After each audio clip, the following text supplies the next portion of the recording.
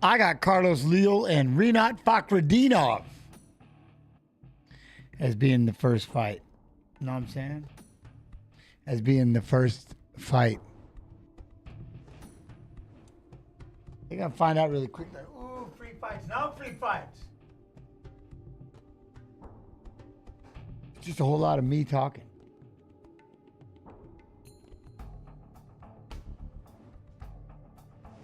Oh, dear Lord, I got to work on my span. I see you.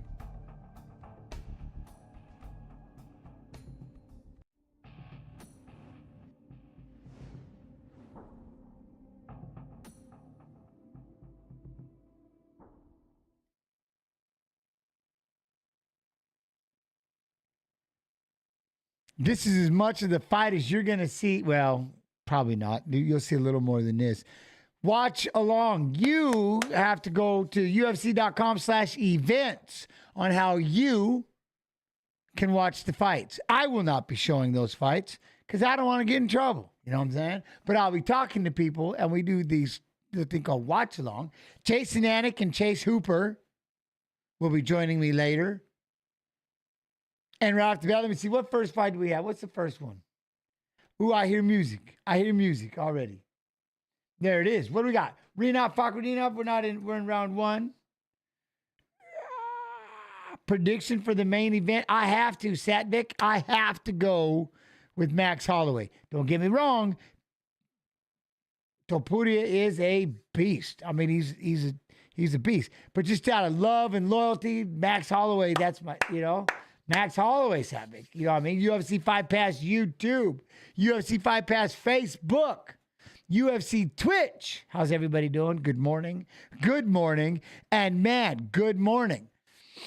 I was out there at Six Flags all night. Thought I wasn't getting back in time, Fright Fest. Quick 3-hour drive back, nothing big. But I'm telling you what, the power in the hands of Topuria. So what we can do really quick is, we got to get rid of, who's going to get rid of the spam. Nice with the spam already.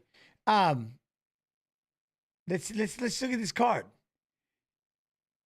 What is that? Bruno, Silva, Ismail, Naurdiev. Look at that. We got Basharat and Victor Hugo. We got Kennedy, Nzechukwu, and Chris Barnett. Oh, Chris Barnett coming back. All right. We got Bruno Fajeda, Abu Magomedov. That's a good fight. Mataus Rezbeski, Miktebek, Orobai. Ooh. That's actually a good fight. I'm like, what? And then Geoff Neal, Rafael dos Anjos, Ibo, Aslan, Rafael Kosakeria. Maybe I said that right. Maybe I butchered. I don't know which one. But either one, we got it. Then, of course, going to the main card, Shara, Magomedov, Armen Petrosyan, Lerone Murphy, Dan Ige, Magomed Ankalaev, Alexander Rakic, Robert Whittaker, Hamzat Chimaev, Ilia Topuria, Max Holloway. Of course, Jason Anic and Chase Hooper will be in a little bit. How's everybody doing, though? I've been up since 4 this morning. Brocky Sports, what have you been waiting for? What have you been waiting for? You know what I'm saying? Not Scary Farm, Matthew? Yeah, nah, huh? No. It was Six Flags. And we had to do all that. We did all the haunted houses, all the haunted houses stuff. I'm not going to lie. I got scared in one. I don't know if I got scared, but I kept feeling like somebody was walking right behind me, and they're always playing this damn Michael Myers music. Michael Myers scares the living shit out of me. And so I was just, what? Alexa, this is full event stream? No, I don't show the fights. It doesn't work that way. You can go to UFC.com/events, Alexa, and you can see how you can watch the fights. Why is he not going to show the fight? Because it's a pay-per-view and I work for the UFC. That's why. I work for UFC Fight Pass. That's pretty much why. I mean, trust me. If I could just sit here and watch fights for 8 hours instead of talking for 8 hours, it might be a little easier on my chest. You know what I mean? But that's not how it works. That's not how it goes. That's not what we do. And then we bring in guests Killer Granny 7-3 with the 32 months. Love and appreciation. Did you know all subs on the Twitch side go to support me and Snoo? Yup. Ray. What up, Ray? Best pay-by-play on the tube, champ. Oh, Ray. I appreciate you. Thank you. Thank you. I feel bad pissing everybody off. Nope, just me. This is our setup, and then we're going to add a couple in. But where can we watch the fights then, Danya? UFC.com/events. Obviously, depending where you live, I would say Fight Pass or ESPN Plus are two good bets. There is a link in the YouTube video description. I'm going to say this one, but don't you go. There's a link in the YouTube video subscription. But check. You're welcome. You're welcome, Dunya. So we've got, what is this? We've got Felder, we got DC, and Anik. Well, I'm going to have the other Anik. Who do I got? Jeff Neal versus RD8. Now that one, Jadif, you know, I want the hands of Neal. I want the real steel Jeffrey Neal. You know what I'm saying? RDA likes to stand up and try to bang. Maybe he gets caught too soon. You know, maybe he gets caught too soon.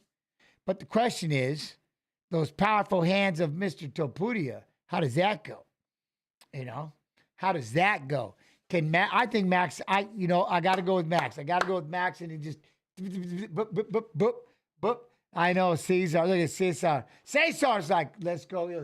His hands are too damn, he's just nasty. He's nasty, you know, so we'll have to see. Well, you know, Rogan don't go, he don't do international. Yeah, I mean, Ilia's got those hands. But it's Max Holloway, and Max is only 32. We talk about so much, you know what I'm saying? That we talk so much about he's such a damn veteran, but really, he's 32 years old, and he's coming off that knockout of Justin Gaethje in the last second. This could be a lot. I mean, this could be fun. We'll find out. But, you know, so it's going to be hard. You can't really go against, you know, who will pick all 13 fights correctly today. That'll be something. You know what I mean? Custom Knives. Hammer fist to like button. Yeah, make sure y'all hit the like button. We're here every weekend. We're here every Friday and Saturday. You know what, though? On Fridays, we do watch fights of fighters who are fighting in Saturday's fights. And Saturday, we have a watch along. Then we'll have guests. Janice, Daniel, good morning. How you do? Whittaker, though. Whittaker, Hamzat. Where we at on that one? Brocky Sports. Again, I'm on the personal. I got to go with my watch-along brothers, right? My watch-along brothers. That's Whittaker. AK Snoo, obviously, he loves the Hamzat. And Hamzat's he's unreal. But watch-along brew. And I got Whittaker. You know what I mean? Mr. Pink, what up? Mr. Blue, where's Mr. Blonde, Mr. Black, what was it? Blue, blonde, black, and there's a couple, I can't remember.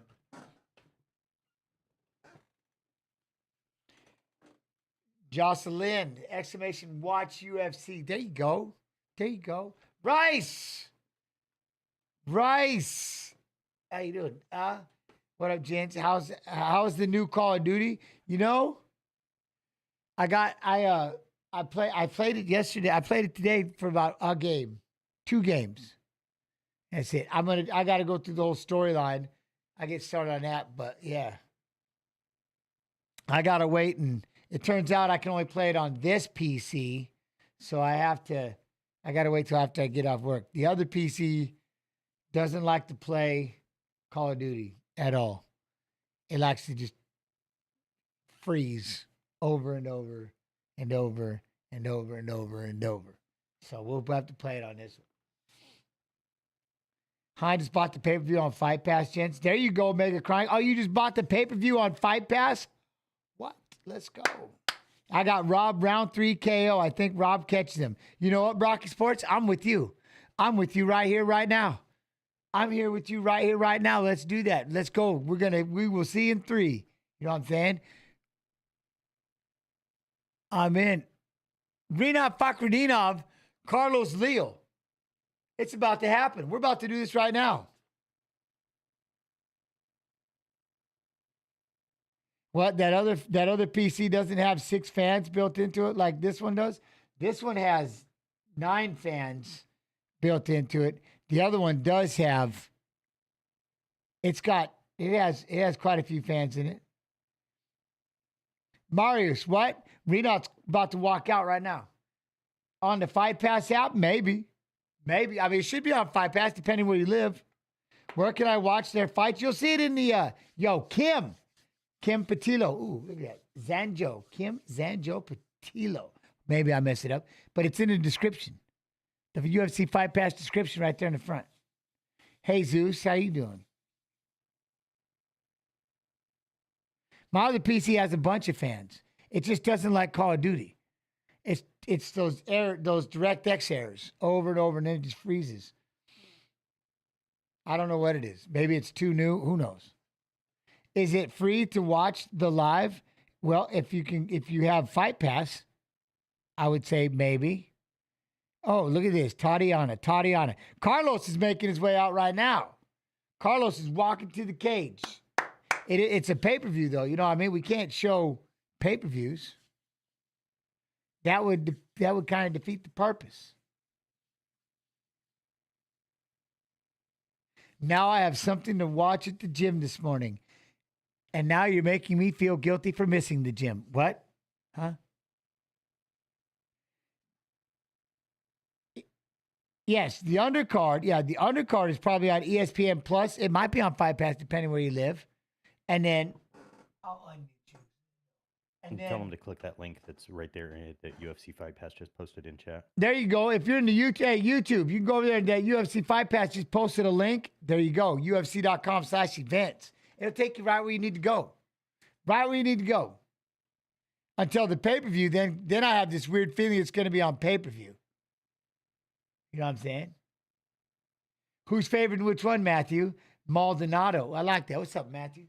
Huh? When is it? Right now. Greek yogurt. I was going to say Greek yogurt.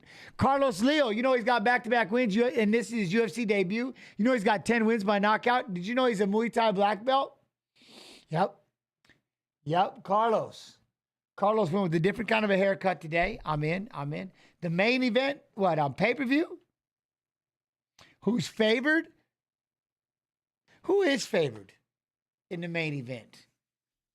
So Frankie said this is a weird one for the United States where the early prelims are not on Fight Pass. So don't tell people they can go to Fight Pass and watch it. If they've got Fight Pass, they should be able to watch. Don't tell them that. Oh, I would say depending on where they live. Yeah, no, well, yeah. So not. It's never. I assume it's never in the U.S. But okay, so just don't say that one. Yeah, just don't say that one. I'll have Frankie try to keep putting that link in. See, y'all can hear it. You can hear him. I'm in. ESPN Plus is a good place.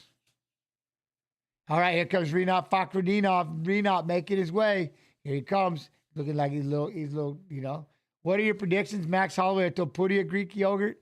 Man, Topuria is a savage. Don't get me wrong. But Max Holloway's my boy. He's been my boy for a very, very, very long time. He's the Hawaiian little evil. You know what I mean? Max Holloway is. So I got too much. There's too personal with the main and the co-main. So I'm just going on feels. You know what I mean? My feels. That's my dude. Loyalty. Fam. Look at that. They got the kick is now the placemat. This is some weird business. Get me on there. I want on that placemat. Will Ilia mix in his wrestling like he showed against Bryce Mitchell? No, there's one.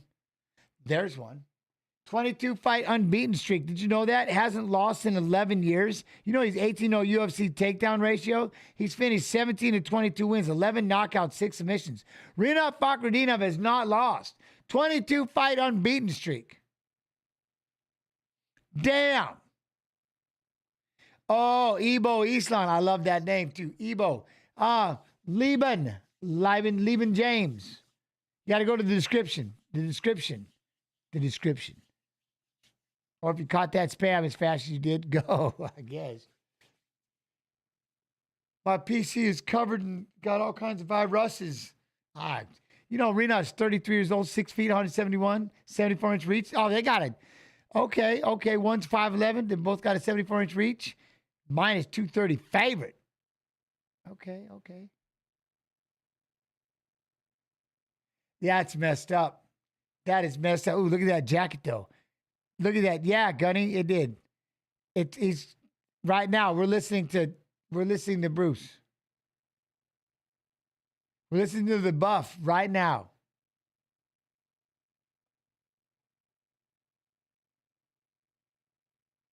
What's my opinion on Ilia Topuria's grappling? I think it's actually pretty damn good.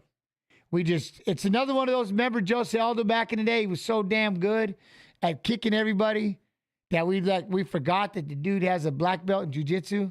But we're like, oh man, what has to get him to the ground?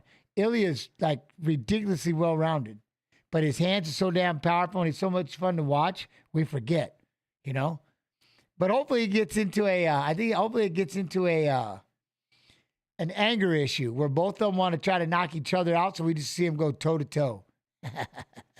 You know, we just watch them go toe to toe. Tom Roden, how you doing? You know, I would love it. I'd love it. But I could be wrong. He shoots in a double leg right off the bat. They get into a wrestling match, and off we go. My coach is trained with Ilia Topuria when he wasn't even fighting in Brave, and his jiu-jitsu is supreme. See? But we forget. You see what I mean? Greek yogurt, we forget because his hands are so much fun, and he's got so much power in his hands, you forget. Speaking of grappling, Vito Ibieto, Shaolin right there. What? All right, getting ready for this time clock, though. We're about to start. Yo, what up, Luke? Luke is cracking. What up, cracking? How you doing? What's up? Yo, Beatlemania Forever. How you do? Here we go. Now, if you're on UFC Fight Pass Facebook, you got to come over to UFC Fight Pass YouTube and get in the chat so I can see it. When is this starting? Right now. You see my clock moving, plutonium. Right now. They're going to stand right in front of each other. And then right there, we're going to kick the calves a couple times. My man Leal is going to try to throw a right, left hook, blistering right out of the bat, throwing some punches. You know what I mean? Renat's going to step in and keep trying to throw that calf. You got to worry, though, because my man's got a right hand. You know, with Carlos, I will call him Los. Oh, but then right into a double leg by Fakhretdinov, and down goes Carlos. Roos. Jens, Hamza will win. Yeah, probably. But I'm not rooting for that. I got Whittaker. You know what I'm saying? Whittaker. What up, David? These watch-alongs are cool, especially with Jens. He's a legend. Well, thank you. Aw, heart. Appreciate you. It looks more like a circle, but it's a heart. I promise. My fingers are messed up. But Renat's going to push him up against the cage. We're going to throw some hell. You know what I mean? Yo, Jose! Look at that, Guerrero. How you doing, Jose? You good? Holy hell, it's Jens Paul. Huh? But you got to push him up against the cage. We're going to throw some knees, possibly. Let's control that head. You know? And then we're gonna have Jason Anik. We're gonna have the other Anik. We're gonna have brother Anik and Mr. Chase Hooper. We got the hoop coming in, so I'm in. We got Whittaker. We got our money on Hamzat, though. Okay, there we go, dab and shuffle. Got my money on Hamzat, but we got Whittaker. I'm with that. All right, we broke her back. So, Rinat lands a 1-2, but then Carlos hits him with the cracks him. Looks like Rinat fell into a takedown rather than shooting a takedown, because that's the one thing. Los is letting that left hook go. Ooh, hits him with the right hand. Rinat took a right hand. Look at Rinat trying to go toe-to-toe, land that jab. Get in there, Los, trying to land that lead hook. Oh, good 1-2, Los. Oh, cracked him again. Rinat fell into a double leg. Nice. Yo, Zan, how you doing, Zan? There we go. Push him up against the fence, and here we go. Yo, I'm telling you what, Kyle, it is early. I was getting nervous. We were out there. It was getting late, and it started getting cold. Six Flags was getting a little chilly at 10 o'clock at night.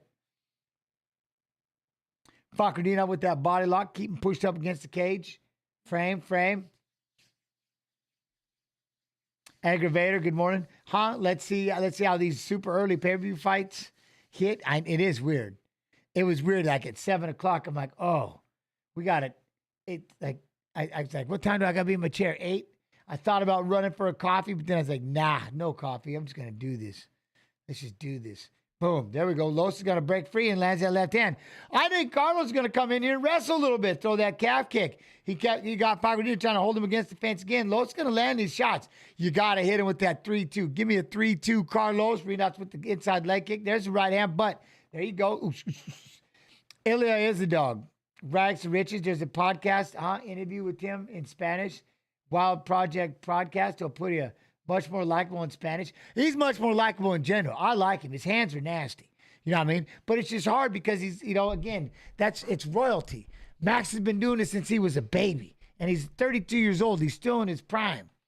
He's in that prime age group. But we think he's so old and such a veteran. You know what I mean? We forget about it. But look at that. Carlos is going to stop that takedown, plumb that head, throw some knees, but then he fell down, lost his balance. There you go, got away. He's actually hitting him with some power shots. I like that. Lands that left hand again. Rinat's trying to go toe-to-toe because he doesn't have a choice. Look at that. Carlos doing a great job of sprawling and brawling. I like. Good round one. Good round one. There you go. Just keep throwing that right hand. There you go. Nice lead hook for Carlos. Look, he's trying to land that left hook again. Rinat tries to land a 3. There he goes. 3-2-3. Look, they're starting to go toe-to-toe. They don't have a choice. I'll get back to what I said in a minute. But that's one thing, right? We forget just how we think that Max is like old. And Ilia is the young fighter coming up. The younger fighter coming up. But they're both in their prime. This is going to be a nasty fight, I think. But damn, Ilia's got powerful hands. But let's go, Max. Oh, I'm getting warmed up. You can tell I'm getting warmed up. My speech is getting faster. Look at Rinat's falling into these takedowns, and Carlos is able to sprawl on him. Knee him right in the man. Punch him. Oi! Nice little kick for Rinat, though. They both land in lead hooks.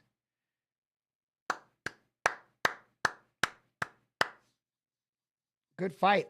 I wonder if Rinat's looking a little tired, though. Rinat's getting a little tired. Getting beat up a little bit. So G. Boy, I wish I got to work on my Spanish and my Russian, I think. Why are these fights on so early? Because they're somewhere else. They're far off. They're way off yonder.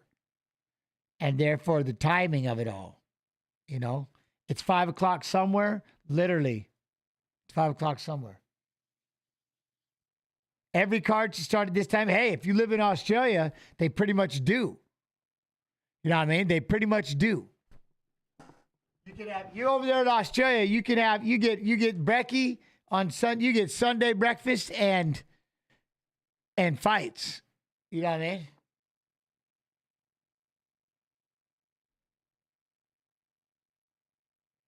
Tonight we got 2 Spanish. Yeah. Oh, that's because what's his name? Yeah. Let me write. Chris Barnett, Spain. Here we go. Wait. Friday, December 6th, Power Slap. Oh, it's on my birthday. That might be a birthday gift that we do. You know what I'm saying? Yo, how you doing, Tar? All I could read was the TAR part of that language. But hello, man. How you do? We'll get more into it and saying I will get into this and we'll start. It's 6:22 p.m. over there at United Arab Emirates. I like it. All right, we're going to stand around in front of each other, try to land that lead hook. There you go. Rinat's got that jab going. Get that lead head. Then he's going to try to fall into a takedown. Gets denied, though, by Los. Carlos like, you ain't doing this. Oh, is he? So Barnett's a 6-1 underdog, but he's so much fun. He's awesome. Ooh. Look at Carlos with the 1-2. Carlos with the hands. Kicks him away. Jens, without being biased, did you enjoy fighting in UFC or Pride? I enjoyed fighting in both. I'm not lying. I enjoyed the one thing I liked about fighting over there in Japan is just because, again, it was in a foreign country, the show, and just everything about it. Plus, everybody heard about Pride. They knew about Pride, and it was just fun fighting in a foreign language. You know what I mean? In a foreign place. It didn't feel real. You know what I'm saying? And then when you get in there, and there's 70, 80,000 people, and it's quiet. It's like you can hear a pin drop.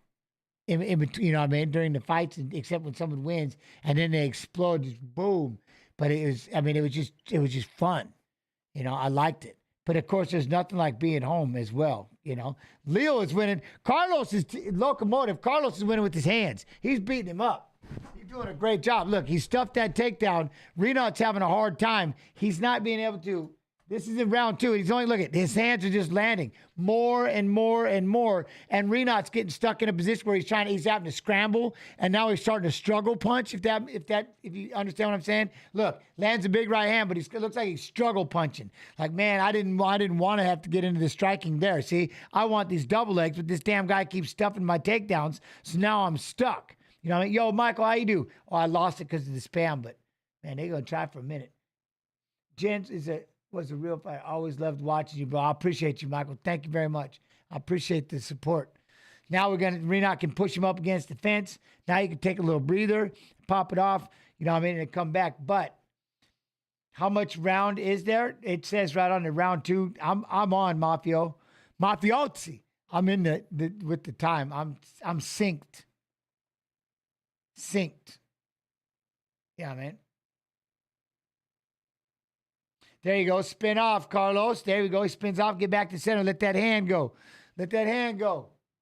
Straight rights. Rinat. See, maybe that's just his balance, though. Ooh, UFC Fight Pass. Watch along. Boom. Jens Pulver, Chase Hooper, and Jason Anik. UFC Fight Pass. Yeah, YouTube. Ooh, but then Rinat lands a big right hand. Carlos comes right back, throwing a 2-punch combo back at him. We're having it on the stand-up. We're having it. You know what I mean? Where can we see the fight for free? Well, I think you would have to pay for ESPN Plus, and then you could watch it for free. And then if you pay for the pay-per-view, you can watch the fights for free. Is it with 5 rounds or only 3, Mafiosi? 3. Oral by? Ooh. Motobec Oral by, right? He's coming up in a little bit. Oh, good knee by Carlos. Rinat, though. Rinat's still landing some punches. He's landing some punches, but... Yes, and we'll have Hooper and Anik will show up here in a little bit. Oh, sports bars, you can watch it for free. Sports bars. Mafiosi, I'm from Albania. How you do? I like it. How you doing? Oh, nice kick. It's like Carlos' takedown defense is messing with Fakhretdinov. Big look at Fakhretdinov is lobbing his shots. Boom, boom, boom, boom. He's throwing those shots like he's just struggling a little bit. I keep, Look at that. Let's go, Leal. It looks like he's kind of getting tired, like all this. Whoa, nice big one, too. How did this dude get through testing? Oh, nice kick, Los. Look at Rinat's like, yo, I got you.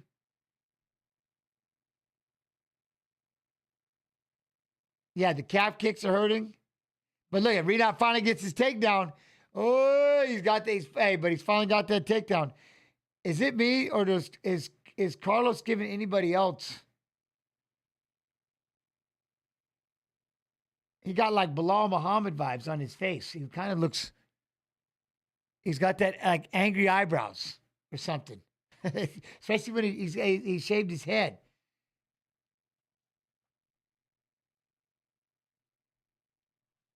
All right, here we go. Who is it? Who is winning? I've got Carlos winning. I think Carlos is winning. Rinat threw. He got the takedown and he threw like a busy combination at the end. But Okami, good day, sir. Much respect to your career and you as a person. The fighter's mentality is inspired. Much love and appreciation. How you do? How are you, Okami? Hope all is well. Jens, did you end up drinking last weekend? Where? In what? I don't drink. Was I supposed to drink? Round? What do you mean? Round 3? Oh, yeah. No, I didn't drink at the wedding. No, I didn't drink.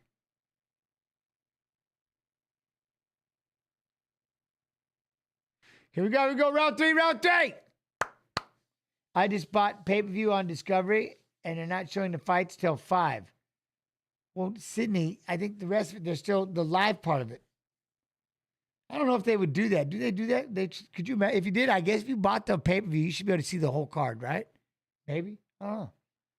Snap that head down, snap that head down. Leal with the sprawl and brawl, landing those body shots. Rinat has his back against cage, trying to throw a couple back. But look at that. Carlos, so Rinat knows he's got to go toe-to-toe. He can't take him down. He's got him once, but that calf kick, and Carlos trying to step forward, but. There's a good right hand. What? Take a bunch of punches in the head and tell you will be the same?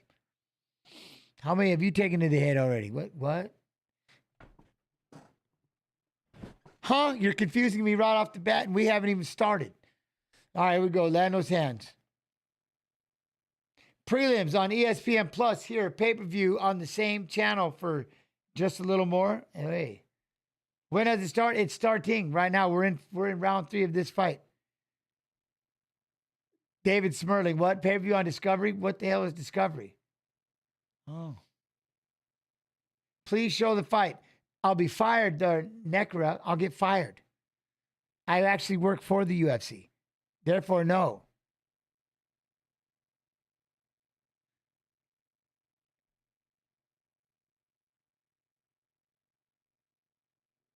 Here we go. All right, Carlos, let's go.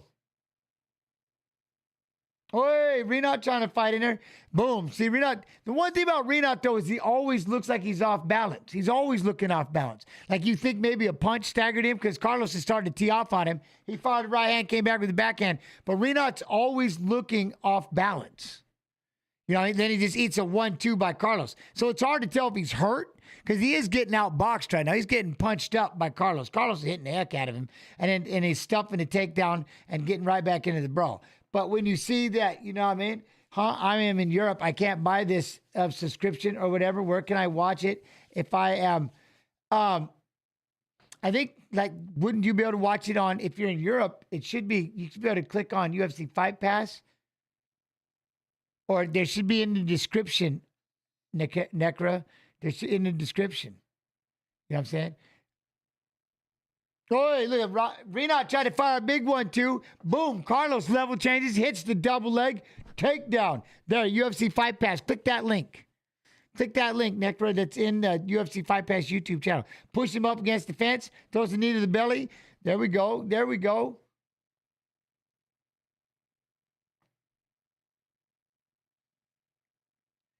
What? Gents, the stuff takedowns don't count in favor of the judges, so it is a great strat for Rinat to continually fire takedown attempts? No. I think stuffing takedowns, again, it's how you sell it. Stuffing takedowns, sprawl and brawl can win a lot. You can tell that making people struggle, but you have to beat them up when. You know what I'm saying? When you sprawl on them, you got to make sure you hurt them a little bit.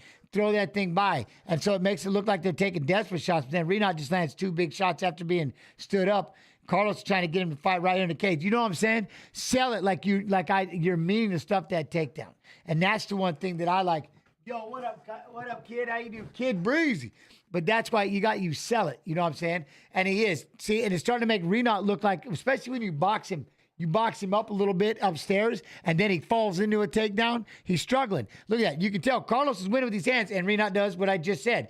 Fell into a takedown. Look at now, Carlos stuffs it, stands back up, knees him in the belly hole, and starts punching him again. You're selling it. Like you're obviously in control. You're stuffing the takedowns. As a former sprawl and brawl king, that's one thing, like right here. You know what I mean? Rinat's falling into these takedowns. Does that make sense?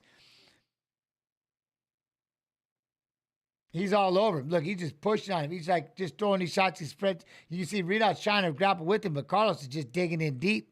I like it. 30 seconds left, but we're back up, and then Rinat drops in mid-level. Now, what it does do is it wears you out. It tires you out 100%, but Carlos doing a great job of stuffing it. Rinat just fires, comes back with the backhand. Rinat trying to land on stuff. But if you watch him, don't you see, like, he always looks like he's off balance. We got calf kicks apiece. Carlos like this. Nice 1-2-1 for Fakhretdinov. Oi! Oh, but here we go. Low. Oi! Then he lands the lead hook right there. Carlos misses a couple shots, and then here we go. What a good first fight of the night. Damn! Carlos walks him down. They both land left hands. What a fight. Dude, did he just beat the undefeated? I think you look at the 148 to 93, 2 takedowns to 1 takedown, but all those stuff takedowns, and he outlasted, and he controlled. I think he controlled the pace. Carlos might have just took this. What a fight, though. That was good. All right, I got a drink, though. I'm getting a little crazy.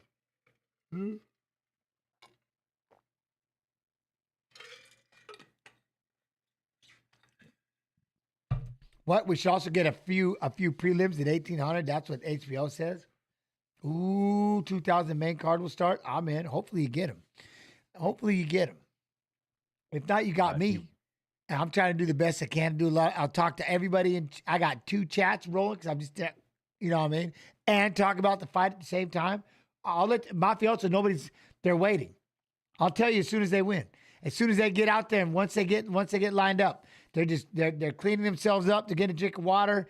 Rinat's got a nice big swell on the left eye. You know what I'm saying? And if you're over there in UFC Fight Pass YouTube, you need to make your way over here and UFC Fight Pass YouTube. If you're over on UFC Fight Pass Facebook, I can't see the chat, so you need to come over to UFC Fight Pass YouTube. Red Eye Jedi, how you do? And you can yell at me and be nice or call me names, whatever. You know what I mean? It works. All right, here we go. Now we're about to find out. Mafiosi, now we're about to find out. Oh, call me. Now you're good, James. You're getting us hyped. I like it. But I will leave the stream to watch the fights myself when it starts. Or you can just keep me on the side quietly or turn me up and watch the fights.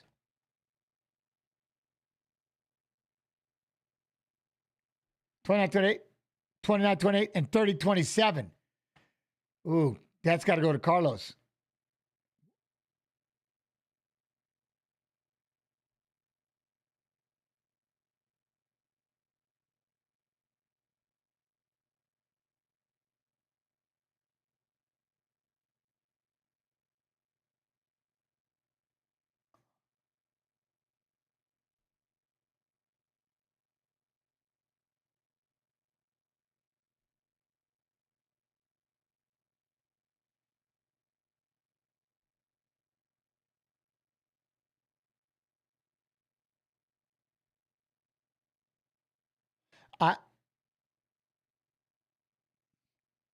I don't know what I'm doing.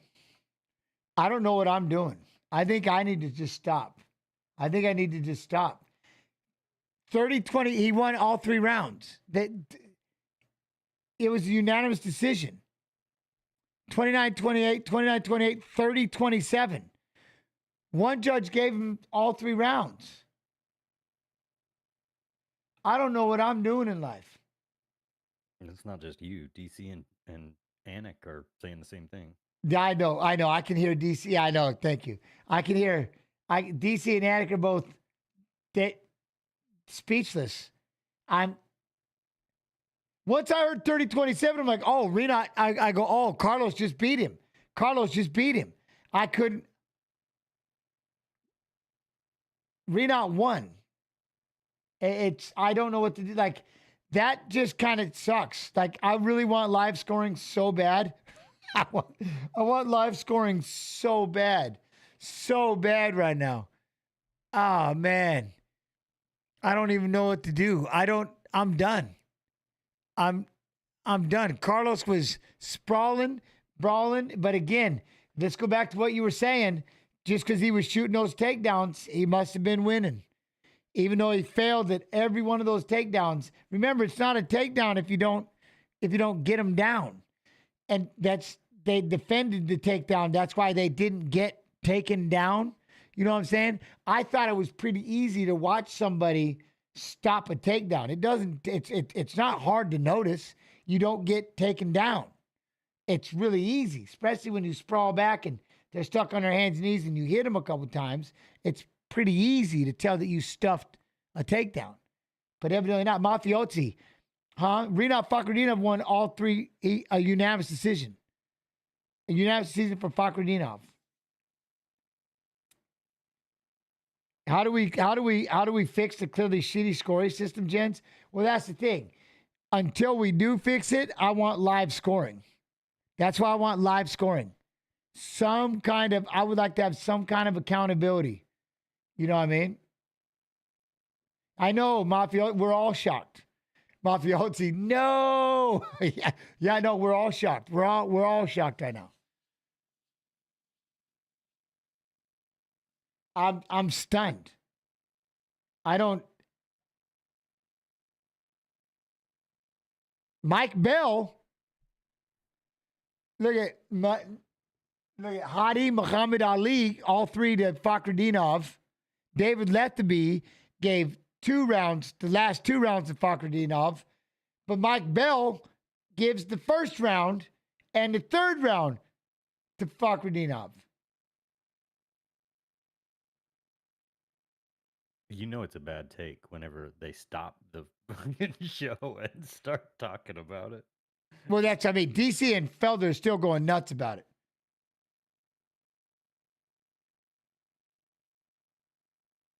They just ruined him. They ruined him. It's going to be like they need. Well, I need live scoring. I need live scoring. It doesn't even matter with fighters. Fighters need to become judges. Doesn't None of that matters. We this 10-point must system. We got. Okay, it just goes back to the old saying that Dana always says: "Never leave it in the hands of the judges." Hadi, Hadi is not even hiding it. Copy box scoring system in MMA. Hey, I don't know. Why can't we just have live scoring? Why can't we just have live scoring so we can throw in towels and call bullshit? So we can tell, you know what I mean? Why can't we be able to throw a flag? Why can't we, at least on Mondays, have those sons of bucks? Hey, get AI scoring for all I care. Do something. Give me something. That's horrible. That was terrible to watch right there. Huh? If you haven't fought, you shouldn't be a judge. Yeah, but I'm a terrible judge. You know? It just depends, I guess. I don't know. Mix it up. Maybe do 5 or 6 former fighters and wrestlers and grapplers and get a whole bunch of people in there. Get all kinds of different, get boxers, get them all in there. I don't care. I'm telling you, at this point, I would literally let the crowd do a poll and I would go by them. I shit you not. It's so bad. I would rather try to win the crowd. You win your freedom. You know what I'm saying? I'm not bullshitting. At least then you'd be out there trying to sell it more and just let them, hey, click 1 or click 2. Who do you think won this fight? Boom. Everybody online. Everybody. Just boom. 1 or 2. And that would be the one that'd be the one. Crowd poll. Live crowd poll. Everywhere. If you watch it on TV, click a button. Boom. For $5, you get to actually pick the fight. You know how much money you can make? Sell that. Sell it. I will let you, for $5, you get to get your little buttons. You can have the little phone app. We get to download it for the day. Boop, boop. You know what I mean? But see, here's the thing.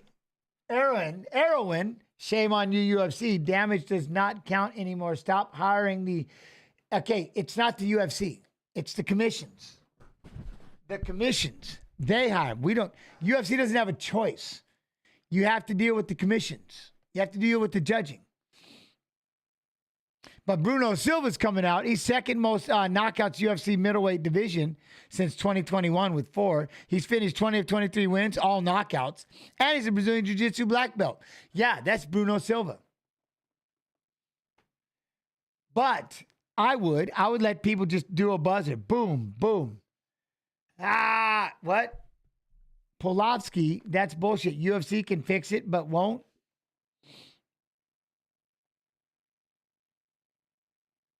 Do you know what would happen? Okay, so you're cool with the idea of the UFC having their own judges? I'm down with that.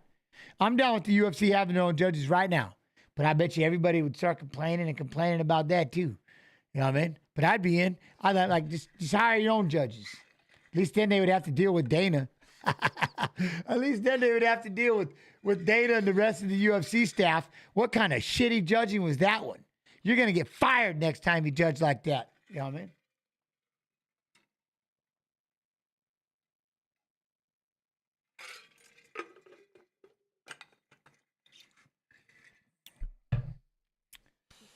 You know who you have to, like, does anybody, see, here's the thing. Most people, what? Okay, fair enough, but UFC will not do anything because the UFC can't do anything. That's the problem. The UFC cannot do anything. I know the UFC would never yes, and that's exactly it. Okay, look, the commission would never license the UFC if they use their own. If they use their own, they wouldn't do it. You have to have it's the athletic commission, your referees, your judges, the athletic commissions. That's who you need to talk to. Go talk to your states. Go talk to your athletic commissions. They're the ones that do this. The UFC is just trying to fight. You know what I mean? You know what I'm saying? The UFC just wants to fight. If you want to fight in this state, guess what? You have to deal with this state's athletic commission. And you got to go through the same hoops as everybody else. The commission is, oh, no way. There it is. The commission is the government. No, you got to be shitting me. Last fight defeated T. Hodby, first round submission. All right, Hodby finished 18 of 23 wins, 12 knockouts, 6 submissions, 15 first round finishes for Ismail. Nice. I mean, could you imagine the commission? You mean the federal commission, the commission part of the government? No way. No way would that be true. Not our government. Huh?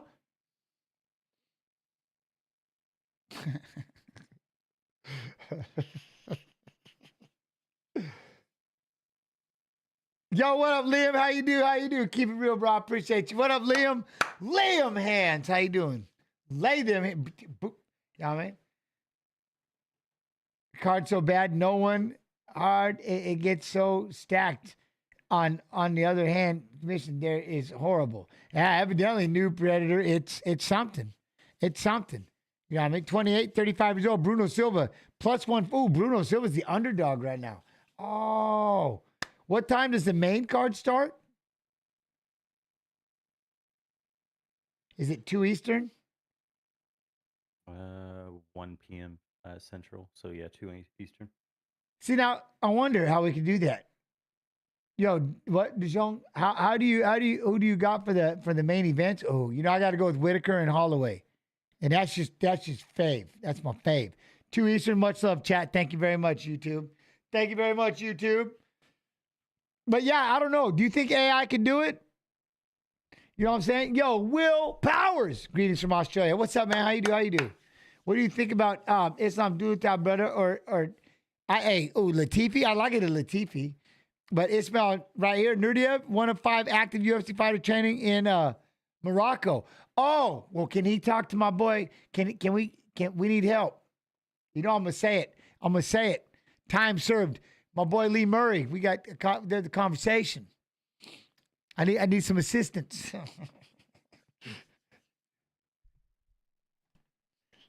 My man's been locked up for a long time, man. It'd be cool to see him. It'd be cool to see Lee again.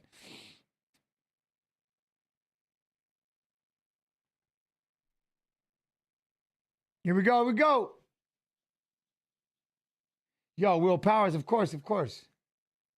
Latifi was a monster, 100% mafiosi, 100%. Right here, but this is gonna be a good fight, man, with Ismail and Silva. Silva landing that jab, though. I like that sort of boom. But damn, Ismail throws a calf kick. Oosh. Huh? What do I think of about MMA Guru? You know what? I finally watched something of his, and he was doing something with he was talking about Demetrius Johnson. So then Mighty Mouse was streaming, but watching the MMA Guru talk about something that had to do with Mighty Mouse. It's funny. Dude was cracking me up. He's yeah, he had me laugh. It was pretty funny, man. It was pretty cool. So that was my first time really checking. Like, I knew of the name because people were talking about it, and people always are bringing up MMA Guru. But I watched that. That was the first time I watched something. Yeah, it was pretty funny. At least the way he was breaking that down, and it was because he does because Mighty Mouse is breaking it down, so I was watching it. No, I can't show the live, Darba, because then they'll cut me and I'll get fired and everything else. You know what I mean, Dwayne? Can't do it. But you can look in the description on where to watch the fights. Yeah, basically, that one. Yeah, Michael, that one. It was funny. Now we go. Anyway, so let's get back to this. But yeah, it's pretty funny. See, now Ismail, he throws heavy. He came in with that big 1-2. But at the same token, I'm trying to build this. So, you know, I gotta build this stream. Ebo's coming up in a little bit. Ebo is what? He's gonna be the last fight of the prelims. By that time, we should have Jason, Anik, and Chase in. We got Anik and Chase. All right, now Ismail's gonna have him pushed up against Cage. We're gonna have him up against Cage right here. All right, Bruno, you gotta fight the hands, get away, swing back to the center. What are we gonna do now?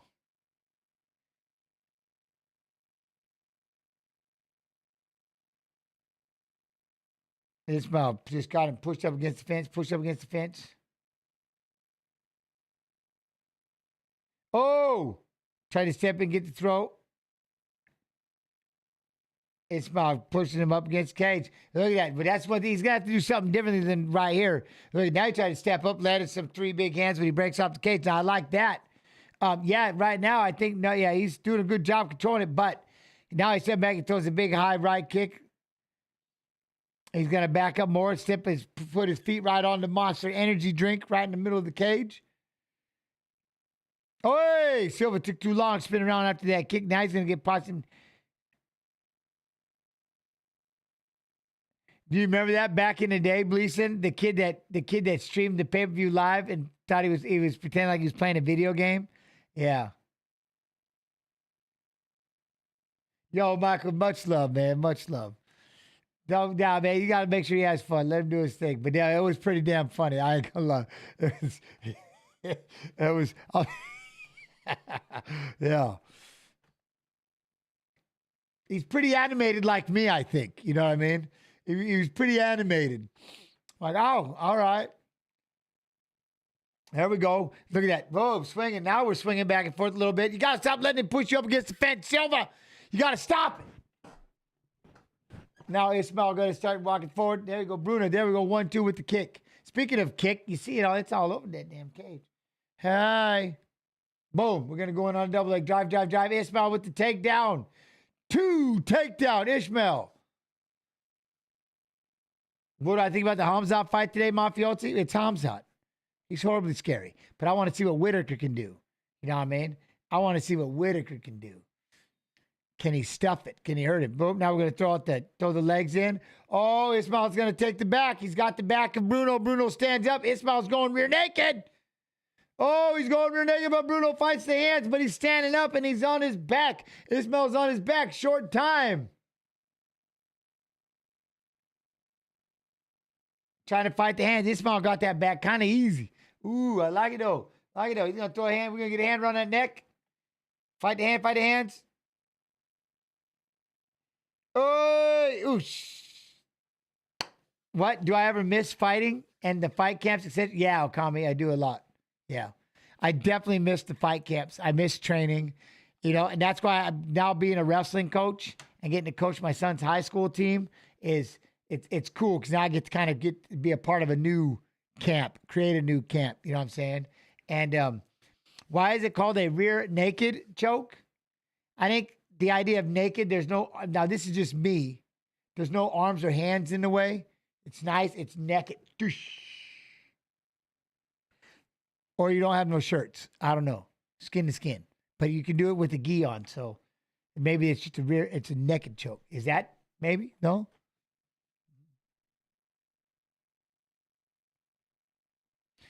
Hot DC said, according to the judges, that Silva's round. Oh, he's going in then. He's going hard. Okay.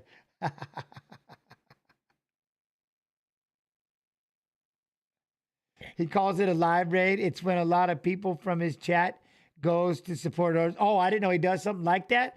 Oh, okay. Well, now it's badass. Very cool. Yeah, I was like, don't go over there and don't go over there and start like poaching. That would be horrifying. You know what I mean? But if you do something like that, Michael, that's pretty cool. That's cool of him. And I thought Jen's paused it, explaining that a rear naked choke was. Huh? Does my son want to be a fighter, Will? Nah, I don't know. I don't think so. He's a wrestler. Anyways, so that's all I was saying. So yeah, the rest of the stuff has kind of filled that gap. And then the other part of where the gap got filled was being here and doing these watch-alongs and having chat. You all. That's now I get to still be part of fighting. I get to do this, and then the wrestling is the camaraderie side. But yeah, I do miss it as far as fighting and training camps are coming. Yeah, I miss it. I miss it a lot. Now, here we go. Silva going to try to stand in the center. Now, I like that. Now, Ismail, start moving around, pop that jab. Does my son, yeah, we'll have to find out. Right now, we're just trying to make him into it. I just wanted to have a good wrestling career. You know, this is his third year, so he's starting late-ish, or he's starting on time. We'll find out, you know. I feel like every week there's a really bad decision to start the card. Last week was, Arlan. This week, you know what? Damn, Tom, that's kind of true. They got to get warmed up too, you know? Who wouldn't miss? Oh, it's not miss being, it's just, I miss just the camaraderie. It was just a lot of fun to show up with everybody all grumpy. Let's start training, you know what I mean? Boom, caught the kick, gets the takedown. Nice job, Ismail. Bruno fell over. He's got to scurry up to the fence. Oh, he's got to screw up to the fence because Ismail's got his back. He's going to pull him backward. There you go, pull him back on his ass. Nice job. Now throw the leg in. He's going to have that leg have him pushed up against the fence, start working for that rear naked. Bruno's going to turn in and face him. There we go. Ismail, put that head in the pocket like that. Beautiful. Start crushing on him. Hot naked refers to the fact that you are not using any part of the opponent's uniform or clothing, unlike many other choking techniques. See? So basically, I was right. No arms, no elbows, no clothes. You're naked. It's just, you're going just around the neck. Damn. I just was running into that one. I just thought about it. I was like, did I hear this? See, I don't mind saying things. I embarrass myself all the time. Smoke and mirrors. But smoking sounds like smoking. Smoking mirrors. But I'm trying to say smoking mirrors, but smoking mirrors because I can't speak. Yeah. So now I like it. Smoking mirrors. That's just better. All right, Bruno's back on his feet, though. We're going to get back into it. Ismail seems like he's got a lot more. Look at that. Bruno fell into a takedown. Now Ismail's he's sprawled on it, snaps up a guillotine, pushes him back up against the cage. He's cranking on he's got the no-arm guillotine. You know what I mean? There we go. And now he's checked out, but Bruno looks tired. You know what I mean? Never smoked mirrors. Smoke and mirrors. Smoking mirrors. You know what I'm saying? But then Ismail looks like he's got the gas tank. Tries to land a big one, too. And Bruno, again, falling. Boom. Drive. Ismail just got it, man. He just hits a running double from the center of the octagon. Drives him right into the boom. Mafia, what? Topuria or Holloway? I got to go with Holloway. That's on a personal. Bruno's tired. He looks out of it. He's tired. He just got run over by a double. Smashed up against the fence. Now he's got to go to all fours. Now he's going to have to figure out how he's going to stand up. You're going to have to throw the legs in. You know what I'm saying? We're going to start throwing some left hands. This is what you do, Ismail, right there. Just stay heavy on him and then make him wear out, right? Make him tired. Make him tired when he starts to stand up. Huh? What loss in your MMA career hurt the worst?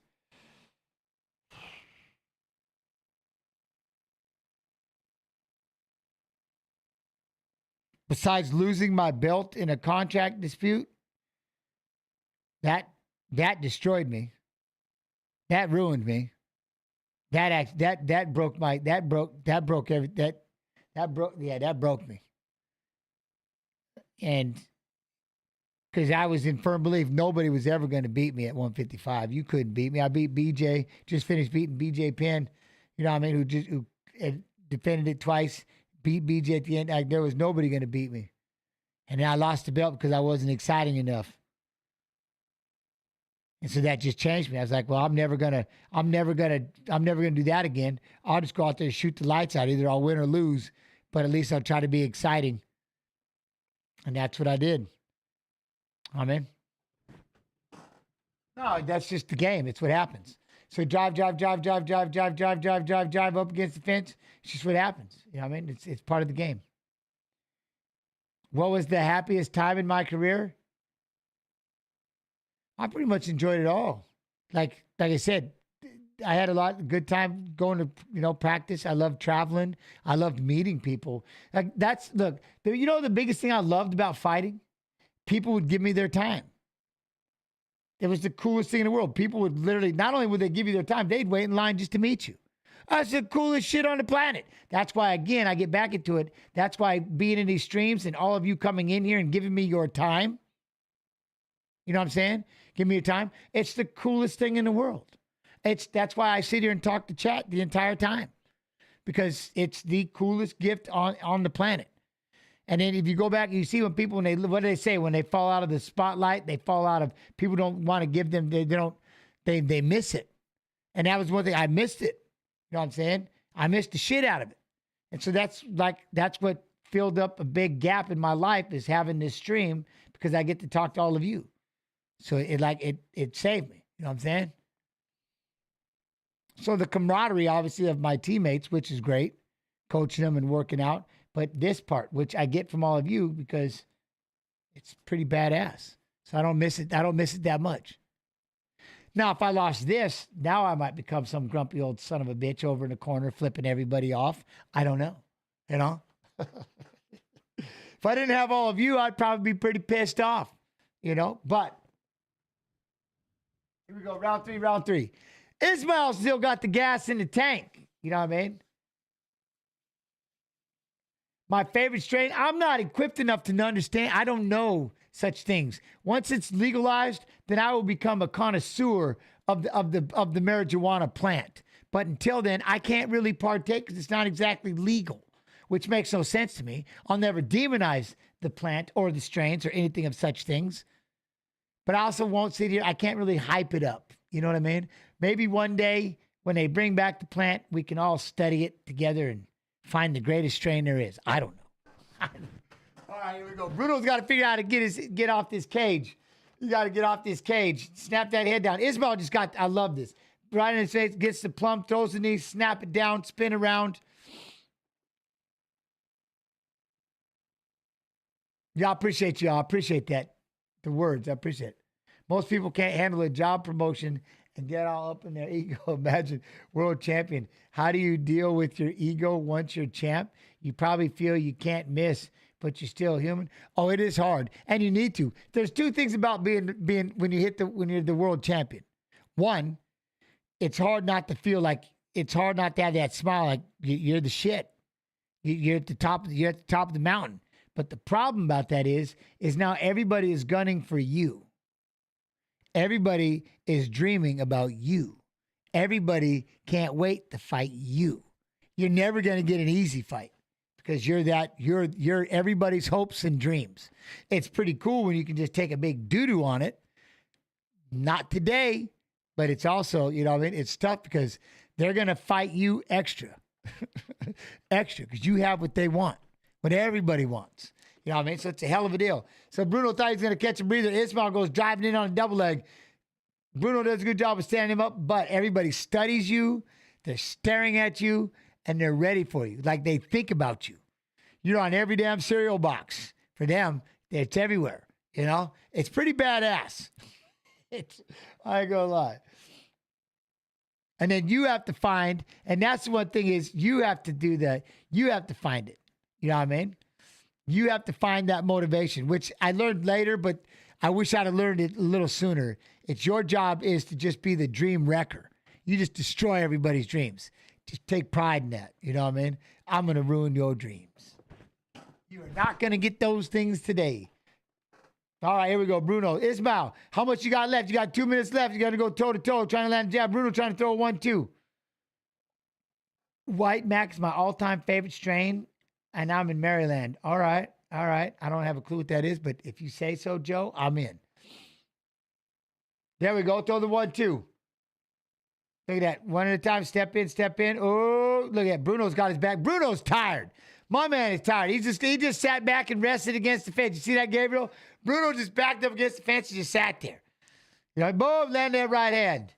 What up, One Love? Gonna do some push-ups. There you go. Bruno tired. He's trying to shake it off right now. And I'll tell you why. Ismail's been doing a great job of big takedowns, a lot of explosion. He's kept his gas tank snapping him down. He's done a good job of really pushing this. Look at him. He's bouncing. He's up. He's moving. I like Ismail. Look at him. That's got to be horrifying when you're as tired as Silva is and your partner's over there bouncing, still wanting to fight, looking to crack you with punches. I love it. Ismail, try to put him away. in the last 55 seconds, please. One time. Try to put him away. You got a knot on above your left eye. There you go. Jab, jab. His back's against the fence. Just rip him with some body shots. Rip him with some body. How can you can see it here? Chimaev and versus Whittaker, Topuria versus Holloway. Yeah, no. You can see it on pay-per-view, but you can talk about it with me here for sure. I'll have Chase Hooper and Jason Anic in here, and we'll be talking about it, doing that a little group deal. But as far as me showing it, certainly not going to get fired today. You know what I mean? We are related, Jens. Your nickname was Little Evil. Mine was The Omen. We both fought at 55. Oh, yeah? All right. Very cool. Filmmaking with Damian Treatise. What's up? Here we go. Short time. Ismail taking a little break. Luckily, Silva just done. Silva was done. Ismail.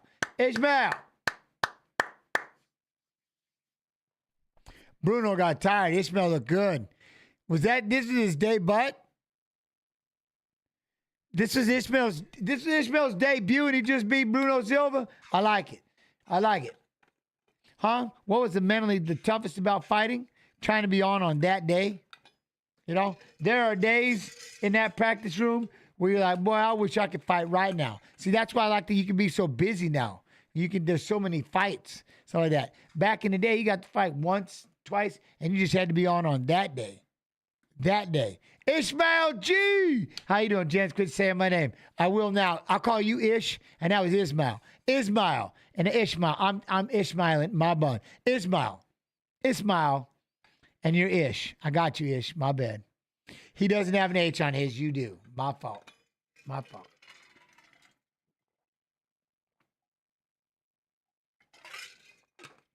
But I think that was the toughest thing. Because the rest of the world they don't care that you're fighting. The rest of the world don't give two shits what you're doing. They don't care if you're in a training camp. They don't give a shit what you are. Everybody else, they could care. They don't care. That's why you got to surround yourself and put yourself in your own little world. And some people take off to the mountains and do whatever they do to get into a training camp. You know what I'm saying? But time and the rest of the world they don't give a rat's ass that you're fighting. they don't care. You know what I'm saying? And in fact, there are some times in life where you think it's almost like karma's going, yeah, I know that you're fighting, so I'm going to start just throwing a whole bunch of this shit on you. Now we'll see how you deal with that, you know? And some people have a hard time doing that. Depending on what kind of family you have, what kind of friends, what kind of circle you have. They like to say, oh, they're having a good time. Look, they got a smile on their face. Yeah, I'm going to go ahead and steal that shit right now. Because I'm not liking my life. You know what I mean? Anyway, Ismail gets the dub. Nice job, Ismail. Now, here we go. Victor Hugo. Fahid Basharat. We got the Basharat. And then look at this. Then we got Kennedy Nzechukwu and Chris Barnett. Then we got Abus, Magomedov, Bruno Fajeda. There it is, Mateusz Trzebeski and Multibek Orobai. This is going to be this fight right here. What? You know what I mean? Ishmael gifting us subs. Much love and appreciation. All subs on the Twitch side. Go to support me and Snoop, TY. Which, by the way, I need to ask about that. I don't know what I did. Then we got Jeff Neal, Dos Anjos, and Ebo. So we should probably have Anic and Hooper right around the Jeff Neal fight.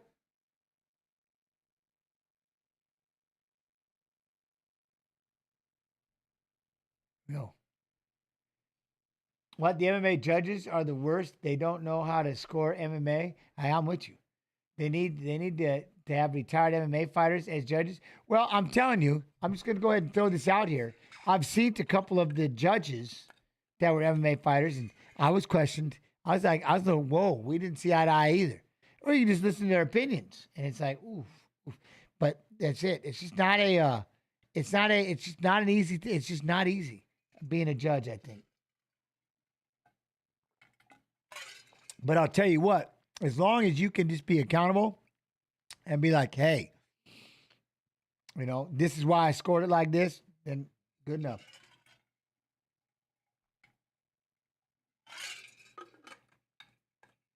Oh, Basharat's 12-0.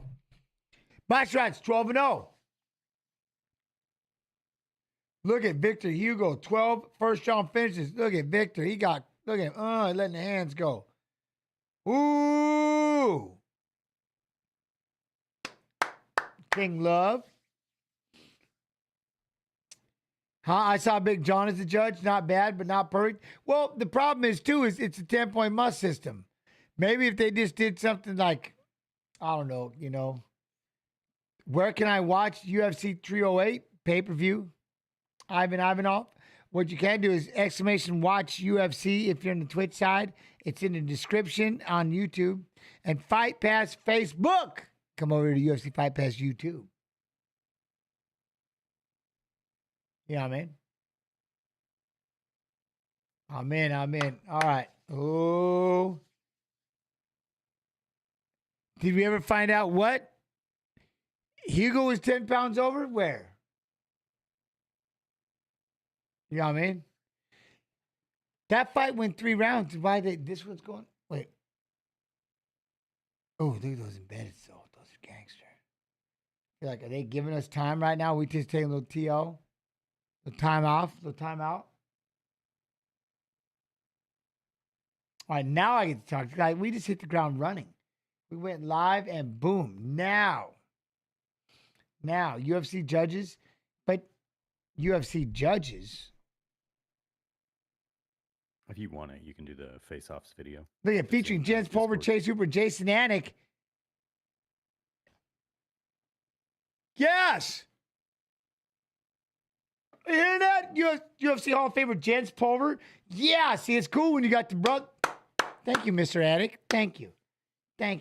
Very nice plug. Very nice plug. How old am I? Do I have to tell you? Do I have to say such things? Must we know how old I am? I'll tell you this. I'm retired. No, I'll be 50. I'll be 50 in December. Look at it. I'm old. I'm 50.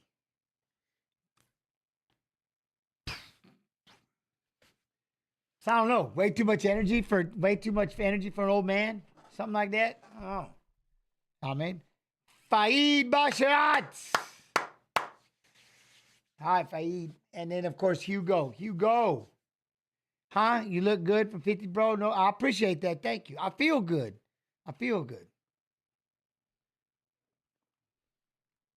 It's all this wrestling. What up? Yo, I swear, always 35 when you come to 35. Appreciate you. I appreciate you for the best, my friend T.Y. Swear. Yeah, they just transformed from Jens to Steve-O for half a second. How the way you just transformed from Jens to Steve-O. Everybody always says my doppelganger, Steve-O. Yeah. Hey, Pocket Lips, what up? 50th today's Thursday. Hey, if you're living right, I tell you what, I feel incredible though. Yo, JC, good morning, gents. Good day for fighting, y'all. It is. It's been a fun time so far. It's been a fun time. You know what I mean? And look at how straight those teeth are. I know. The braces worked. You know what I mean? Aging will be cured in the next few decades. Well, the problem is that means I'll be like 70. But I guess I'll just be stuck at 70. I'm in. Whatever. I'm in. As long as can they put me back can they put me in a 25-year-old body? Give me at least 60% of my memory? I'm in. JS, love you. Love you, JS. Shout forward, Uzbekistan. We're going to upload. Did you see that with the rib cage and stuff now into one of Elon's robots? I'm in. Let's go. I'll do it. Look at Hugo, though. He's mad. He looks ready to go. Pizza for breakfast. There you go. If you're doing it.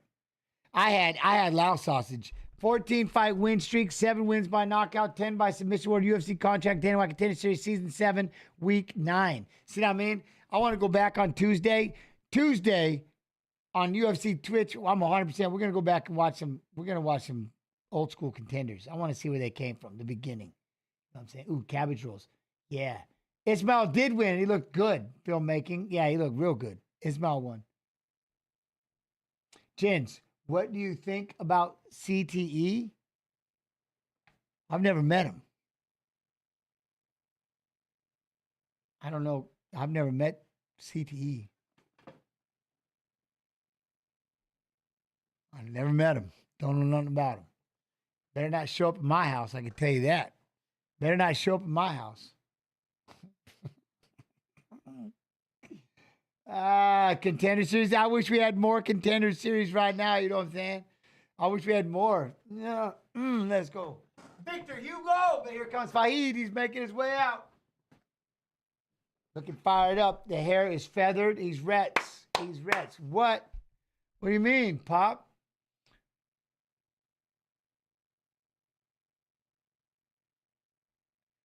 Is it me or did some of the stuff Elon has created looks like iRobot? Yes, it does. We know what happened with iRobot. I'm just saying, y'all better get ready in another 20 years, man. Undefeated 12-0, 10-1 UFC takedown ratio. World UFC contract on Dana White Contender Series Season 6, Week 8. Usanov, Darren, you're wonderful. Greetings from Uzbekistan, and we wish you good luck. Well, much love to you too, Usanov. Usanov. Hopefully I'm not tearing that name apart. Appreciate you. Appreciate you.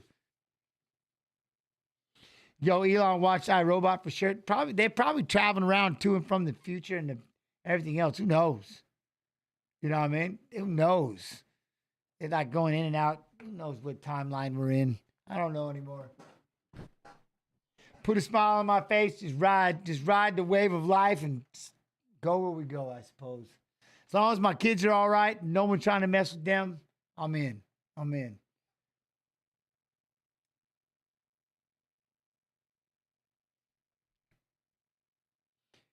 All right, Basharat, let's go. Victor Hugo. Ooh, Call of Duty Black Ops. Tajikistan. I like it at that. Tajikistan. See, I like that.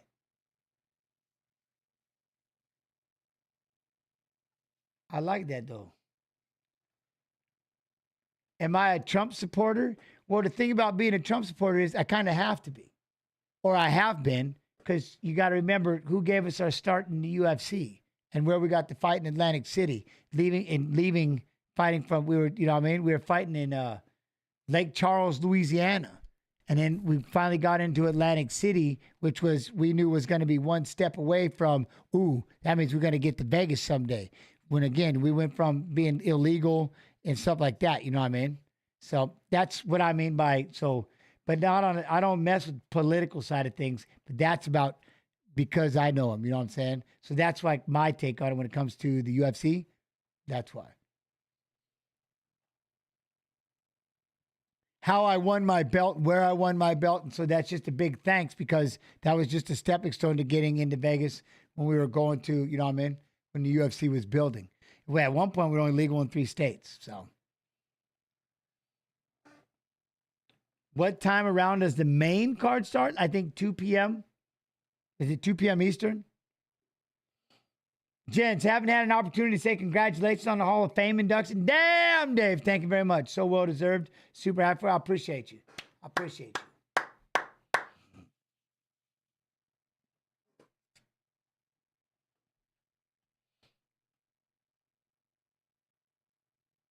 You are hosting the broadcast very wonderfully, and your voice is also very pleasant. Well, thank you. I try. I have a voice. I have a face for radio and a voice. Ooh, you know what I mean? Here we go. Here we go. Were you saying something? Yeah. Can you hear me? I do now. You're unmuted. Oh, okay. Why? What? I was just making sure because we were killing time, and I was like, "Hey, you can play the face-offs video that's in Discord." And it was like crickets. I didn't hear that. Well, then the fight started, so I ignored everything. You know what I'm saying? You're good. Okay. I just want to make sure you can hear me. Look, here's the thing, Speed Up. I don't know what you're having me say. I think I'm going to be cussing. I know you want me to say that, but I don't want to be saying like dirty words and stuff. So, what am I saying? You see what I mean? I'll say Tajikistan, but I don't know what to say. The rest, I ain't trying to, you know what I'm saying? I ain't trying. I'm not trying to cuss. I ain't trying to say something nasty.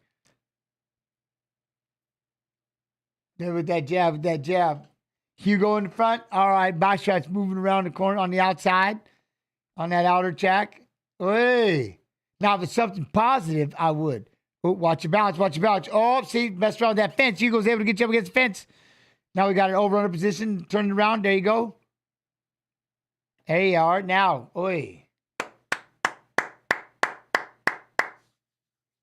There's that jab, Hugo. Basharat, he bounced around, trying to land that right hand. Hugo just walking forward. Walk him down. Get that lead hook in there. There's a teep down the middle. Oh, we thought about changing up the name. Oh, calf kick. Nice calf kick. Oh, and lands the right hand. Basharat, one shot at a time, but he's sticking. Hugo's still walking him down, though. Boom, Basharat goes in for a double leg. Drive. Oh, Hugo fought the face off. There you go, moved it. Nice. Ooh, then he goes for a big kick. Oi. All right, Basharat with the busy legs coming back at him. Hugo trying to step in with a jab to the belly hole.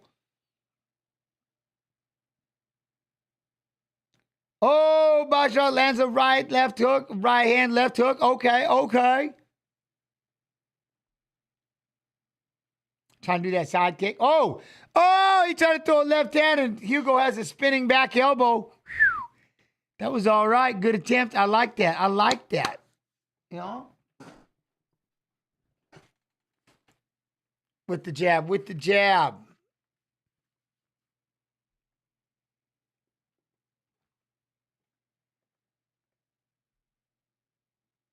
Oh, we're going to go spinning in for an elbow. Look, Hugo goes in. He's got himself a heel. We got a leg lock. By Hugo. He's working on that foot. He's going to crash down. Look, Basharat's trying to come out the back door, kick off the butt, try to get away if he can. Hugo's holding on to that foot. Give me that foot. He's passing now. He's about to get out of it. Oy, nice job, Basharat. I thought these were the prelims. These are the prelims. What?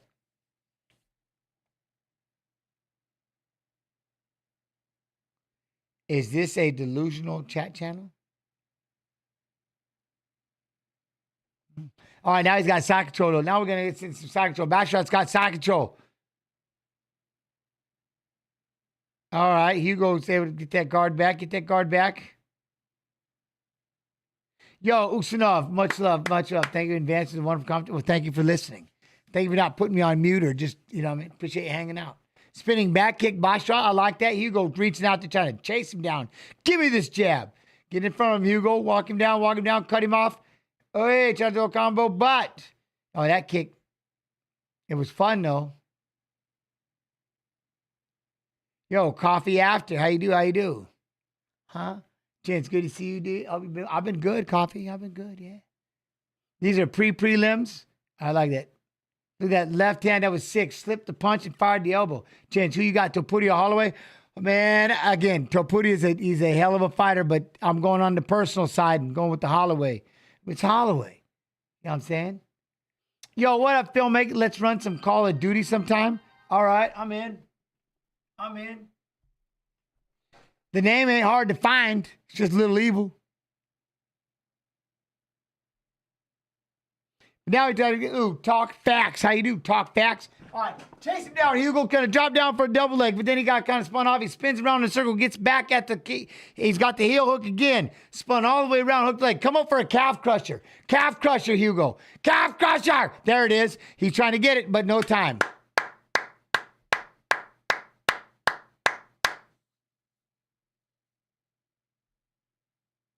Oh, okay. Davron? Okay, Davron. Usanov. All right, well, the family name was first. So you're Usanov. Okay, Davron Usanov. All right, Davron. I'm going to call you Dav. D-A-V. Dav. And maybe Daver. Davron. I like that. What's up? How you doing? I guess I get that. I mean, I'd rather it'd be weird being called, it's weird being called Pulver. Sometimes Jens. Little Evil, a.k.a. Jim. Jim makes it easier. I get it. I'm in. My fault.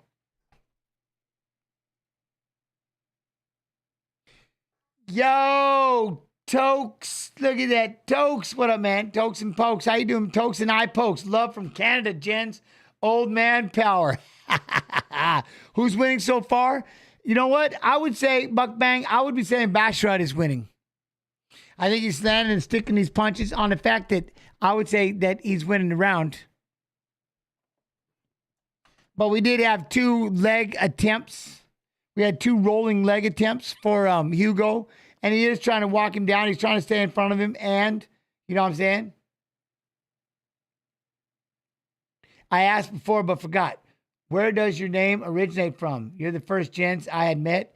My great-grandfather and my father. And then they weren't really expecting me. And like, oh, damn. And it's a boy. And so they named me after my dad, Jens.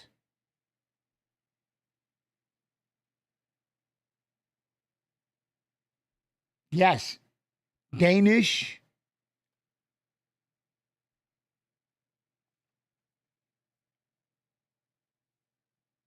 Look at that. Try to land that thing. Yo, what? Going live in the Hall of Fame while streaming was amazing. Well, I appreciate that, one love. Yeah, I cried like a baby, though. Do you train gi jiu-jitsu? I have. I tried it. Are you belted? I'm not belted. I'm not I don't have a belt. They do but I have trained in a gi. I am not a fan of it. I was a surprise champion. And I came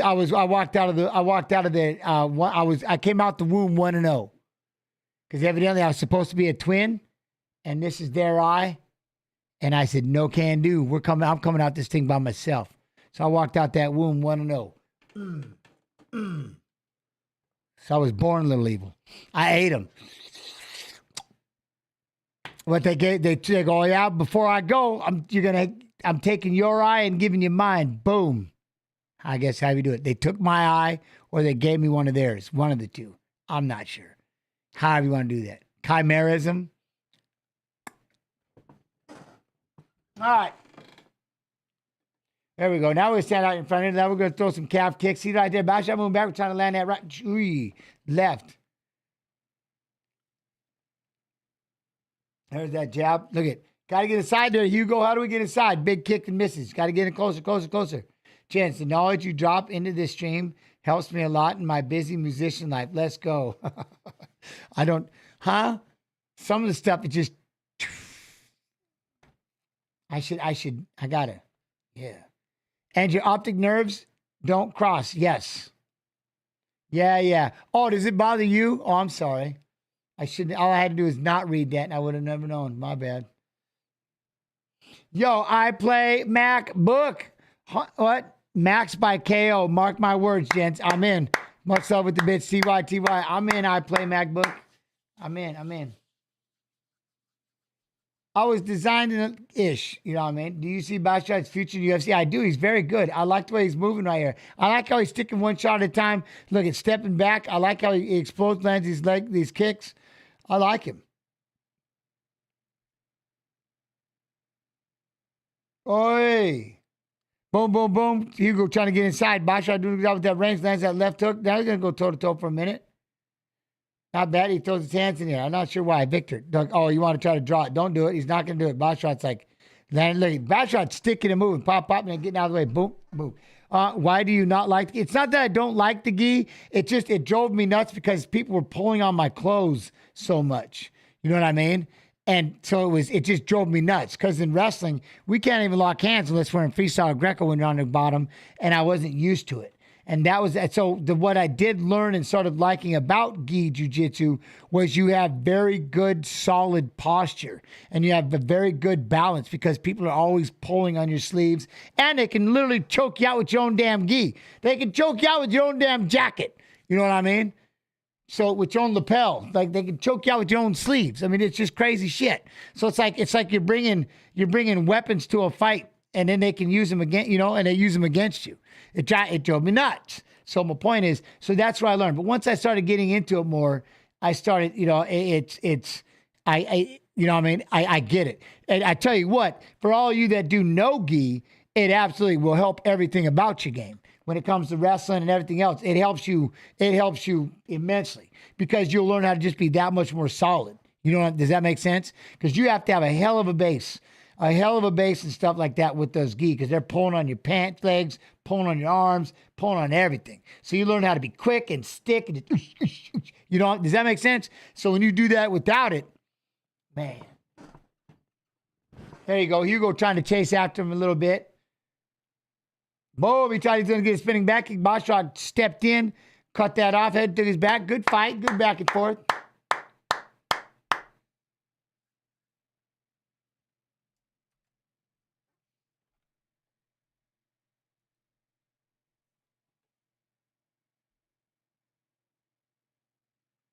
Huh.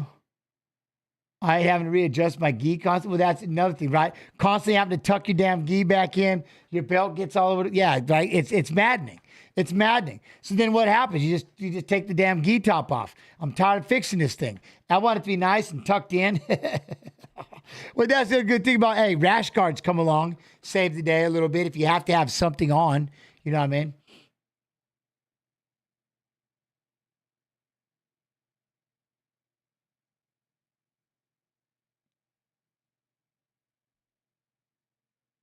Is this live?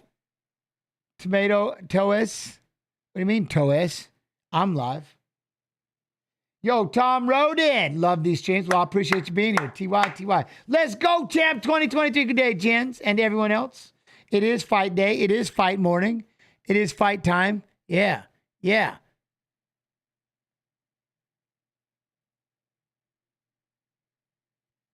Where are they now? Oh, yeah, I forgot that's coming. We did something. All right, we go. Round three.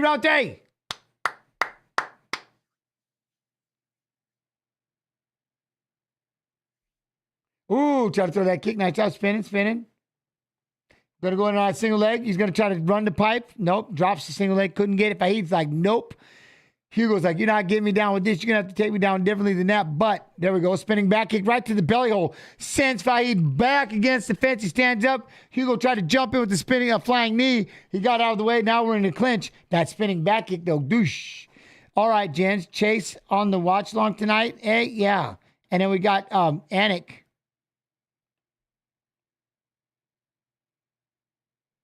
There we go. Hugo walking forward, landing that right hand, lands that uppercut. They're trying to go with that left hand. Keep pressuring Hugo. Walk him down.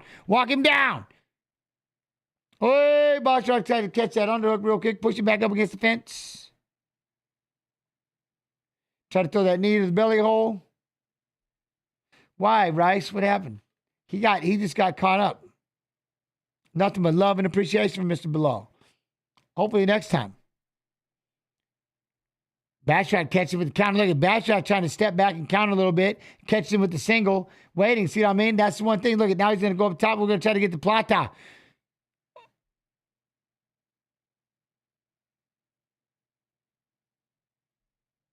Give me that go. We got the lockdown right now, but.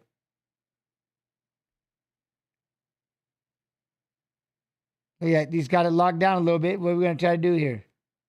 Hugo losing. Yeah, I think he's losing. Basharat's been kind of teeing him up a little bit. I mean, he hasn't been hitting with massive combos, but he's just been boom, 1 shot, 2 shot, just right here. Basharat trying to come out the back door. Hugo, he's going to take Hugo's back. Hugo's on all fours, referee's position, going to get up towards the fence, start standing up. There we go. Basharat's got his back, going to try to bring him back down to the floor. We're going to throw in a single. We're going to throw in the leg. There we go. Throw in the leg. Grab the wrist. Nope. He's got to give up. We're going to give up half guard. There we go. Half guard for Basharat.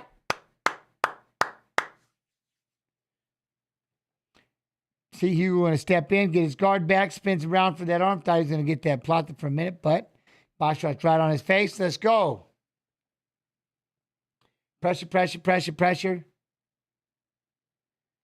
There we go. Hugo pops him up. Going to try to create some space. Stands up. There we go. Basharat. Oh, good job in the scramble. Ends up taking his back to stand up, but he's got his back. Can we bring him to the floor? Bring him to the mat. We're on all fours. Set him down. There we go. We sit him down. Basharat's going to throw in a right leg. Ooh. Oh, well, we're going to choke. Oh, he's like, I'm going to put it right across the chin. Oh, he thought he had it. He got all excited for a minute. We thought we had it. Hugo's fighting hands, doing a good job. Where can I watch this event? Well, if you're on the Twitch side, you can do exclamation watch UFC or UFC.com/events. You know what I mean? What time do you think Max will fight? Oof. 4:30? 5 Eastern time? Somehow. It starts at 2, right? So give it, is it 3 hours pay-per-view? 2-hour pay-per-view? Oh. I think something like that, if that works. There we go. Now again, Hugo fell over. Basharat's got his back again. Oh, he's got his back again. We got Oliveira Chandler 2. When is that fight?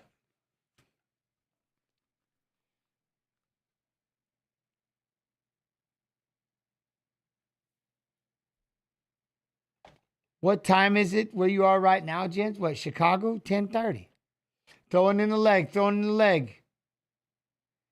There we go. What? They need to start taking away points for cage grabs straight up? Yeah, just do it. First time. There should be no Same thing with an eye poke. Mandatory point. First one. First eye poke, first cage grab.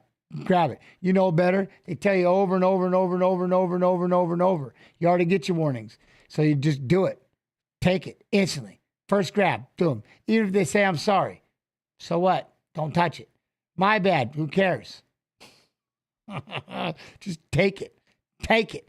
This is for all the ones who actually do it and try to get away with it. We're spinning back for that leg again. We're going to try to mess with that leg one more time. Hugo, nice job, Basharat. Good, solid fight for Basharat.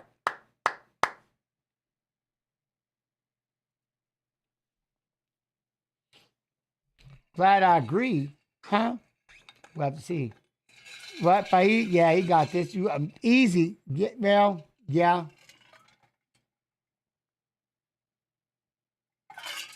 What? Who's winning? I think Basharat won. If I must say. I mean, other people probably watching. So, let's see.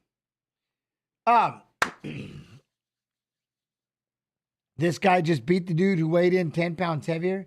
I don't think he weighed in 10 pounds heavier. I don't think anybody missed weight, did they?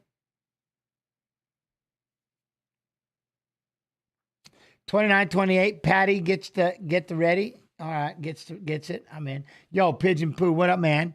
Chins, I'm good. Nice to have you an early start in the UK. Oh, yeah, you UK fellers. Yeah, the UK peeps have got to be loving this, right? Let's go UK. I like it. Let's do it. Nice and early for all of you. All right, I'm in. See, just when you all want to complain about a morning stream, somebody comes over from across the pond and says, hey, we finally get to watch this bad boy. See, now that's what I was curious about, Epic Motivation. Hey, gents, if Ilia wins, does he get the BMF title too? I mean, I would say yes. Bring it over there and lay it at my feet. You know, that's what I'd be yelling. Where's my BMF belt? You didn't bring it? That's mine. Don't ever call yourself the BMF because it's mine now. You know, kind of thing. Yeah, I get it.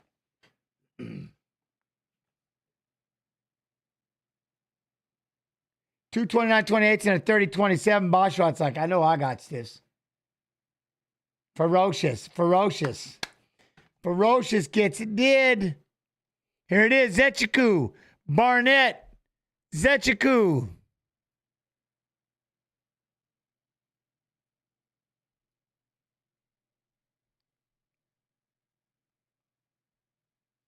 BMF belt wasn't on the line, but it is. You know what I mean? But it kind of always is. You know?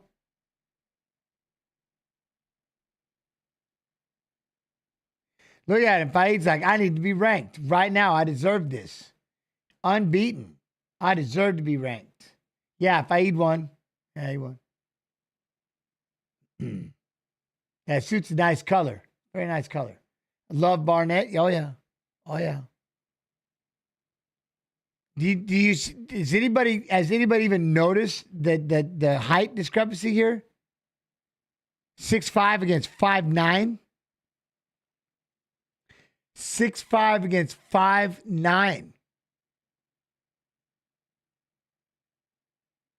He didn't fight a ranked fighter, though. Hey, I hear you. I'm just repeating what he was saying. You know what I'm saying? Hakeem, what time starts? I'm started. What time? What fight do you want? We're started. Pay-per-view starts in a little bit, but we're right here.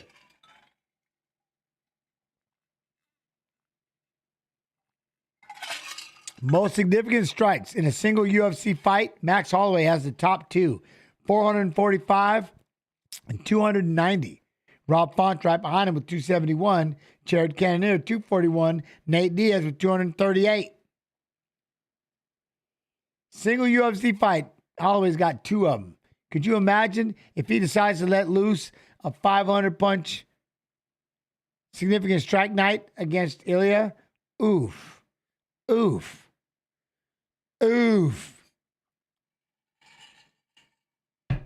Well, what are they doing here? We dive right back in. Who won the last fight? Which one? Basharat won. Ismail won. Rinat Fakhretdinov won. Kennedy Nzechukwu and Barnett. Now, which one were you saying before? I'll play it now. I don't know. It should be. That was the face-offs. It's in Discord. It's the 3-minute, 6-second one. See, I wonder. All right, yeah, we'll do this one because he's talking. All right, I got a video for y'all.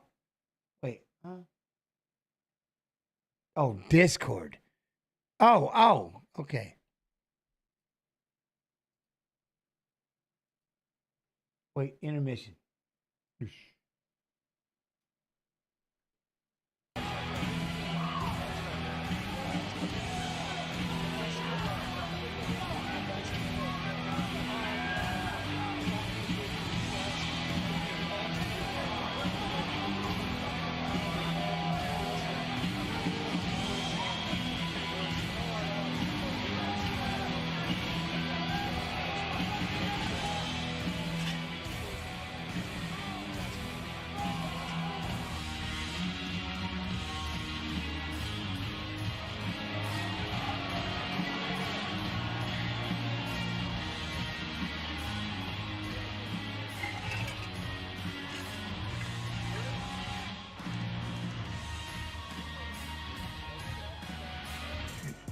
All right, now we get to a featured bout in the light heavyweight division. Magomed Ankalaev versus Alexander Rakic.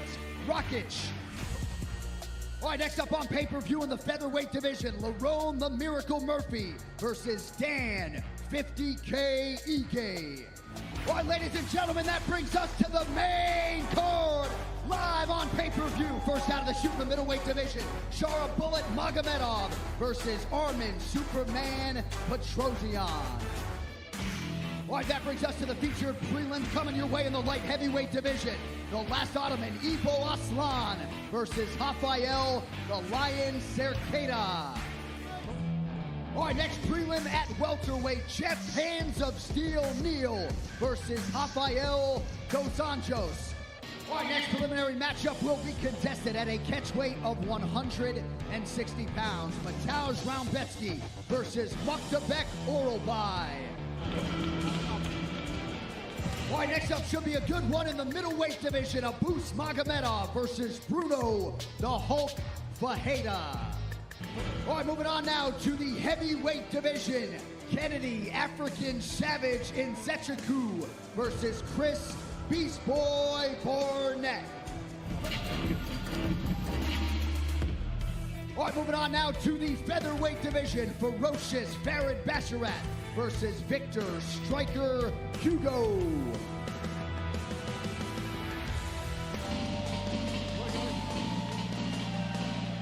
All right, next prelim matchup comes your way in the middleweight division. Ismael Naurdiev versus Bruno Blindado Silva. First prelim live on ESPN Plus in the welterweight division. Rinat Gladiator Fakhretdinov versus Carlos the Lion Leal. And we had to. Abu Dhabi, nothing.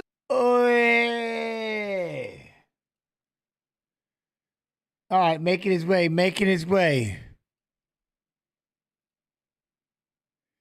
Barnett making his way. Okay. Here we go. All right, there's going to be a little size. We're going to have a little bit of face-offs. You know what I mean? Chris Barnett, though, you know, he's got 18 wins by knockout, 1 of 14 wheel kick knockouts UFC history, 8 first-round finishes. All right, 8 first-round finishes.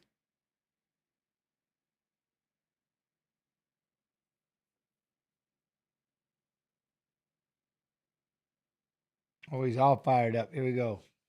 Who do you have in the co-main, gents? I got Ilia and Hamzat. All right, Barry Bogan. I'm with you. I am actually the opposite in both because of my watch-along partner, Mr. Whittaker, and, of course, Max Holloway. It's just known him too long. I've known him way too long. You know what I mean? What I can what it where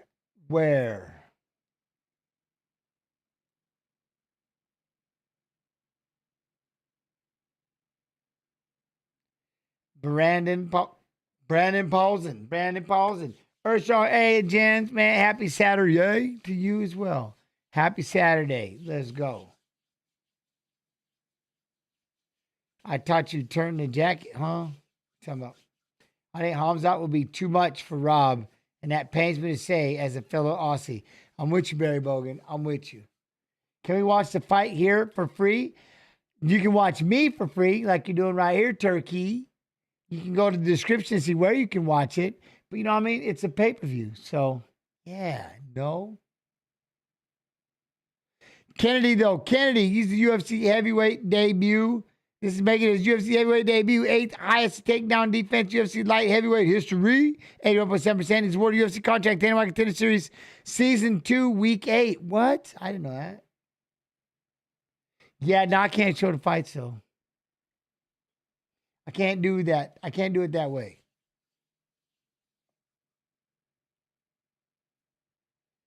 Huh? Gents, I still remember killing Sean Lewis. That was a thing. It'd be well. I appreciate that. JS, thank you. But I mean, we can watch with you. I'm not going to show the fights, but you can watch with me.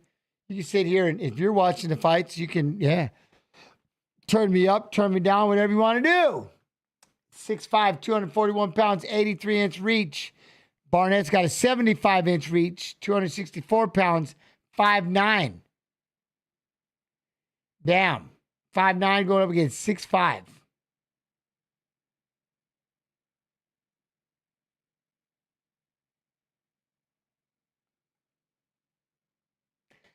Yeah, no, I'm not going to say that, but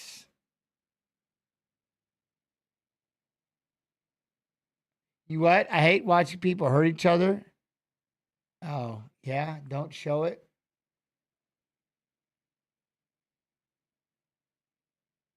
We do show them on Fridays. We watch fights of fighters fighting. You know what I mean? We watch fights of fighters fighting all the time on Fridays. Who's ready for a Barnett KO? What if he does the spinning wheel kick? You know what I'm saying? Greetings from Kazakhstan. Yo, Kazakhstan. What's up, man? How you do? Kazakhstan. I like that. No, Bogan. I already commented on the jacket first thing. That jacket is quite something. You know what I mean? Barry Bogan. Am I the only one jealous of Bruce's swag? Nah.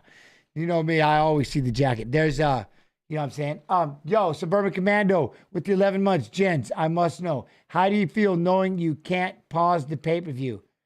It's not bad. Because I got 2 guests, Chase Hooper and Jason Anik. So, you know, it's not bad. It's weird, but it's not bad. All right, we go. Make our way around here. Short guy. How are we going to get inside? Short guy, he's going to back up. Let Kennedy kind of dictate the pace moving forward. I'm in. What?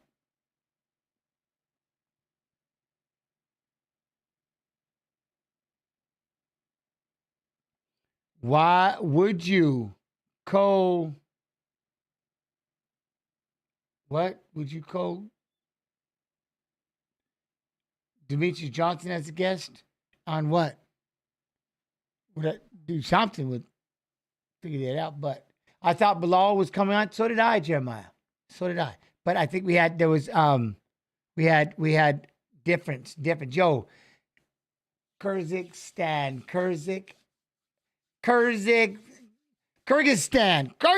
What's up, man? How you do? Yeah, no. Anyway, sorry. Let me get back in here. Look, now he's gonna start messing with those legs. And hands up. Kennedy's starting to walk forward. Look at, see, he keeps spinning around in circles. He's gonna spin one off. So look, Kennedy spun back at him. Kennedy's trying to slapping hands. Kennedy better let that jab go. You're gonna get too close. Barnett's gonna try to land one over the top. This range game, this height game is gonna be massive. Wait, there we go. Big kick, Kennedy. Thought it was low, but not low enough. He said, I'm okay.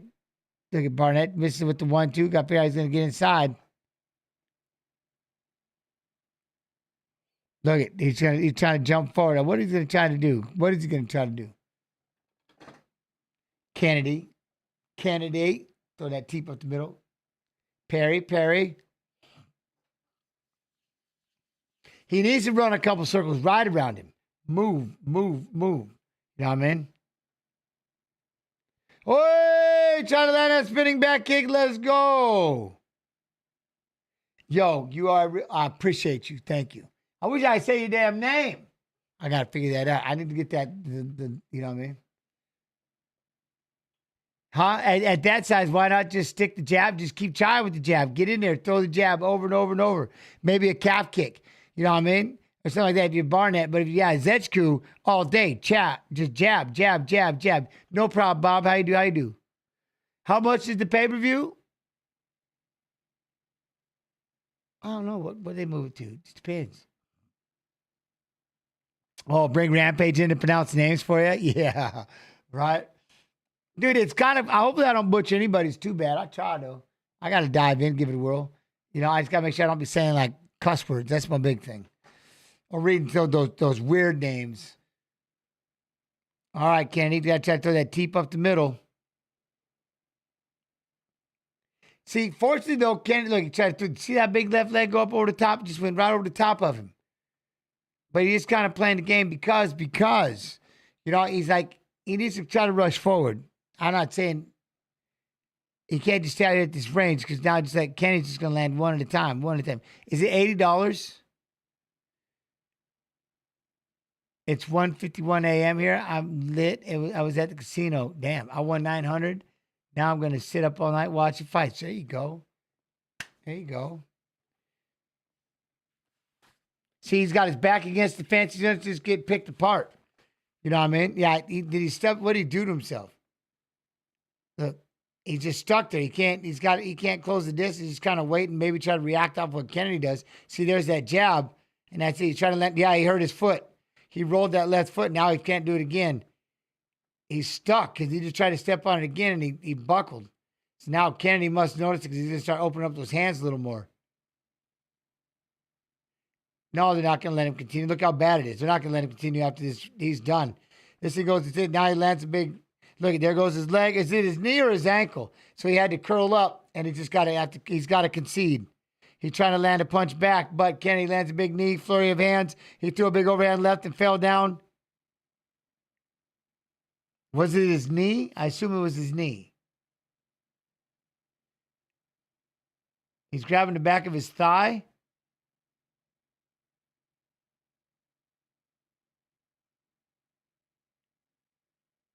Something. He blew some of his leg, and he tried twice to come off the fence. I was wondering why he's just standing there on the fence the whole time. You know what I mean? Like, what? You know what I mean? Like, what is happening? Why is he just standing? It's not the smartest thing to do against someone with that much range on you. Then he tried to step forward, and all of a sudden his leg just gave out. See, he steps back. When he tried to spin, He hyperextended his knee when he went for that spinning back kick. Just destroyed it. Watch, he goes for the spinning back kick. Boom. And he stretched it out. He stretched it out. My man should have warmed those legs up. He hurt himself. Barnett hurt himself. Just ripped his hammy or whatever he did to his ankle, his knee. Remember that spinning back kick and just destroyed it. Then he eats a knee to the liver side. Down he goes with the big right hand. He was hurt, man. He tried to step off. He's still laying there in pain. No. Yeah, it's, man. Yeah, no, he lost already. He hurt himself, though. Ecstatic. He hurt himself. Kick. He was going for a spinning back kick. Went all the way through and just ripped that whole, the planted leg. Ripped. I own you what? Well, that was fast. Abbas! Mataus! Look at that oral bite. This fight right here. Oh, I can't wait to see this one. Mataus, Rubeski, and Miltebek. Oral bite. Abux Magomedov, Bruno Fakhretdinov. Coming up next. As soon as we do the announcement here. There we go. Gotta give him credit. Seriously, he ain't built to be throwing spinning stuff. Tries to have fun with it, but evidently he might have wanted to warm up a little more, stretch a little better, something. Chance, I messaged Demetrius, and he said he'd like to be a guest sometime in your show. My idea, because of the energy you two have, would be cool. I'm in. I'll do whatever, man. With Mighty Mouse, we can do something for sure. For sure. That's my guy.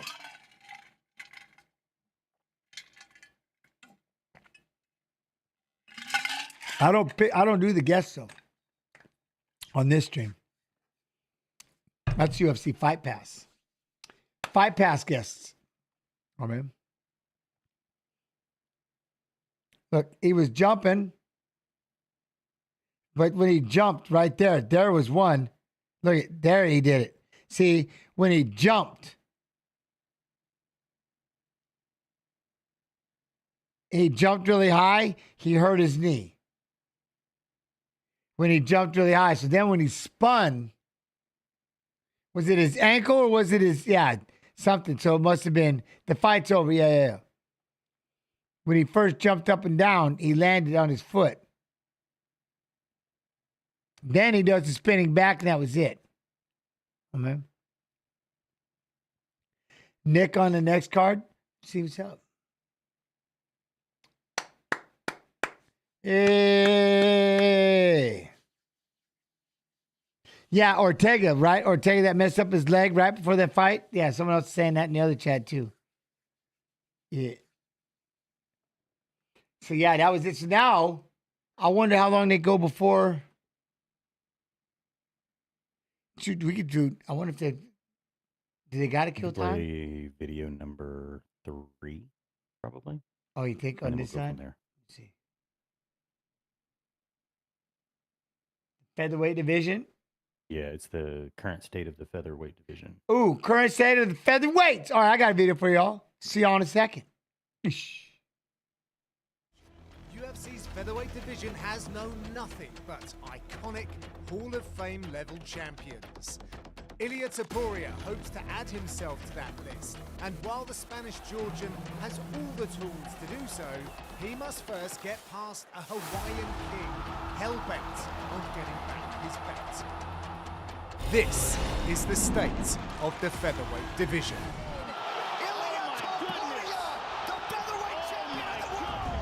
The undefeated Ilia Topuria flipped the MMA world on its head when he knocked out Alexander Volkanovski to win the title. His thunderous boxing, combined with high-level grappling, make him one of the most dangerous champions, and he'll have plenty of chances to prove it in the coming months. First comes Holloway, with Volkanovski likely waiting in the wings for the win. But in El Matador's mind, it's his time to create a legacy of his own. And the who is less of a concern than the how. The baddest mother effer in the toughest sport in the world is Max Blessed Holloway. Max Holloway has gone on an odyssey since losing the title in 2019. But 7 fights and 2 title shots later, one could argue Blessed is now in the form of his life.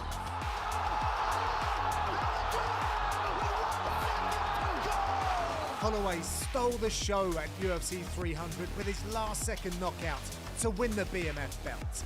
However, nothing will replace the featherweight throne for the Hawaiian, and he is keen to regain it at UFC 308. The best featherweight in the world, Alexander the Great.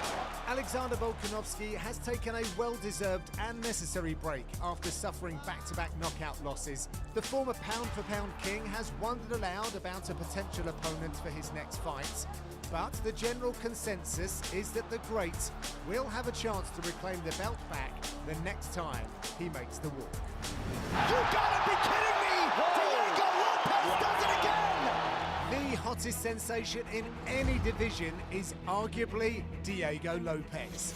Having reeled off 5 consecutive wins in the last 14 months, the Brazilian has quickly become a fan favourite. Healthfully. Oh! Huge early connection by Lopez! After a dominant showing over Brian Ortega at UFC 306, Lopez could find himself in a #1 contender bout the next time he enters the octagon.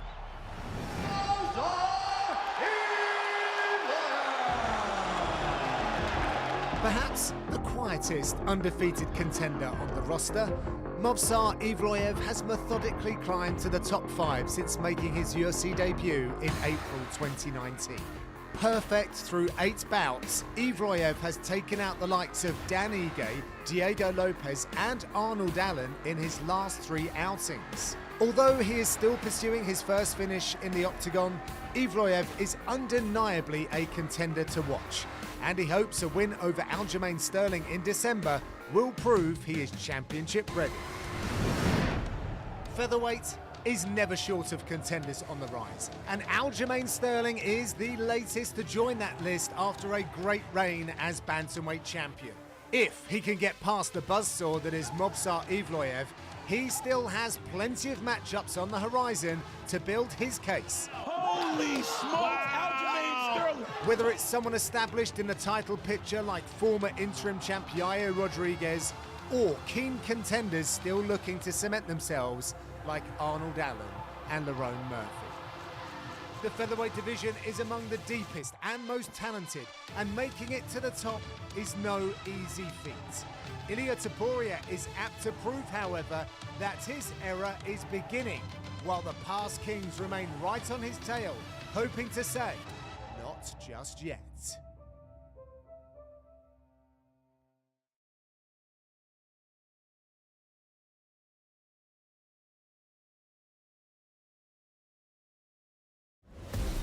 I always lived as a world champion, you know.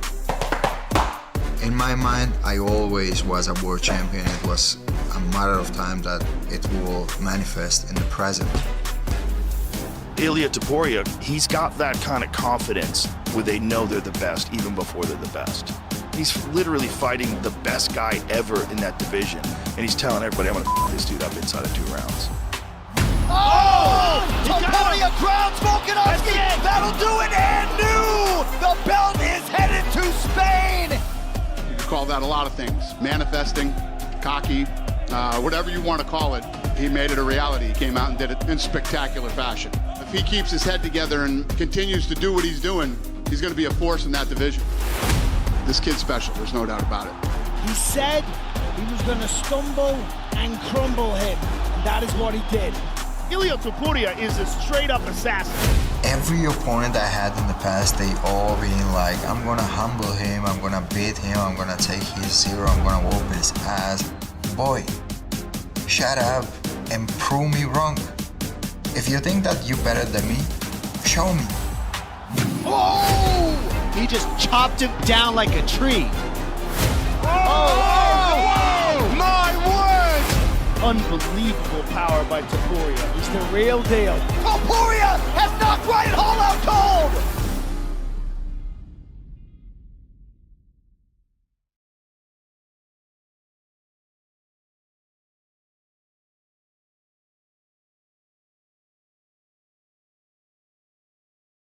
Mindset is a man who will die on his sword and not his shield. I ain't hiding from no one. Look at the strength of my schedule, my past fights. If you want to be the best, you got to beat the best, and the best is blessed. One of the most beloved fighters in the world and one of the most decorated featherweight champions of all time. He is so good in so many ways. His octagon IQ is so high. His record is impeccable. His performances have been fantastic. Oh, that's it. I'm him. I'm right here. We are talking about a guy that has long been considered one of the best boxers in the UFC. Oh my God, it's like a 10-punch combo from Max. If you are not well prepared, he is going to overwhelm you. The best boxer in UFC, baby. All these guys is all contenders, supposedly younger guys that were supposed to take me out. Max Holloway showing there's levels. I did what I did. At the end of the day, no one's gonna tell me what I can and cannot do. Look at this. Holloway just told them, stand right here. That'll do it with 1 second to go. That's a real warrior.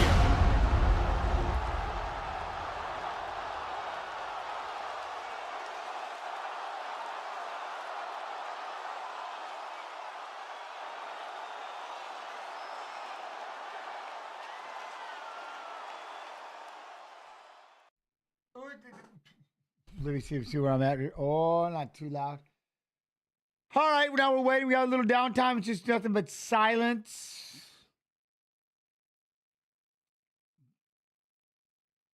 Huh? Yeah, no, they're going nuts. They're going nuts. That's why I was looking at the I thought about the weigh-ins or I'd throw it embedded in that thing. You guys time. But there's a 659 embedded. Doof. Episode 6. Huh? Oh, you think so?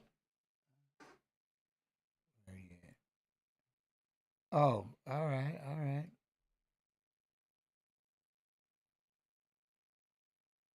Gotta do it. Yeah, that's it. He's covering That's up. gonna do it. Oh, what a knee. That's gotta do it. Yeah, that's it. He's covering That's up. gonna do it. Boom. Fire the knee. Oh, what a knee. And that's going to do it. TKO largely due to the injury there, but Kennedy and Nzechukwu taking care of business in the heavyweight debut. It looked like he's grabbing the back of his thigh now. That's got to do So he it. had hurt his knee when he was jumping. That's going to do it. Beforehand. Oh, but that knee delivered though. What a knee. And that's going to do it. TKO largely due to the injury there, but Kennedy and Nzechukwu taking care of business in the heavyweight debut. Kennedy Nzechukwu. Nice. Nice. These two little ones were the savior. The savior. Coach said, cause a lot of chaos and just fight. He said it's all or nothing. Hugo said all or nothing. He said yes. And he's doing it. Oh, but that was a big kick to the belly hole. Hey, he listened to the corner. In black. Hugo's coach said, cause a lot of chaos and just fight. He said it's all or nothing. Hugo said all or nothing. He said yes. And he's doing it. Oh, back kick. Oh! Hey, he listened to the corner. In black. Hugo's coach said, cause a lot of chaos and just fight. He said it's all or nothing. Hugo said all or nothing. He said yes. And he's doing it. Oh, back kick. Oof. My knee. But that kick, the spinner. Lot of chaos and just fight. He said it's all or nothing. Hugo said all or nothing. He said yes. Look at that. Just sends him. Boom. Back kick. Flying knee. Hey, he listened to the corner. I liked it. I liked it though, you know? Hey! We'll repost that one. Repost. All right, they're making their way. 5'10", 6'2", and 5'10". Abus! I bet not be. Okay. I bet not be. That is the guy that missed weight by 10 pounds, right? I don't know if he really... Did anybody miss weight? But if he did, I guess he missed it by 10 pounds. That's what someone else keeps saying. I don't know anybody missed weight.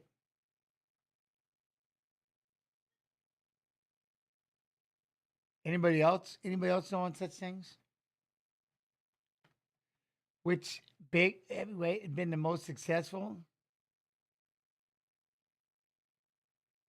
Huh? Yo, Leon, how do I do? Hugo did. He missed it by 10 pounds. Oh, good Lord. That's horrifying. That's terrible. But you got Bruno Ferreira. Abus Magomedov. Huh? This watch along was inspired by stuff. Oh, yeah. Oh, yeah. Watch along, people. You got what, Joe? Bruno by finish? Oh, I don't know. Back-to-back wins, 1 of 8 knockouts UFC history by spinning back elbow. Trio UFC knockdown ratio. But he fighting Abus Magomedov. Abus. 6'2 Abus.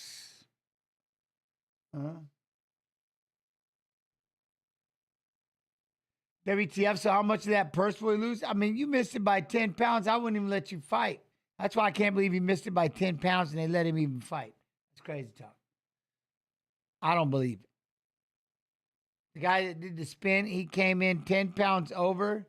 His opponent agreed to fight at 145. So I guess technically it doesn't count as a miss.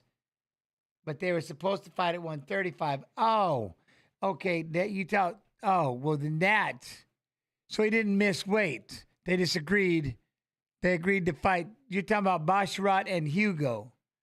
And Hugo came in. He was 10 pounds over. So they agreed at a different weight class.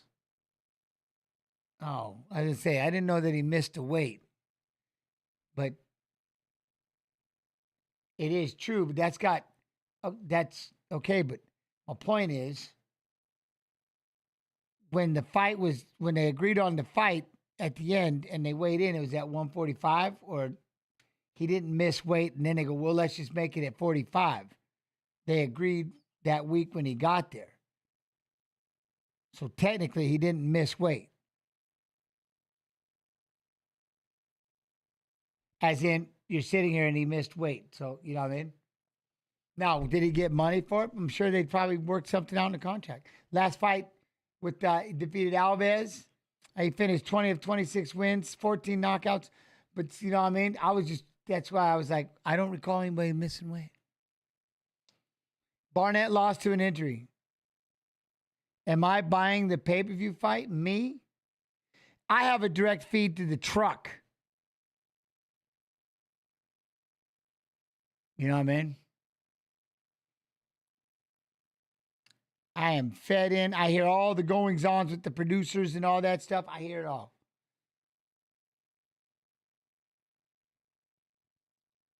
So is it a catchweight bout then? Not really. They agreed to fight at 145. And he probably said, you know what? We'll fight him at 145, but we're going to get this much more. UFC got to have Basharat some percentage of the money? No. I hear it, but I have it turned down. I can hear their commentary, but I have it turned down. I just listen to it. I can just hear Snoo. So you aren't buying it? Well, not necessarily, no. I work for the UFC, so they give me a feed to the pay-per-view. Just like I have a director's cut to all the fight nights and everything else. I have a cut to the truck. You know what I mean? No, so I guess what I'm saying is, but yes, he probably walked in sometime during the week and he was heavy. And he says, I can't make the weight. Well, then that would be up to your manager. Hey, he'll fight, but we're going to fight for this much money. What I'm saying is, I don't know if they took 20% of his purse because he missed weight. He didn't technically miss weight. They changed the weight class. So whatever they did, I'm sure that had to be between the fighter, the manager, and the UFC. That's why I kept asking. People were saying, he missed weight. I didn't realize somebody missed weight. I didn't see it.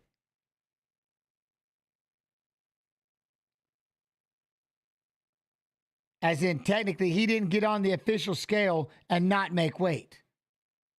Right? That's what I keep asking.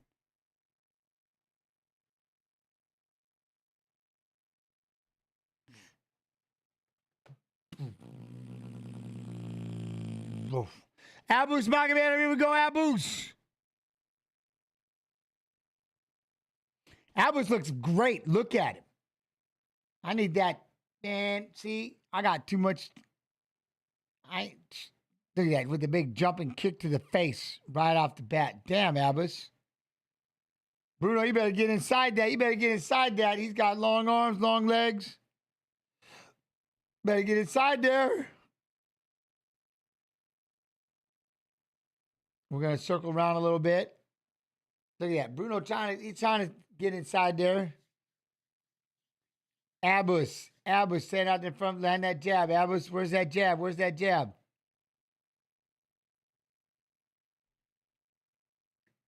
Try. Look at step, feint. Boy, try to throw the big long kick. Bruno moves it out the way. I like it.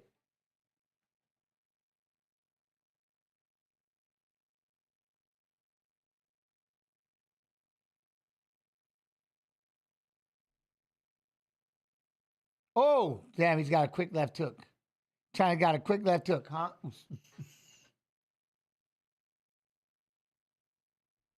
I have no idea what they'll do with that. I'm not sure how they do that. Yes, you could tell that he hurt his knee or whatever he hurt when he did a big jump in the intro. And then when he started to spin, it made it worse, yeah. Barnett, that is. Nice kick, Abus. Abus keeping his distance, right? Keeping that range. Feinting a little bit, throwing that left leg. Gentry, you got winning the main event. Ooh. You know I got to go with Max. It's Max. It's Max, damn it. And Whittaker. That's watch on partner. I can't root against him. I can't do it. Yeah, right, Brian Ortega. That's what someone else said, Major. Same thing. That Ortega must have given him some tips. All right, Abus, get in there. Let's go. Step. Bruno's on the outside, moving around on the outer track, over about the cage. Calf kick, Abus. Calf kick. Feint up there. Step in. All right, they're having a feeling out process right now. Oh, he's big, though. Look at him. Look at the size of Abus. Abus is big. Feint. There you go. Feint your way in a little bit. Land that right, left. Oh, hey, throw that left leg. Look at Feint. It's like Feint he's flinching a little bit. Now you got to use those feints. Slip underneath. Hey, stepped in almost. Yo, Wilson. What up, Wilson? Oh, big left leg. Just missed Bruno. Bruno, you're kind of like, he's got to get in and start throwing a little bit. Has to. You know what I mean? Throwing that jab. Got to get in there. Oh, Abus makes 185. Yeah, he's look how big he is. He's wrecked. Ripped. How am I doing on water today? Bottle number 2. I just filled it up. Good. I'm going to have to start going with the standing desk here real soon. Bruno looks very confused. You know what I mean, Lee. Like, how am I going to get inside this? And there's a lot of weapons that he's throwing at him. A lot of kicks, a lot of hands. Fajeda, that's when the only problem is I'm worried about if you're Bruno, you're sitting out there, is Magomed is going to start getting a little more comfortable and more comfortable. And then he's going to really start trying to blast at it. And it's going to, you know what I mean? It's going to hurt. So he needs to get in there and just start pumping him a little bit and make him think of that. See, with that right hand there. Throws the overhand right when he tries to throw that right leg. But he's got to start hitting him. Oi! See, Albus ain't missing. He just hit him with the left, right, left. And it just bounced off. Even one hand kind of blocked him. He just cracked him. You know what I'm saying? Now do the same thing. But he's got to try to get back in it. Boom, boom, boom. Bruno's got to do something back. You know what I'm saying? He's kind of sitting there making sure as long as I just sit back, I'm okay. I'm comfortable. You know what I mean? I'm careful. And as long as he's doing that, he's okay. You know what I mean? But Albus to start to pick it up. You got to hit him back, Bruno. You got to crack him one time. Crack him. There you go. Land that left. Be a little more aggressive. Yes, thank you all who smashed that like button. It really does help. Hit that like button over there. You know what I'm saying? UFC YouTube. UFC Fight Pass YouTube. Smash. Rear naked choke the like button. If you're over here on Twitch, go over to UFC Fight Pass YouTube and hit that like button. UFC Fight Pass Facebook. go over there and hit the UFC Fight Pass YouTube button. I mean, round 1, good feeling out process. I don't know what y'all think. Good feeling out process. We're going to have Anik and Chase in here in a little bit. Chase the dream. I'm Mr. Jason Anik. I'm in. I'm in.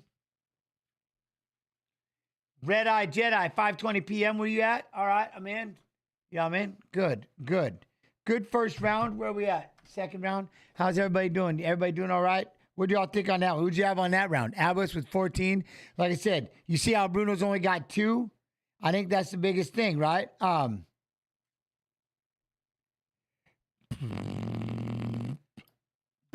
don't even know what it is. I need a standing desk. I'm getting tired of sitting in this chair.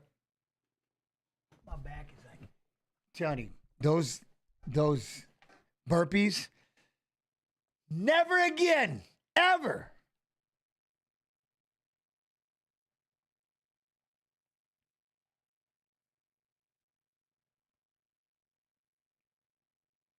Abbas has no worries, but he needs to get a little more aggressive. If he's got nothing to worry about, he's got to go get aggressive. You know what I'm saying? He's got to get aggressive because remember, Bruno's over there trying to be a one-punch hero. He's trying to land. He's trying to be the one shot. You know what I'm saying? So Abbas got to look. Abbas like, I like to start moving more like this, and he started hitting that jab. Look at that. Set it up. Boom, boom, boom. But notice how Bruno's starting to step in a little more this time. He almost Superman. Brian rip a left to the liver. See how he's starting to be a little more aggressive because he just got told. You can't just stand out here at a distance and wait to get hit. Nice jab, though, Abbas, but a 1-2 by Bruno. See, Bruno being a little more aggressive. Not now. Now you're backing up again, and Abbas tries to throw a big 1-2. You're not going to be a counter puncher. Trying to land that counter hook as he punches his way in. Don't do it. Did what you told me, Legend. What? Did a nice straight jab to the like button. Now back to Twitch because I need channel points. I appreciate you. Much love, Bowman. Much love, Bowman. Thank you. Thank you for being a leader in that aspect. I appreciate it. You're a pioneer. Anybody that traveled over from Twitch and hit that like button? Yeah. There we go. Now see how Bruno comes forward with that 1-2? Get in there, Bruno. You got to be aggressive. Hey, look at that kick in that right hand. Get after, see, but there you got to keep throwing those overhands. Keep throwing those overhands, Bruno. You have to. Abbas, where you going? See, now notice how Abbas is kind of watching and waiting for it now. He's not being as aggressive with that jab, but he needs that jab. He's got to start cracking that jab out to right now. Go, Abbas. Nope. See, Bruno starts, he throws the right hand, Bruno jumps on him. Here he goes. You just let him back in the game. There we go. See that, Bruno lands a big right hand and staggers Abbas. Then he hits with a kick. Abbas goes in for a double leg. See? Told you, he cracked him. Now Bruno thought about sitting on that guillotine. See? Got to get after him. Got to be greedy, man. You got to get after him. What? Someone said Mighty Mouse would do an interview? I would do an interview with Mighty Mouse. What are you talking about? I'd rap with him. I like his interviews. We could chat all day. There we go. Nice takedown. But you see how Bruno started getting... See how Bruno started becoming, like, the first round, he just kind of stood back and let him poke and plot and jump at him. Now he's got to worry about Abbas, the ground guy, who just took his back, is going to throw the legs in and work on a renegade choke. That's a whole nother thing. But at least Bruno was aggressive enough to start throwing punches. And then he dropped him. Now he's paying for it on the ground, but at least he's not just standing there at a distance and getting punched in the face. Abbas does a good job of moving up with him. Bruno's got to go back to all fours, give up that. There you go. Going to give up. There you go. Nice base. Gets back up to his feet. And here we go. He's back up. Now. There. See, step in. He lands the right, left. There's that right again. Be aggressive, Bruno. Come on, Abbas is starting to get, look, he's knocking him backwards. Abbas tried to throw a knee, but you notice how he's more on stilts? Now he's staggered. See, look, he's got to keep backing up because Bruno's doing what? Getting in his face. Got to get in his face, Bruno. There you go with the kick. You have to. You can't just stay back and let him tee off like that. There you go. Jump kick. Left hand doesn't miss. There we go. Now Abbas falls into a takedown rather than shooting a takedown. Nice job of sprawling for Fajeda. There you go. Back up on your feet. Guess what? You just wore out that much more on the stamina bar. Look at Abbas is that much more tired. There you go. Now he's staggering. He's getting tired. Come on. You're about 3 punches away from knocking him out, Bruno. There's the jab.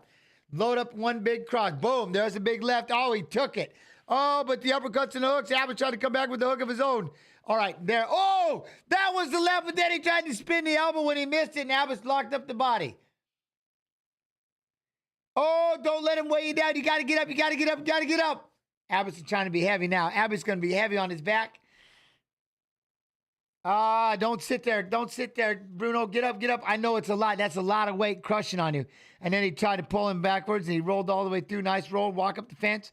He's getting tired. Come on. I know it's a lot of weight, though. Come out the back door. There you go. Fight the hands. Oh, he got run over into the guard. Damn. Nice job. Good scramble. Now, that is going to extra tire out somebody. Somebody's about to be real tired. I don't know if it's going to be Bruno. I'm thinking Abbas might get a little tired, but we shall see.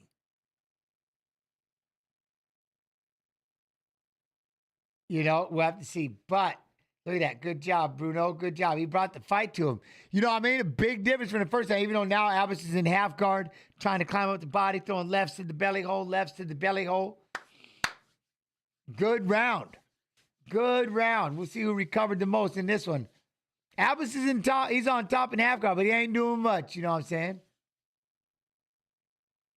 Would you win a wrestling match with Mighty Mouse? We're a big difference. I got that older brother. I'm gonna have the older brother strength on him. Yes, that's what I'm saying. I got the older brother. I got the older brother on him. That would be about, you know. If he got all greasy, though, I would suck. If he got after me and really, if he really pushed the pace, that would be sucking. But I'm gonna hit him with the old man.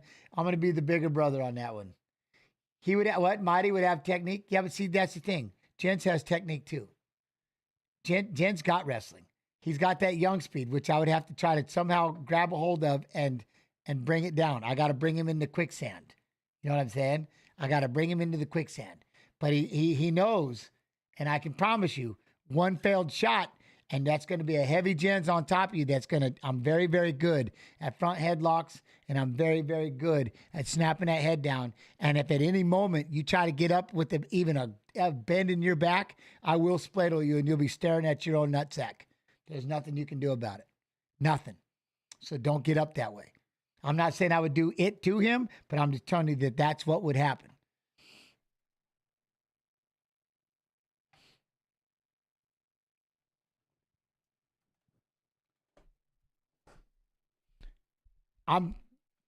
Jens can wrestle. Don't kid yourself. Jens can wrestle. Believe this. And now that I'm back wrestling, now, do I want, you know, and again, I love him to death, and so I'm not, Mighty's my dude. He knows how far back he and I, we go back a long way. I love him. I love him. So hopefully he don't just shoot a double leg someday. Just don't do it.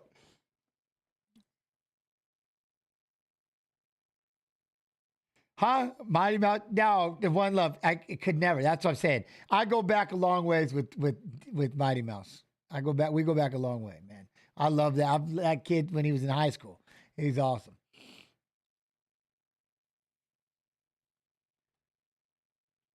All right, here we go, though. Round 3. Let's see now. Bruno, you got to be the attacker with that left hand, right? But you got to be the attacker. I need that forward. I need that forward.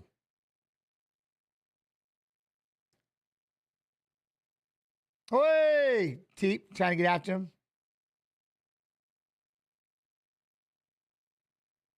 Huh? I thought this was going to be on kick now. What, me? No. Ooh, there it is. Oh, Bruno trying to land. Abbott trying to step in and land the left hand of his own. Bruno come back cracking, though. There you go. Bruno trying to step into 1-2. There you go. Oh, Abbott's trying to fail on that single leg. Switching back to a double leg. He was able to plow forward, gets the takedown. Oh, you can't let him sit here. He's going to ride the round out in half guard. Don't do it. Don't do it, Bruno. Don't let him do it. What are we? We're only a few fights away from Chase and Anik. The guesses.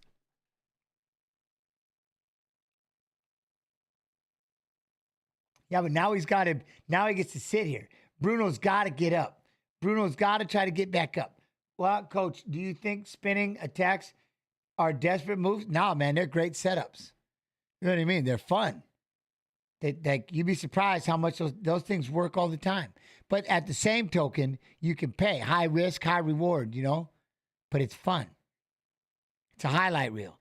Bruno's got to figure out though how. Again, as you get slower, I probably wouldn't do it, you know. But look at that. Abbas is trying to work for that. Look at Bruno. There he goes. He fought it off. He fought it all the way off. Was able to reverse him.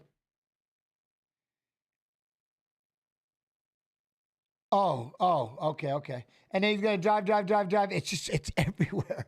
Big takedown by Abbas. He was able to, look at that. And Bruno was able to do all that, get back up, and Abbas goes, it's my takedown. Now he's got him in the mount with 2 minutes left. Abbas got pissed.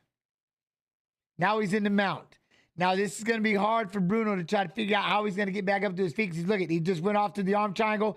Abbas is squeezing. He's not even going to hop off to the side. He's going to sit in half guard. He's starting. There he goes. Oh, Abbas got pissed, took him down and arm triangled him. But you see what I mean? That's one thing. Bruno had to do it. You notice he got after it. He had to get aggressive. He had to do it, you know. But Abbas just had to get him taken down. He had to do it. Tapped him. But Bruno was doing a good job up to that point. But he got up and boom, right back in. No playing. I'm not getting out punched. He was getting out struck. Time for a takedown.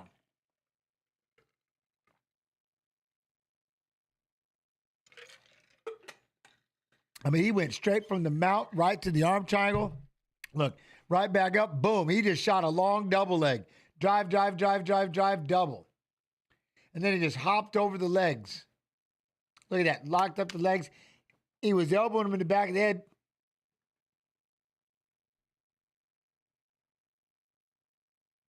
Right when he told him about those being illegal, watch the shots in the back of the head. Mount, arm triangle. Oh, what a fight, though. That was a good fight. That was a good fight. But I like that. Especially from the first round, when he was kind of sitting back.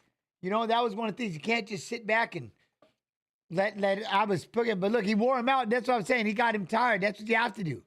Do this. Change, you're a legend in the sport. Thank you. Well, appreciate you, Cameron209. Love you. Appreciate you. Appreciate you. Wait, what? Oh, yeah. Oh, yeah. But look at it. It's all over the canvas. It just looks so pretty. I got you. It's going to be bad news. And I'm going to throw a fit. I can see it.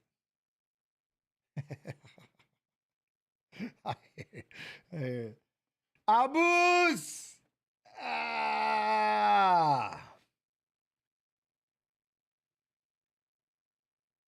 Blessed man. I like it.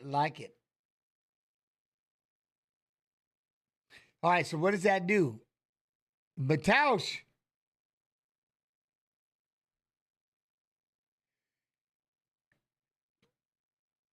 Mataush, Robeski, and Miktebek.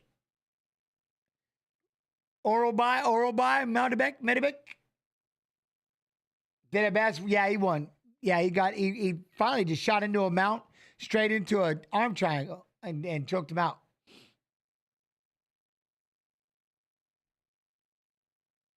A scheduled lightweight bout between Mataush Robeski and Miltebek Oralby was changed to a 160-pound catchweight contest.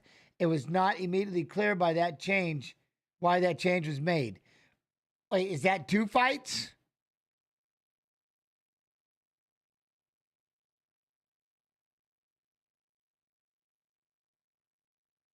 That's cool.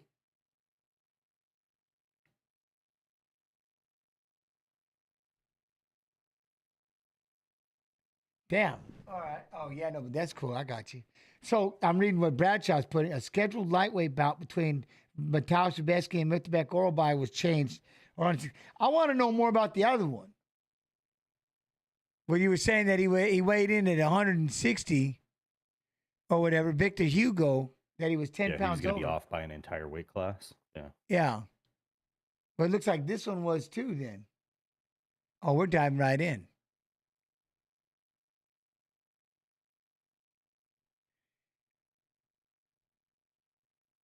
A scheduled lightweight bout between Mataush Robeski and Miltebek Oralby was changed to a 160-pound catchweight.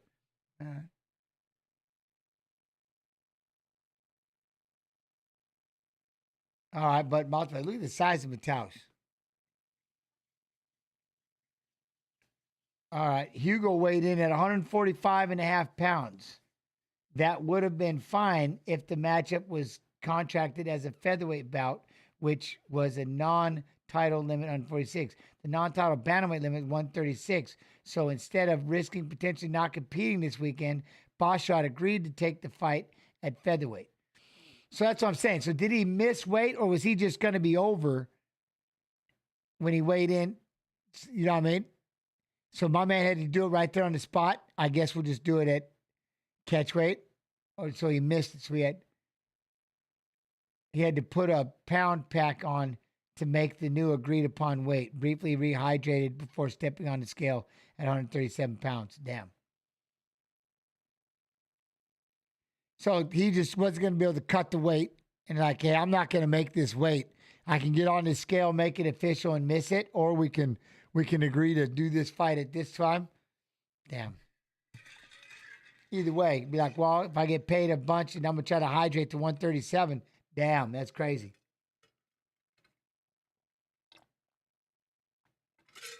What? Y'all know you want that hat? No problem. I'd give it a whirl. I'd give it a whirl. Yeah, Basharat's a savage for that one. I mean, that's badass. And then with this fight, how long do we know on this one? Oh, that's... Okay.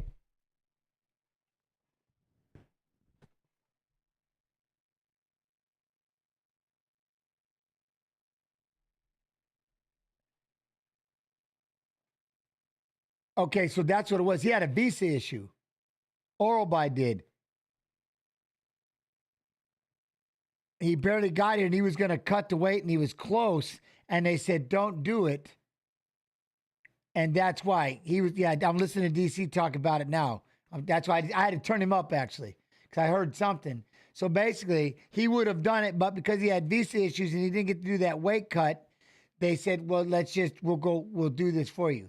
8-fight win streak, finished 11-13 wins, 6 knockouts, 5 submissions, 12 takedowns, and 2 UFC fights. So they were like, nah, we got you.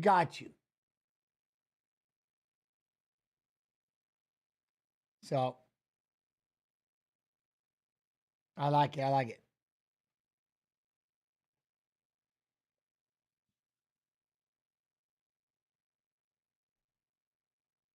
Medic. If the Polish guy moves quickly to the sides, guy will not be able to see him, his eyes. I don't know about that. 9 successful. I like it. So he would have did it if he could, but here he comes. This kid's a tank at 5'7". So we got one at 5'10 and one at 5'7". Damn, you know what I mean? Man, he got like 2 tanks walking with him. Oh, damn, do you see that? He's got a little, look at the size of Mateusz Raumbesky. Guy's big.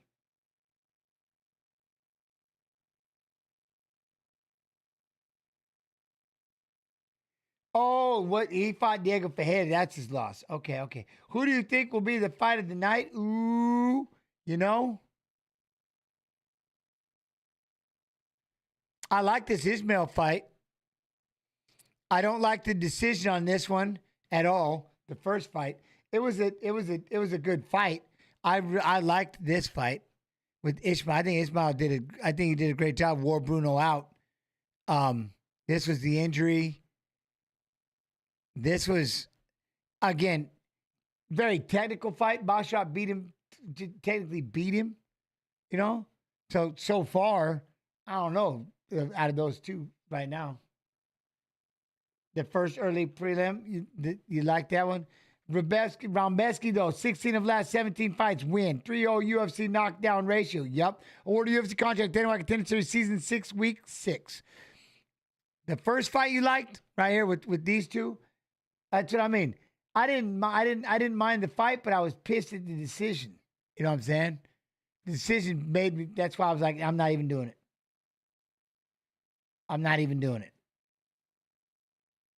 So it kind of steals the fight of the night just because it comes with a bad decision. In my opinion, a bad decision. 31 years old, 5'7", 160 with a 66-inch reach. Look at that. Oralby is 5'10", 159 with the 74-inch reach.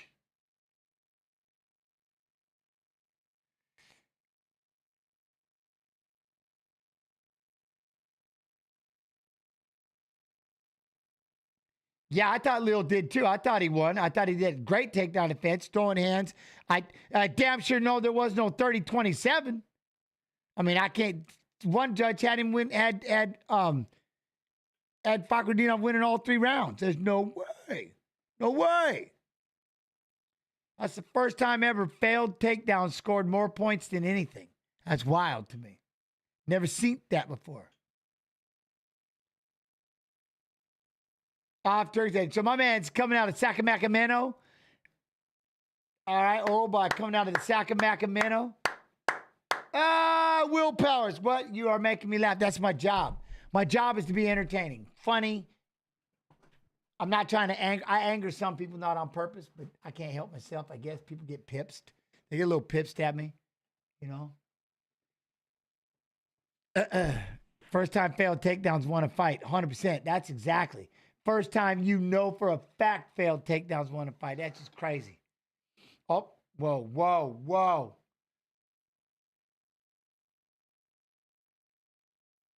Vitor Shaolin, there he is.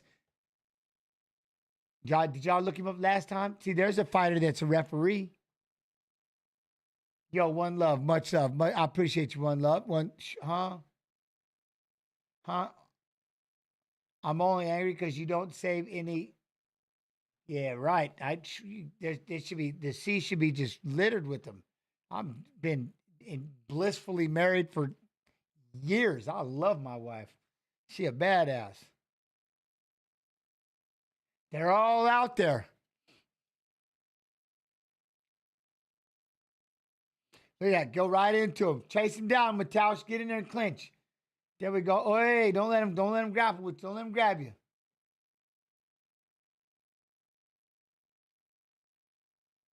Oi, with the left hand.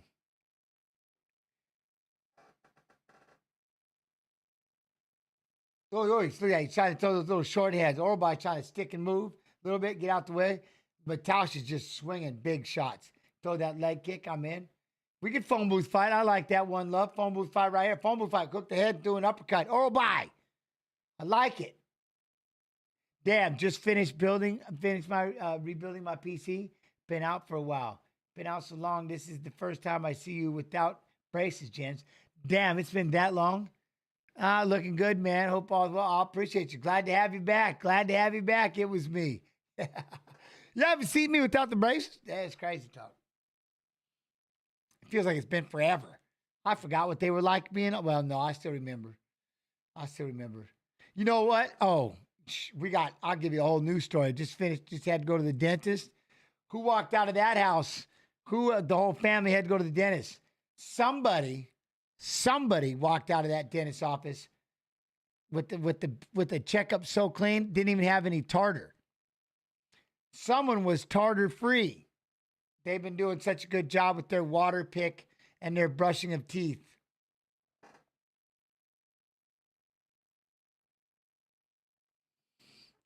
Big flex. Tartar free. I had nothing. They're like, his teeth are clean. You know this. Oh, man. All right, side to side. Oralby. You know it was, Major. You know it was. There we go. Get him with that clinch. Oralby's left side. But Tausch being a little short, more compact. I like to see more this. You know what I'm saying?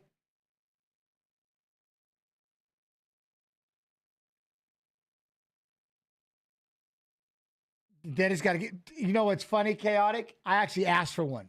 I'm like, is there not an award for this? I was like bragging. For the last 3 days, 4 days, I'm walking around. Guess who's tartar free? Both. Guess who's tartar free? This guy. Huh? I thought they were fake. You better quit playing. No. What?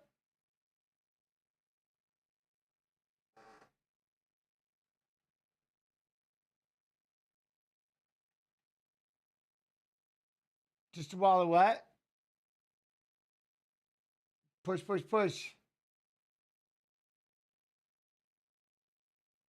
Let's go. Mataush, Morobai's doing a good job on the outside. Get that teep. Oh, I'm going to pay attention to the fight for a minute. Let's see. Hey. Where's that jab? They're all hyping up Hamzat. Oh, did you just translate them? All right, well, good. See, I need a translator. I like that. I need to work on that. You know, I mean, the Russian translation. Hamzat. More power to him. I love it. AK soon just comes in with his own. I feel left out right now. I feel left out. Everybody's over here speaking, and that's messed up. I want to know what's going on. I feel like, huh? Boom with the right hand. There we go. Boom with the right hand. Mataush, you got to get in there and just start throwing these hooks. Come on. If you touch the oral by on the outside, keep him on the outside. Boom, boom, boom. Do I speak any other languages? Not really, no. No. I need to work on my Lao, but it's easier, I think, to speak Thai than it is Lao. So I need to be working more on my Thai. My wife would understand, but my family, they all speak Lao. I have ideas. I mean, I wouldn't be coming at me all willy-nilly like speaking. I might catch what you're saying. You know what I mean? All right, Oralbai still just keeping that distance, being the aggressor. Look at that. Mataush dipped underneath, come back with that left hand. Oh, that right eye of Mataush is not happy. Yeah, that right eye of Mataush is not happy.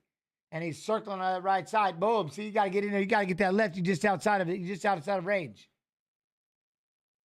Let's go. Oh, but he ran into a left hand and Mataush got dropped on his ass, but it was kind of a balance issue.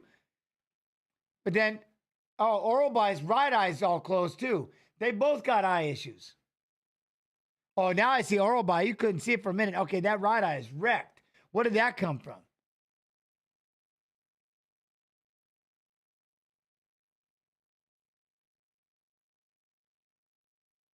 He's going into his power. Look, he's not letting him press on it. Oh, that eye is closed. Yeah, that right eye is, damn, that thing is closed. Was it a headbutt? He's lunging in. Because I think, what's the name? Rabeski, I think Mataush he's got on his right eye. But okay, yeah, that eye is woof. Oh. It was a left hand. Big left hand by Mataush. Big left hand. That's a punch. If they stop that fight, that's a winner. That's a winner chicken dinner right there. That might be a broken orbital. That's 100% a broken. He just blew his nose. Don't blow your eyes. That orbital is broken. Yep, that's horrifying. They're going to stop it. He's bouncing. He's ready to fight. There ain't no way. No way. Look at Ibiano standing next to him. Look at that eye. They're going to call time. Here it comes.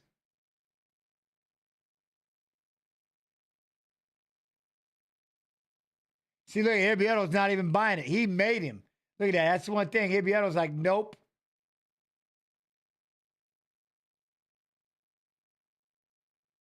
Look, that eye is closing up so fast. He sees it. He threw it up. He says he can see. He threw it up. He covered it. He said 2. But see how Ibiano? I love that about Shaolin. That's he's a legit fighter. He's like, nah, man, you got to look at that eye. It's broken. Because he said it. I heard him say it. He threw up the finger. He said 2. I heard him. Oh! And right then, Mataush tried to throw a left hand right at it. And look at Oralbai ducked it. Mataush, look at Mataush. Now he's trying to throw left hands like a boss. Mataush trying to throw everything left at that eye. Go. Get after it. Oralbai, what are you going to do, though? You better stop with that. He tried to throw that kick, but... Oh!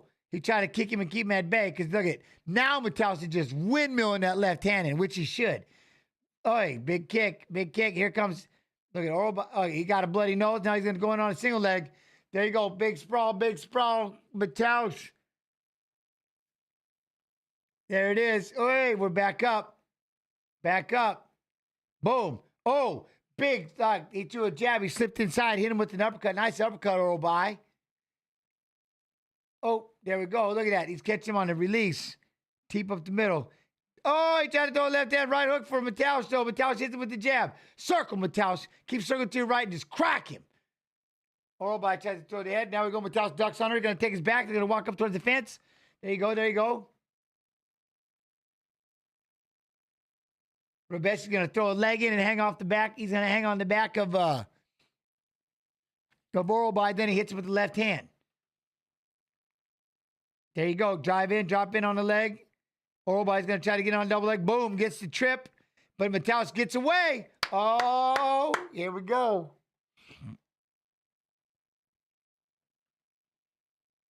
Oh, he tried to throw the left hand, misses.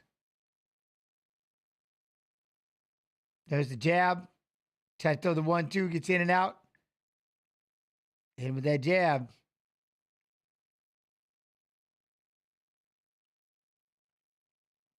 No, it's not over. Oi! Every time he throws that left hand right on the eye, Mataus just hitting that left hand. They come back with that right hook to the body. I like that. Oi! Big right hands, big left hands from Mataus. Look, he's missing. He's getting out of the way. He's getting out of the way. Look, that's one thing. The Oralboy's walking at him. He just can't take him down and keep him down. That's a big thing. That's big for him. You know what I mean? Like when you don't want this fight to be on your feet because of that eye and everything like that, and you want to get a takedown, maybe catch a breather. Mataus with the right. Good right leg kick.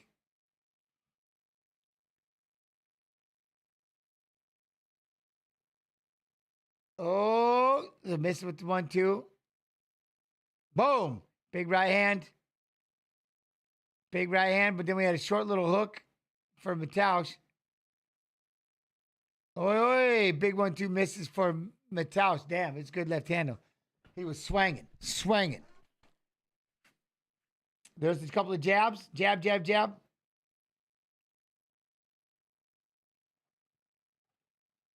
Look at that.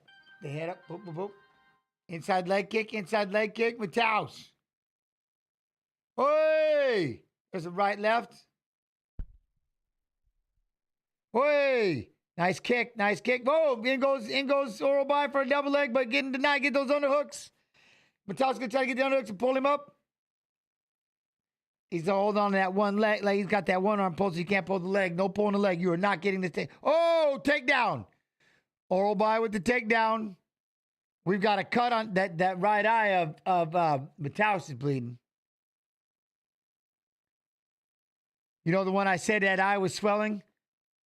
It's gotten a lot bigger now from Mataus. He's got one now too. You know what I'm saying? What? Coach, do you have any Kimbo Slice stories? No, other than like everybody, he was the street king. Everybody's seen those videos. He was amazing for his style. You know what I mean? He was incredible. And then to come over and do what he did and get out of his comfort zone, you know what I mean? Get out of his comfort zone and fight in the Ultimate Fighter the way he did, and then fight in MMA. It was unbelievable.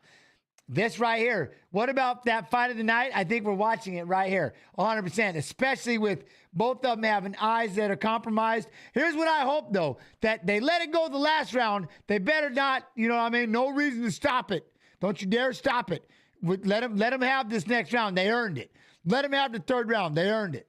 We got short time. They're both trying to close the distance and throw some shots, but keep coming after him. Keep chasing him down. Look at that. Because both of them are they're both defending. They're both doing a good job. You know what I mean? So I just let that go. Y'all think about it. Good fight. His was a clash of the heads. Mataus, they clashed heads on the takedown, and Mataus's eye, oosh. Big cut over the right eye of Mataus. Yeah, this is fight of the night so far, though. It's living up to it. And the other one, like I said, don't even check his eye, man. He's already doing it. He's holding on. He's not, you know. That'll do it, right, Phil? That'll do it. Oy! At least the ones that are speaking in the other language, hopefully they understand each other. You know what I mean? Why is your skin? They can't close it. They did a kind of I don't know if they did a good job. Look, they didn't put anything in it. It's you know it's bad when it's dripping, and then the round hasn't even started.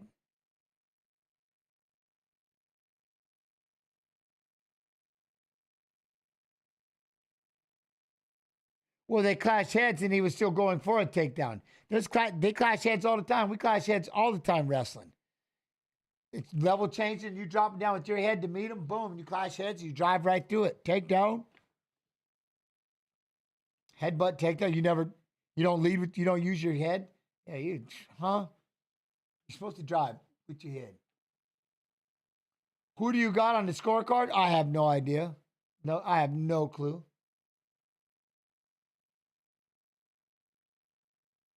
Huh? I said the other languages that are being typed in chat, Jack News. I wonder if they understand each other. You know what I'm saying? It's all Russian. That's what I figured. That's what I'm saying. It's like they all know at least. You know what I mean? Or everybody's speaking different, like nobody understands what anybody's saying. Oh, big shot. Down goes. Oh, down goes Oral By. Oh, Mataus is all over him. But it's Mataus that's bleeding everywhere. Oral By works his way back up to his feet. Oh, Mataus is throwing a whole bunch of right hands, but Oral By is fighting it. He's up on his feet. It's all Mataus' blood all over his back. Ah! Now they're wrestling. Down he goes. He's got to try to get his way back up. Shaolin knows he's all right. Don't you dare, Shaolin. He's fighting. We got blood everywhere. I don't even know whose it is. It's everywhere. Both of them. Both of them. Big takedown again from Mataus. Big takedown into side control. Oral By. Oral By tried to get up twice. Yeah, this might be good. Like, this could be 100%. We were looking for that fight of the night. This could get a fight of the year. Just kind of depends what happens right now with Oral By. Oral By trying to get his guard back. He's going to get half guard at least. And there we go. We got ketchup everywhere. Oi! Oi! Look at that. Trying to throw that left hand on that eye now. Here we go. Look at that. He's trying to work his way up. Mataus trying to get that 2-on-1. Give me that wrist control. Give me that wrist control. Oh, there's all over. Oh, it's got to just smell like iron. Just a little bit. Yeah. There we go. Mataus is making it heavy, throwing left hands. The whole time he tries to stand up. There we go. Oral By's up on his feet. We got 240 left. There's still so much left in this fight. Who knows what could happen? Oral By, if he gets him down, Oral By's got to push up against the cage. We're going to try to get this takedown. Mataus with that left hand, he just put it right on the chin. Boom. Just cracked it right on the chin. What was I saying about Mataus? Get inside and be throwing those outside punches, right? Throwing those hooks. Boom, boom, boom. He landed that. Boom, right outside. Right outside. But now, look, we got Oral By's got a leg in. Mataus is trying to turn in on the leg. He gets it. Turns in on the leg to get the takedown. Oral By trying to push away. Mataus trying to drive forward, get inside the guard.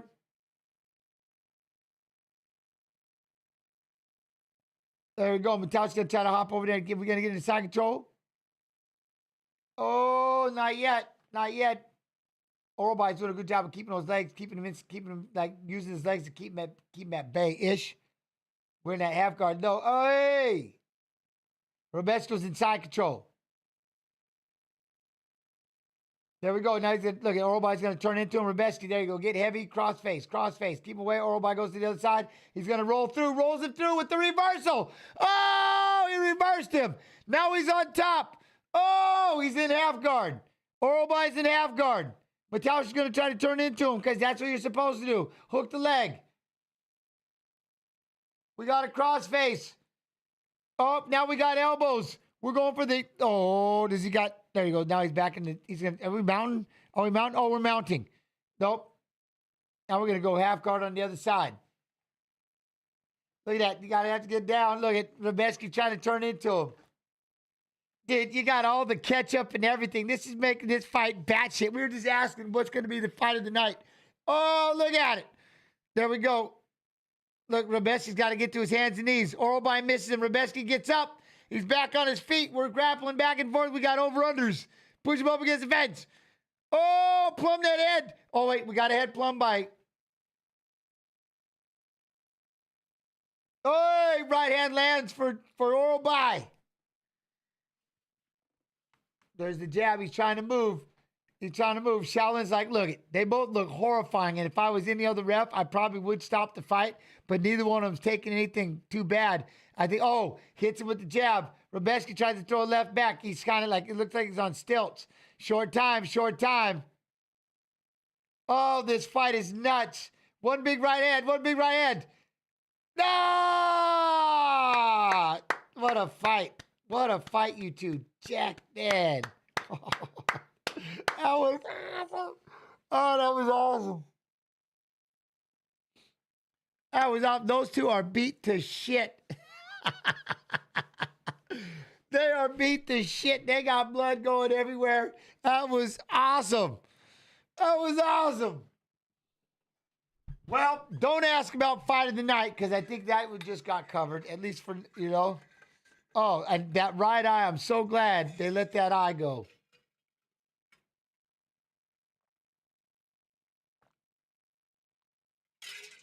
You know, the thing was, Oralby looked good, but so did Mataush. He still looked good getting those takedowns back and stopping the takedowns. And, man, I'm telling you, I worry about the judges right now. As long as they're 29-28s or something, I worry. But we will see. What you need to see is we need to see what they look like 2 days after. When all the bruising and the swelling is in there. Ooh, that's not good. When all the bruising and the swelling is in there. You know what I mean?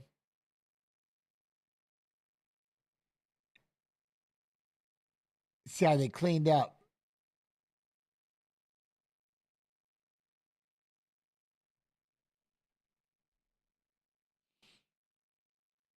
Ah, that was awesome. That was awesome. What, we needed round 4? I could see a round 4. I can see that'd be cool, but I feel bad for both of them. They're like, nah. You know what I mean? Huh? What was the fight you came out? Look, oh, that fight with that fight was with Faber because they thought I broke the side of my face because it swelled really bad. They thought I broke it, but it wasn't broken. But I looked horrible.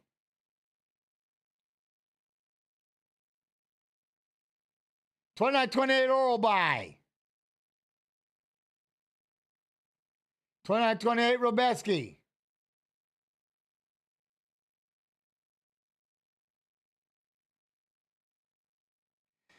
Oh, Mataush gets it. You know what? Close enough, both sides. I'm not pissed. Great fight for both of them. Put it in their pocketbook. Not pissed. Not pissed.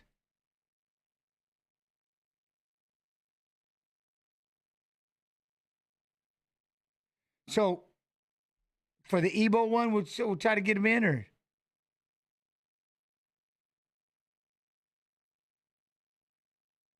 See, he said very important fight because the last fight he lost, so.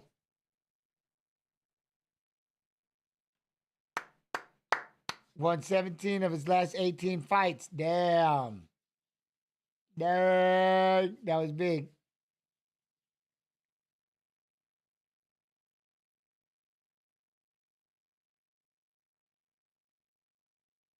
He did a good comeback. Yo, what up? What up, Bergens? Bergens! Yo, what up, man? Yo, the Bergens. The Bergens. Trolls. Bergens. I love that fight, though. I love that fight. If you had to pick a winner, like, at least it was close. At least it was split. And, you know, I mean, there was no 30-27 to go in there and just ruin it. You know? Look at Jacob Montalvo, Sal D'Amato, and Ben Cartledge all in there. And two of them had Sal D'Amato, Ben Cartledge, but that round 3 was a big one. You know, I mean, it was Jacob Montalvo was the one that gave the third round to Oralby. So, not bad. Geoff, Neal, Dos Anjos. Neal and Anjos.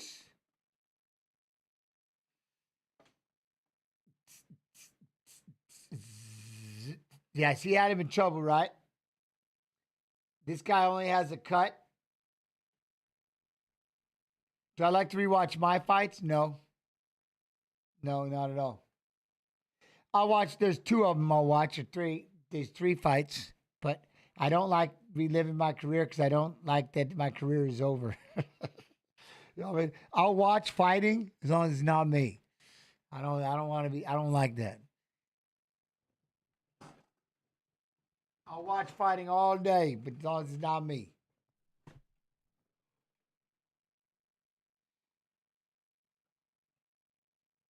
Yeah, whatever works. Whatever works.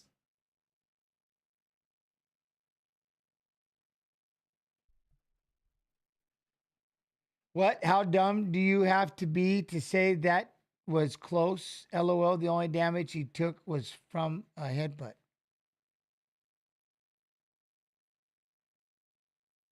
Huh.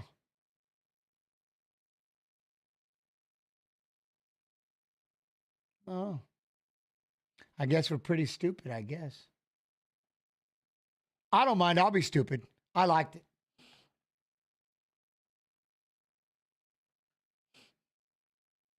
UFC got to make a seminar for the old men, a senior division for the old men. Yeah, I mean, if they want to pass if they want to pass it, for sure.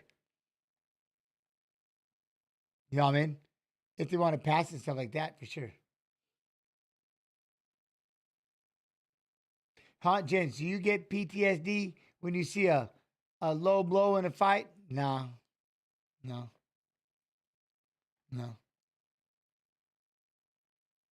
Yes, I'm a noob. I'm a horrible noob. I thought it was a good close fight. I liked it. I'm a terrible noob. I don't mind. We can't all be that individual.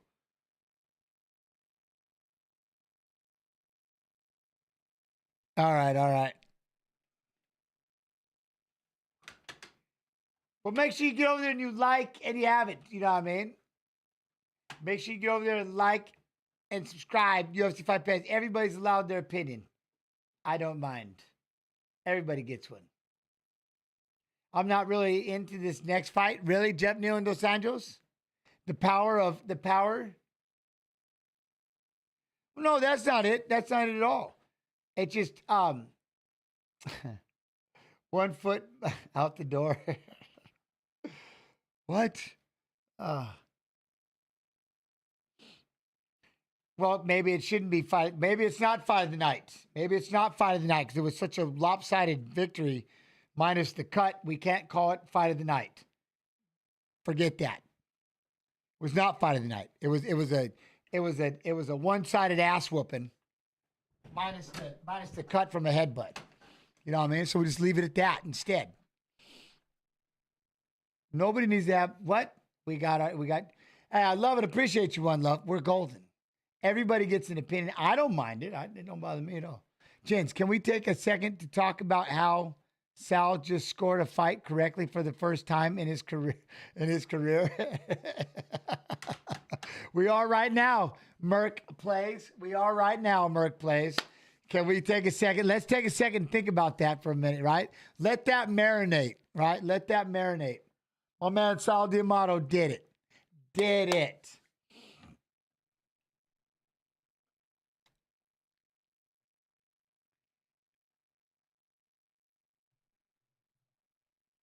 Oh, Dos Anjos is moving back up to welterweight. Dos Anjos is like, let's get back up to both. So here he is, 36th fight in the UFC since 2008. Let that marinate. Wow. I mean, wow.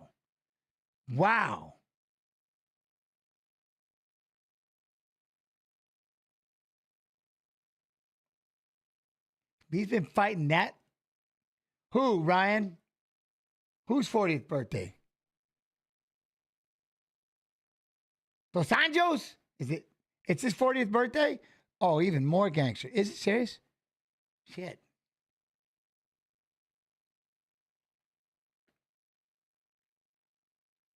So we should have our guest assist should be showing up here soon.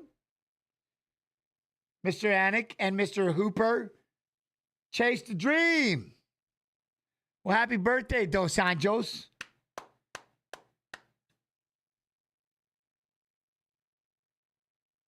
Here he goes, jogging his way out. Here he comes.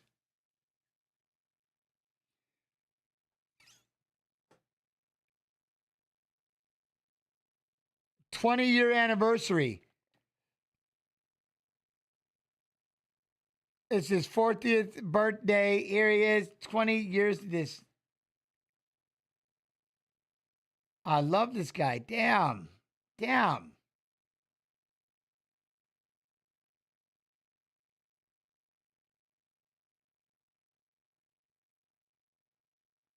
I'm in. Man, he looks good for 40. Longest tenured active UFC welterweights. Rafael dos Anjos, November 2008. Court McGee, Tony Ferguson, Stephen Thompson, 2011. Ferguson, 2011. Court McGee was 2010. Dos Anjos. You know, he's a former UFC lightweight champion. Fourth most control time in UFC history. 2 hours, 16 minutes, 43 seconds. You know, he's got the fifth most significant strikes in UFC history. 1,818. Damn.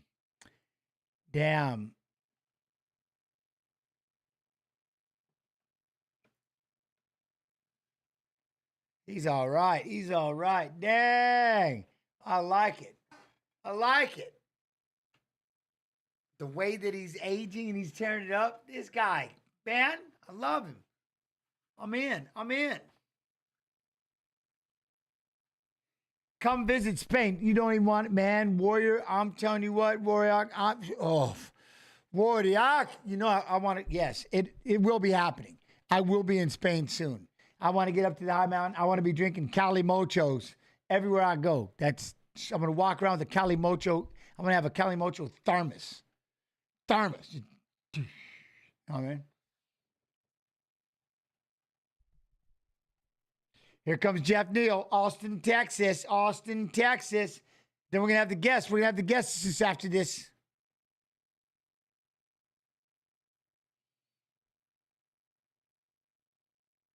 All right. You know it. Yeah, 100%, right? Vino and the Coca-Cola. Yeah. Yeah. I love it. If I were to drink, that would be what I'd drink right there. Yo, Jens, who you got in this bout? You know, I like Geoff Neal got some powerful hands. Geoff got powerful hands. RDA, it's hard to go against like just the old school. He's just the old school, you know, but I think those power hands of Neal, he got some power hands. Huh? No, Calimocho, you mix wine and Coke. Wine and soda. 9 wins by knockout. 4th highest takedown defense in UFC welterweight history. 89.7%. 7-1 UFC knockdown ratio. It's a Basque drink. Basque. You know what I mean? Huh? Who's your favorite UFC fighter? Besides all my sucker punch fighters, all my sucker punch fighters, it is Arman Sarukian. He has been my favorite fighter for a while. He's very, very good, right? I know.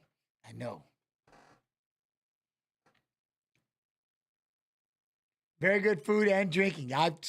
One day, me and my wife, we got to do this. I got to have a Spain trip. Have to. 34 years old, 5'11", 171, 75-inch reach. 40 years old, 5'8".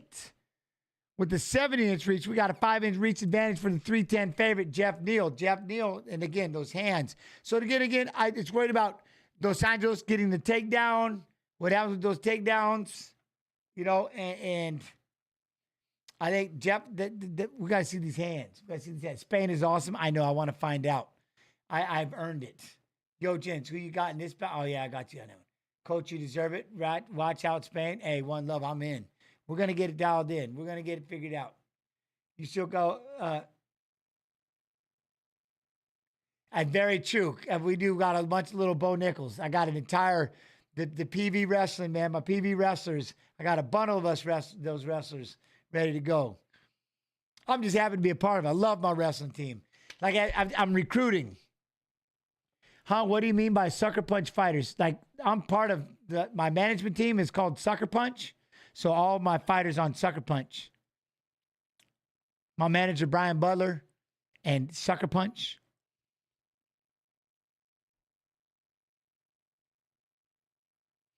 And like I said, being a wrestling coach now for PV High School, I've got my eyes. You see, I'm recruiting. For those that go to college, great. But if you choose to go after college, and you feel like fighting, or if you want to take a couple of years out after high school and fight a little bit, and then go to college, I'll be right here as your coach, ready to go. All right, here we go.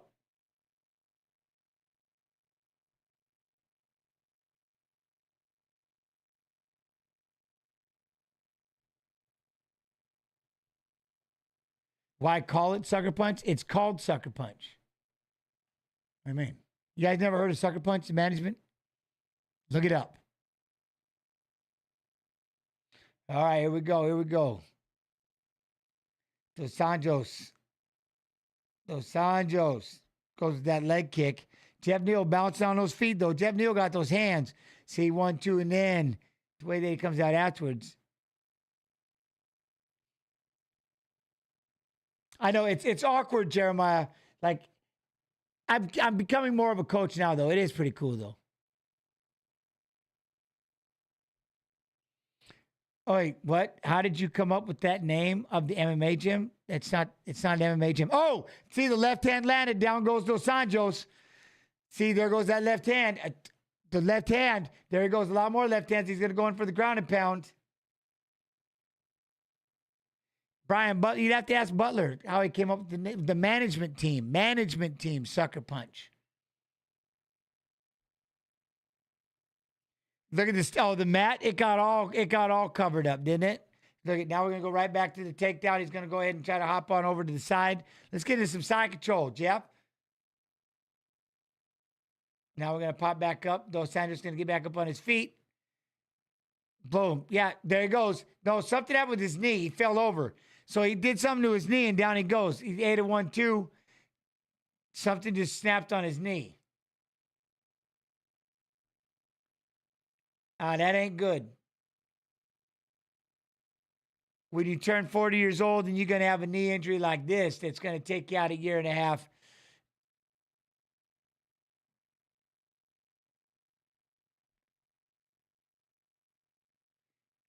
Dude, that is 2 knees that have gone today in this on this canvas. Let that marinate.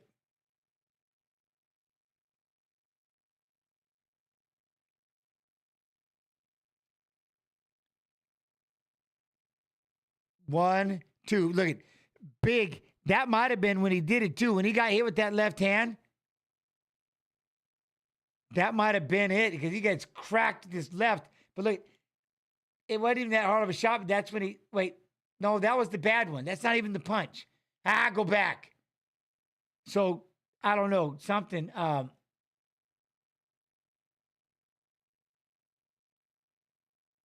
I love Rampage Jackson. You bet. Huh? Doctor's tell, yeah, he fell over his knee. So now you got to worry about he's got his knee.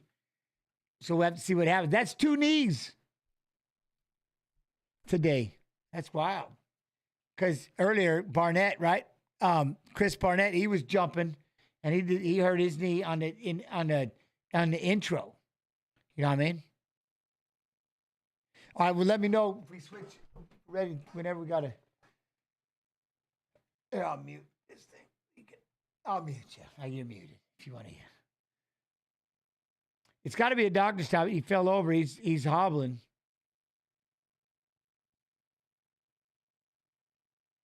The outside there. What is the outside leg? A mint.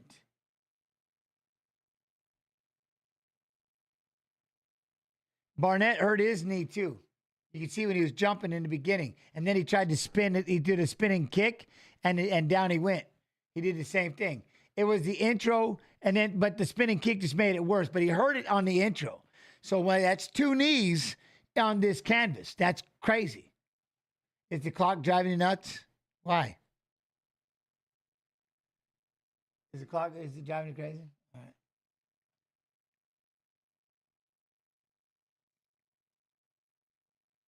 He's had his right knee issues in the past. All right, so they do the decision. I'm going to go BRB, and I'm going to bring in some guests. I got 2 guests coming in. All right? That is not the birthday we were looking for right there, but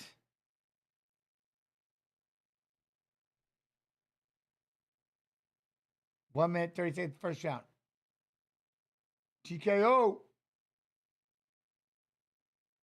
There he is. Hands of steel, Neal. All right, let me get. Of course, that happens. Evil. All right, everybody, I'm going to go grab a couple of guest assists. I'll be right back. Y'all be real, be good. Hang out 1 second. BRB. Ooh.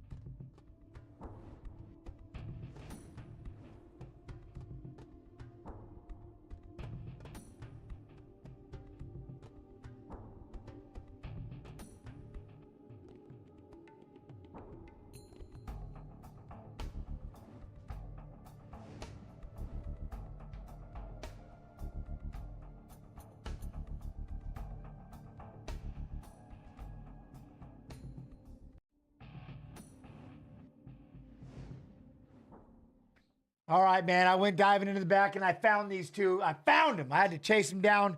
We got them. We got them. Jason Anik, Chase Hooper. Jason, how you doing today, my friend? Go, man. Couldn't be better. Couldn't be better to be with you. Appreciate you having me. Great to see you all. Love it. And then, of course, the dream. How you doing? How much you weighing right now, Chase? Good. Hopefully, like low or like higher in the 80s. We'll see. I don't know. I'm working my way down. I still got some time. My man said hopefully. Right out the bat, he Yeah. gets with the hopefully. Hopefully. The weather's nice. You guys, you doing good back there? No, the weather's actually pretty shitty right now. It's raining. It's supposed to rain all day. This is the Not in first one of these Washington. we've had. So Not in oh, Western yeah. Washington. Never. No such things. Right? Back to it. Back to it. I get it. I get it. So we got Ebo Aslan and I was trying Javier Cerqueira. I can't even say the name. And then, but coming into it, and then of course we have the main card: Shara Magomedov, Arman Petrosyan, Lerone Murphy, Dan Ige, Ankalaev, Rakic, Whittaker, Chimaev, Topuria, Holloway, Anik. Any fights stick out? Bro, they all do, and it's 1:23 Eastern time. And for those of us old men, I'm 46 years old. Shout out everyone overseas, too. They get to watch it at a reasonable hour. But, I mean, what sticks out? My brother said earlier this week, this is maybe the best co-main event and main event the promotion can put on paper. Like, yeah, and Ankalaev may be my favorite fighter and the third from the top. I mean, Chase, you got to be fired up. You got to fight on the books. Let's go. Wait, you have a brother? Just kidding. Yeah, no, I mean, Right? yeah, great card. Who's this guy? Yeah, I mean, I love watching fights. I just want to see Max do it. I want to see him get that belt back, get that fourth fight with Volk. That's what I'm looking forward to tonight. But banger of a card. Whole thing is stacked. You don't even think about that, getting the fourth fight with Max. It's one. I want him to win. I think, what's scary is Topuria's got, he's got some heavy hands. What he did to Volkanovski, what he's done to pretty much all of them. He has some serious power, but it is so hard. Like we keep saying it over and over and over, and both you can jump into this. We keep talking to Max like he's old. Like he's this older fighter. Like, and Topuria's this youngster, but he's literally 32. He's priming. He's just been in the game so damn long. You know what I mean? He's priming, Anik. He's priming. It really is. Yeah, it's really interesting with a lot of these guys that have been around a long time. Like even a guy like Renato Moicano that's been in the promotion over 10 years, a lot of miles. I would ask you guys, like, yeah, his age is what it is, but what about the miles? My brother, I think, said 37.5% of Holloway's life has been spent as, an active UFC fighter. I mean, yeah, he's in the same boat as me, or I guess I'm getting towards the same boat as him, getting into UFC at 20.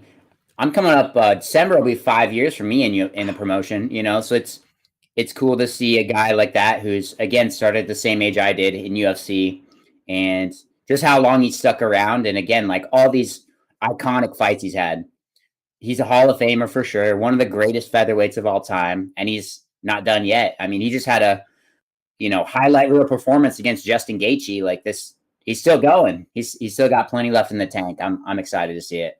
And that's it. When you say that, that's the fight that he's literally coming off of to go into this fight. It couldn't have been scripted any better. I mean, how can you not ride that kind of momentum? You knocked out Gaethje I'm going to draw a line in the sand. The greatest, with 1 second left in the fight, the greatest ending I think anybody's ever witnessed. I mean, everybody was stunned, shocked. I mean, floored when it happened, and you knocked out Gaethje. I think it's unbelievable. And again, that's got to be something where it motivates Topuria to be like, I have to prove something. It seems like Topuria seems, maybe in his language it's not as bad, but he seems pissed. He seems pissed all the time, in this coming up to this fight. Well, it's interesting. On my brother's podcast this week, guy Brian Petrie said that Topuria's favorite fighter is Topuria, right? And like, man, this dude believes in himself. And we talk about age, he's like 27 years old. But Chase, I like hearing you say that you're rooting for Max, right? Because there are a lot of relationships in this business, right? It's like even December 7th when you fight Clay Guida. I know Clay. I love Clay, but I don't love Clay as much as I love you, getting to know you, right? So, you have rooting interests, right? And with respect, I'm rooting hard for Holloway, right? Topuria talked some shit about my boy Bilal Muhammad, right? So there's so many different variables, but I hear you. I root for legacy. Hard not to root for Bob Whittaker too. Like we didn't even talk about that. I mean, I was getting down to that one because that's the other one. So when people ask, it's like I'm going with Holloway and Whittaker. I have, it's all personal. And that's the thing. I've loved Max since he was Hawaiian little evil. Before he became blessed. And, and then Robert Whittaker, always with the watch along, being watch along fam, there's just no choice. Hamzat's a great fighter. I know somebody in this stream really loves him, AK Snoo. But that's the one thing with Whittaker and Max. This is that one time for me, everything's personal. Yeah, that's the hard part about the sport is you want to bet with your heart and not with your brain. I'm gonna be so sad if Max doesn't get the win tonight. I want to see Max get the win, get the belt back, beat Volk. Greatest featherweight of all time. That's right. That's my ideal script for him. Yeah, I want to see Whittaker get back towards that belt too. I mean, he had a great run before the Izzy fight. I mean, I'm ready to see him get back there too. Why not? I hear you. Well, who was the youngster that he just knocked out? Aliskerov? Was it? Yeah. It's Aliskerov, and that kid was a big up and comer. And one of the things I did notice when I was watching some training videos with Whittaker, I witnessed the headgear. So my man's wrestling, and is it to the point that I don't know if I would try to get in there and just try to wrestle with Chimaev, but enough wrestling to at least dial him back and be able to stay on my feet with more opportunity to throw punches and kicks? Maybe. And, Chimaev moves the needle for me more than any fighter in the promotion. So the fact that it's almost like I'm not going to believe he's going to fight till he actually makes the walk tonight. But I see, but like Chase, I've said to people about you being around you, right? Like I definitely see a man now, whereas maybe I saw a boy 5 years ago, right? Where we're Chimaev, man. Like I feel like this dude has evolved as a man, as a fighter, right? You don't see a lot. Chase, I'm sure you've gotten a lot better since your last fight, as you guys all do, right? So Chimaev is as scary a matchup for Whittaker. He's not afraid of anyone, but I think there's a reason why Chimaev's favored. That's fair. I mean, look at some of his tough tests, like Gilbert Burns. That was a great fight. Usman.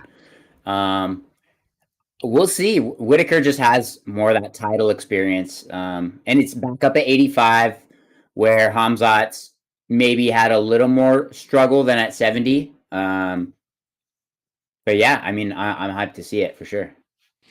Yeah, I think the big thing is, again, that's another one. He's been at the top of the game for so long. You know, he's been, it's weird not to see a Whittaker fighting for a belt. And I'm kind of curious, but where is Khamzat? What's he been doing?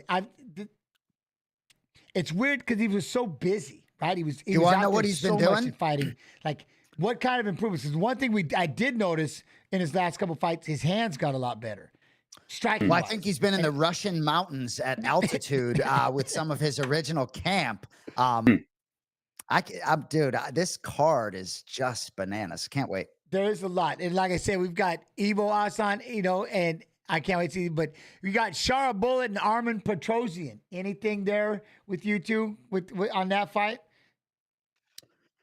I mean, yeah, go ahead, Chase. I mean, I think Shara's, they're kind of setting him up for a win here. But Petrosyan's a dog. He's had a ton of fights, ton of UFC experience. And I think it's pretty obvious where Shara is lacking. So if he's able to capitalize on the wrestling, then that's his way to beat Shara. We'll see. Yeah. I think he would have to. I think he would have to, because, you know, that he's a Petrosyan's got to wrestle, because I didn't really give it. He can strike, man. Shara can strike. His kicks and stuff are wild. We were just again watching fights on Thursday. Normally we do them on Friday, and watch just the way his kicks and stuff. The way that he's something. His striking is ridiculous. I don't necessarily know if you're Armin, if you're trying to go against that, at least without some kind of wrestling maybe in the beginning to try to taper it off, you know what I mean? Get him a little tired, get a little fatigue in there, get that little bit of that wrestling concrete in the joints, you know, that lactic acid, Anik, get a little bit of that in there, right? You know, or just go toe to toe when he's all nice and sharp. You might want to duck that, you know. So like for Max, right? Fighting Gaethje at 55, you know, and obviously he's been at 45 a lot. But Jens, right? You obviously had a career, different times in your life where you were younger, older, whatever. Like for Max, Gaethje at 55, juxtaposed to now at 45. Like any thoughts overall on like that and what that could be? You know, does he have as much pop at 45, if you will? Well, you know, the one thing about Max is I think he has more confidence, because who's going to hurt this? Like, this has got to be his mindset. Who's going to hurt him at 45? We're talking about the power that Topuria has, but Justin has literally left people changed after he fought him. Like, they're not the same after he fought him. Their legs, their heads, just getting dragged into a deep water. That he has hurt people bad, emotionally, spiritually, physically. I mean, he's ruined them. And that we used to talk about, like, I get goosebumps. See, I hide the bumps. But Max, not only did he go in there and do that, he walked out of it with the last 10 seconds. Max style says right here, the line, let's go. And he ended up hitting him with the combination and puts him to sleep with 1 second left. Max does what Max does, which is, I'm going to be better in the 5th round than I was in the 1st round. I will always be stronger. And not to mention that day he opened up with what? He's got the 2 most significant strikes in a single fight. 454 is one of them. 454. And I'm like, what if he goes for 500 today? You know what I mean? But that's the one thing about him is he's always been about punches with bunches and just putting in the work. He doesn't want that one punch power. As Topuria gets in there and he hits you once, and Max, we'll talk about the chin of Max Holloway. And all of a sudden, he hits you clean and Max is still in your face. Like Chase, that wears on you. When you crack somebody hard and they look at you and they hit you with 5 more punches, it starts to make you kind of second guess yourself.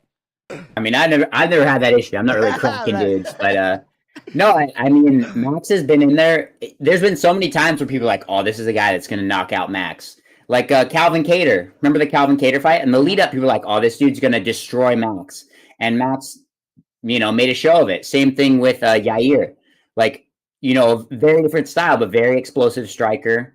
Brutal knockouts, and Max made it look easy. Like he's got a different, the only guy that's ever put it on Max like that at 45.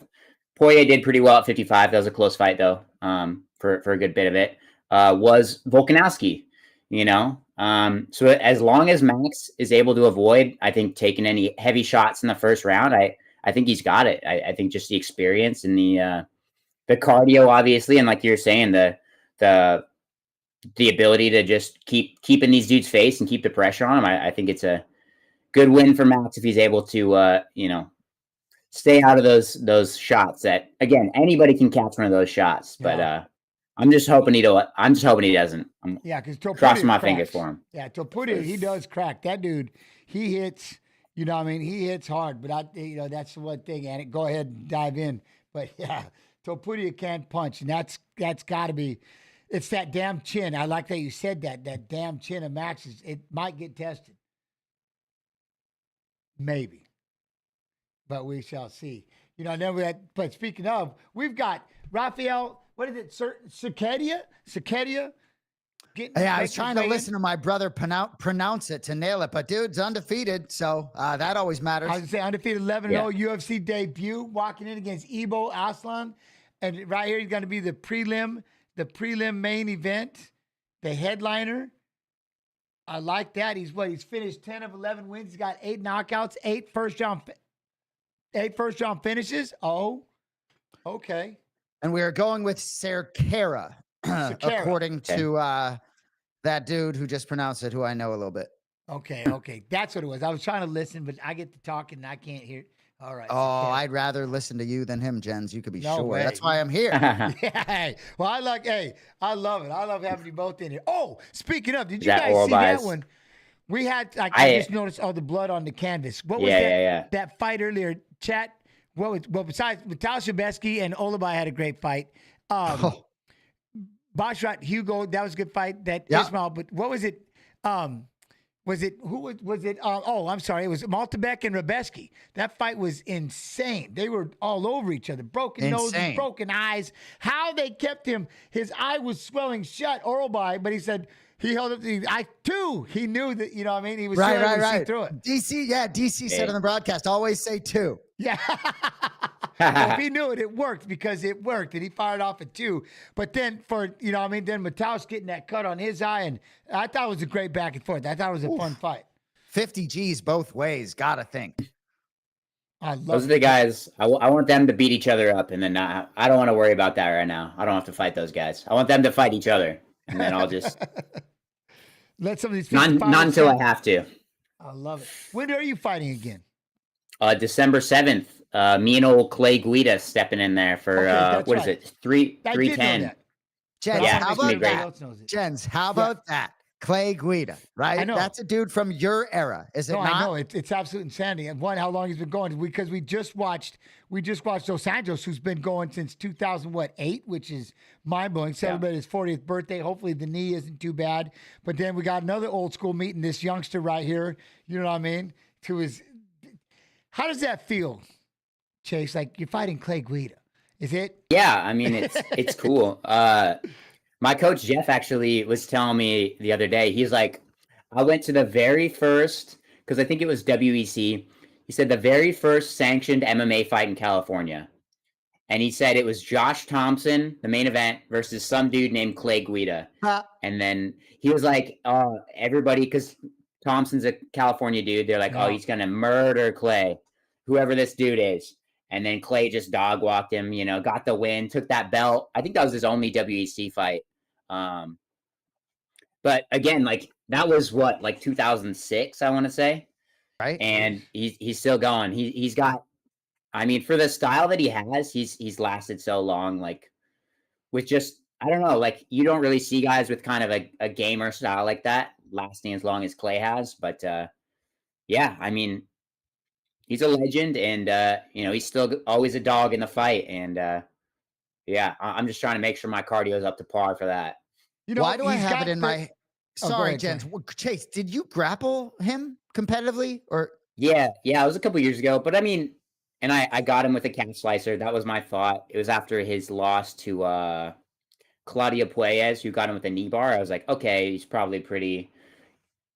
I don't know, like the more old school guys aren't as up on the leg lock stuff. So that was my thought. But it's an MMA fight. He's not forced to grapple with me. So we'll see. I mean, he's always got a dog in the fight, and such a gas tank. I got to make sure mine's up to par. I can't believe this is awesome. Yeah. Right? I love it. Man, I'm gonna be nervous. I'm gonna be excited. It's gonna be fun. It's gonna be fun. I know you got the deep water. It's like I don't want to talk. I'm not talking bad, but I'm giving. But it's more like I'm picking. Well, Chase is my boy. I love Chase. All right, it's just conditioning side of it. That'll be, I think, the biggest thing, right? Is sometimes you're not worried about conserving your energy, but at the same token, you've always had a decent gas. You don't get tired, do you? No, I mean, my last fight against Slava, I didn't even start sweating at the end of the fight. I was think you know how to get tired. I was going to say. I was still dry. Yeah, I mean, so I mean, it's easier when you're just beating somebody up versus when they're fighting back. But I mean, yeah, I'm doing everything to get the cardio up. Sleeping in my altitude tent. I'm kicking up the cardio sessions at the gym. I'm trying to wrestle with these dudes hard and see how it goes. I love it. You got some Tahoma wrestlers if you need to. I mean, if you want to really up your game, work away from the Edom class. Go get the Tahoma wrestlers. They're pretty close right there. But, Evo, Aslan. All right, I'm going to go with Rafael here. But look at this. Right off the bat, this again, Evo's going to get right in his face and just start throwing heavy combos. I mean, he's giving up a lot. Oh, he got hit pretty hard with the hard left hand right. Is he out on his feet-ish? Okay. That's it. Yeah. Fair stoppage. I wasn't expecting it to happen that fast, chat. It kind of caught me off guard, but he hit him with, what was that, you two? A 15, 16, 20-punch combo. And my man... Welcome to the Ultimate Fighting Championship. Yeah, I think he just froze in his debut. I think he got blasted with one shot and... Especially fighting the more... I mean, he's not from the Emirates, but I mean, Turkey's pretty close. I stopped in Turkey before flying to the Emirates. So, I mean, that's a quick flight. You're fighting more of the, hometown guy. I mean, and your main event on the prelims. This is a huge... Yeah, it's a lot of pressure. Overhand left on the temple. And if you notice, did you notice that Anik, when he threw the kick, it went up and it went up and around, like he lost complete sight of that shot. And then it just came crashing down on the orbital. And then just the way you see those lights just turned off instantly. And again, I kind of liked how Goddard let that go a little bit. I'm always, maybe you two can tell me to shut up, whatever, is when it's on its feet, if there's no real reason to stop it unless, you'll fall down if you're out. You know what I mean? You'll fall. You let them take it. If they can manage to stay on their feet, let them take a little more of a beating or jump in and save them. You know what I mean? I've always been, they'll take a knee, they'll fall down, right? But yes, but to play devil's advocate, right? And you're a fighter, I defer to you, right? But, 10 seconds straight, just like this and clearly sort of already buckled. Common sense. But, and protecting the fighter, but your point's well taken. I get that is it. Intelligent, right, Chase? You have to make sure you're doing something. This is not intelligent to stand there and let them just whip hooks to your ear holes. He should have just closed his eyes and tried to throw the biggest haymaker he could and see what. At least one or two after, eat 6, fire 1. Eat 6, try to come back. Unless you really were out on your feet, But that one shot just hit him clean. Just clean. I mean, if you're fighting back, I don't think they would have stopped it. But if you're just taking all that damage and it's clear that you're not making an effort to make it any better. I mean, there's no reason for him to keep it going, unless, again, more the old school days, we're going to go until you're, limp on the ground. I like how I said more of the old school. I want to be falling flat on the canvas if I'm trying, but I get it. You can't just cover up and do nothing. That's I mean, we can't all be the Pat Barry, Chuck Congos of the MMA world, you know. 100%. But man, I feel for you a lot though, Rafael, because Ebo though, what a way to step in on that kick and just blasted him with the first hook. And then, I mean, what a kill switch. When he had him hurt, he just unloaded. This fight's over here, right now, you know? I'd like to see this dude a little later in the fight. I want to see him like settle in and see what that cardio looks like. Good point. Because I think this is 205. I mean, you're going to get some better guys, obviously, that are, you know, you got the Ankalaevs, obviously, you got the Potons, you got, you know, some guys that are going to be able to take that punishment or keep you farther away. No doubt. But again, it's his only his second UFC fight. He's still got a ways to go.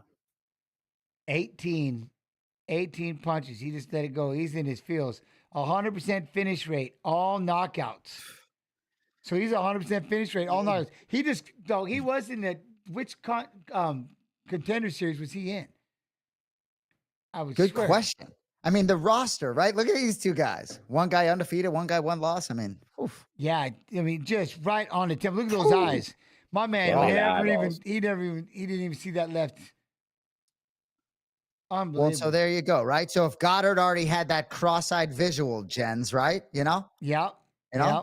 See, look at him. He's walking and he's keeping it close. And look, he tried to throw a couple, and you see right there when he sat back. That was a good stop because he faltered back and that was good. But he was right in there. He seen that first punch and realized, you know what I mean?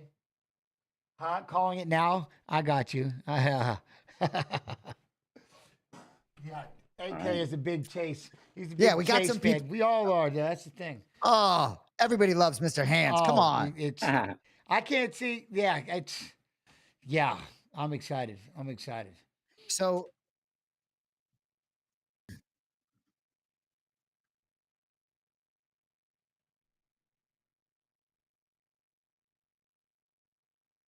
Okay. Well, I already asked him about the fights, but now they got to do it again because now we got Ige. And then there's the fight, Magomedov, Ankalaev, Alexander Rakic. They were looking pissed off at each other at the weigh-ins. I like that one. You know, dude, I like that. They look like they're going to get after each other a little bit. And then you got Lerone Murphy, Dan Ige. Anything stand out with them?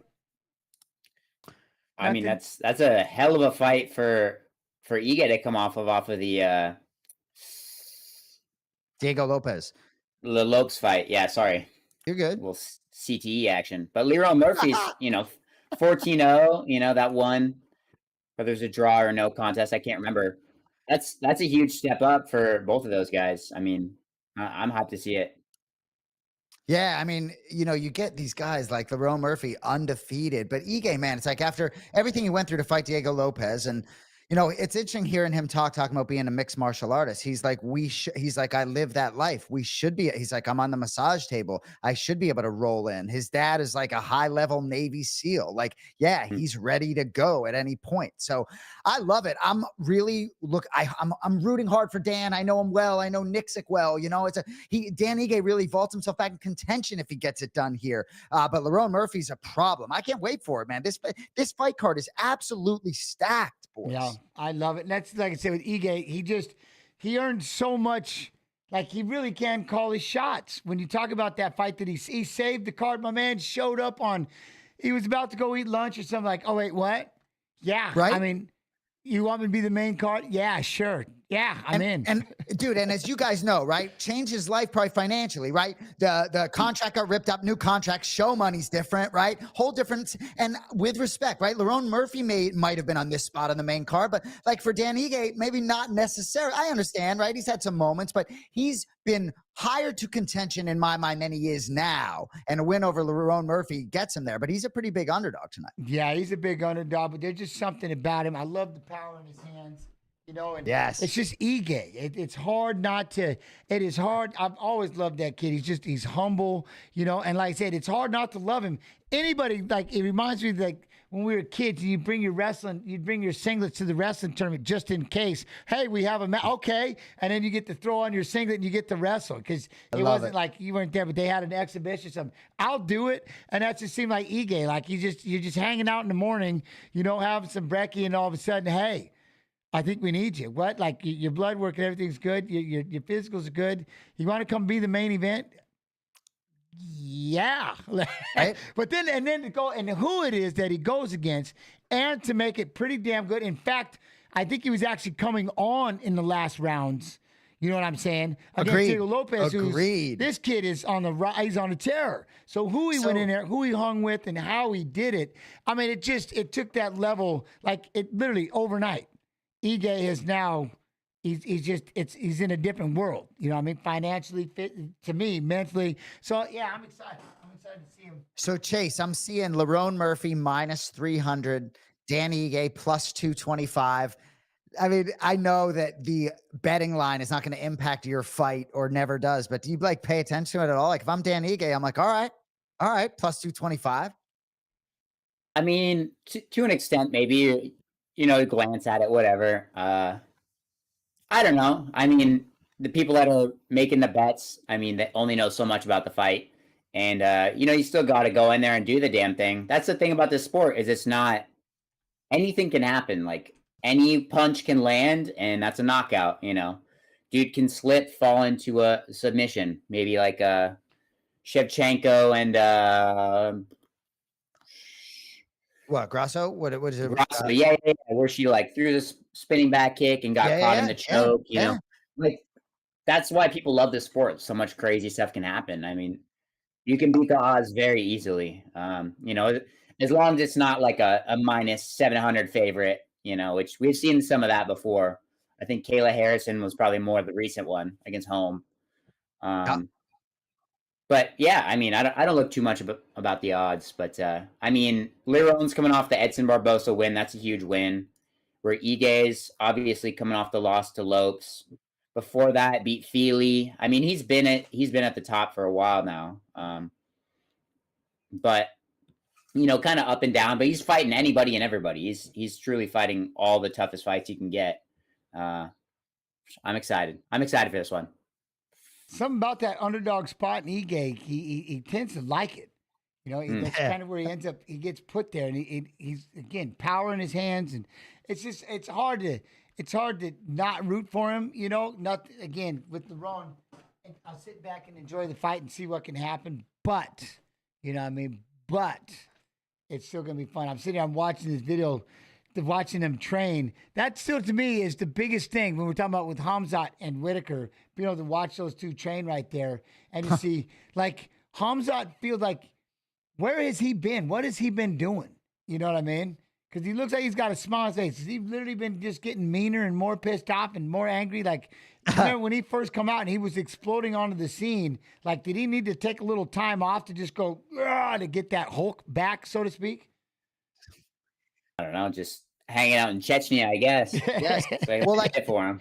But like as a UFC fan, I'm genuinely disappointed that Whittaker or Chimaev drops out of contention a little bit tonight, right? One of the and you could look at the other side of it. Like I'm thrilled that either one of them, that this is a title eliminator and they're going to fight for the title again. Whittaker to get another chance at DDP, I'll sign up for that. Yeah. I love that fight. All right, let me. I got to root for Whittaker. Just OG.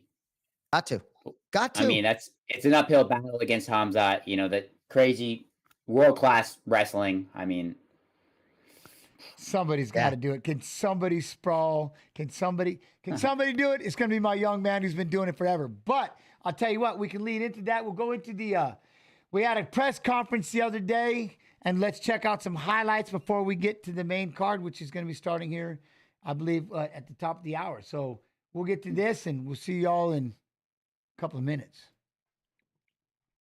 The same thing with Borg. You all have the same energy in that fight. You have the same energy in this one, but you're going to change your mind after this Saturday night. You will see, guys. I will be the first one to take his lights out. Just tune in, man. Tune in. I think he didn't deserve that kind of moment.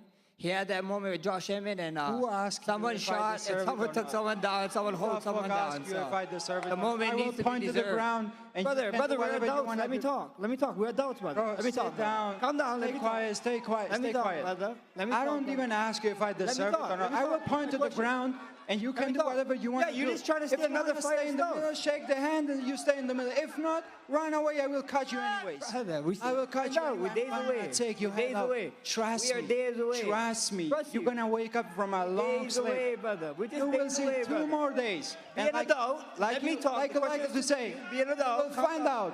Calm down. Yeah, we're gonna find out. We're gonna find out. Exactly. Let's go. Go ahead. Con Ball que fue en el segundo, pero esta vez será en el primero. Él no será aguantar la presión que le voy a proporcionar desde el primer asalto. Él dice que yo me copio de muchos otros luchadores, pero adivinen qué, él quiere ser como yo, él quiere ser el campeón del mundo, él quiere tener lo que yo tengo, así que se sienta en su lugar hasta que me ponga de pie. It's going to be in the first round. I'm going to put a lot of pressure since the beginning of the fight, since the first round. He's been saying a lot that I copy a lot of other fighters, but the reality is that he wants to be me. He wants to be the champion. He wants to be in my place. We're gonna find out, brother. Like I said, like I've been there, like he just said, we're gonna find out what I've been saying all week. We're a couple days away, bro. Tune in. It's gonna be fun. Max, find out for Holloway. Find out all the time. We will find out. We will find out. Verdadero BMF hubiera aceptado el reto desde el segundo uno. Este cinturón fue creado por y para George Masvidal. Él se hubiera quedado en los primeros 10 segundos en el medio. Pero este falso BMF no se queda ahí. Lo estuvo diciendo. Yo voy a salir, voy a apuntar hacia el suelo igualmente. Si se quiere quedar, van a ver el knockout más rápido de la historia de la UFC porque le voy a arrancar la cabeza.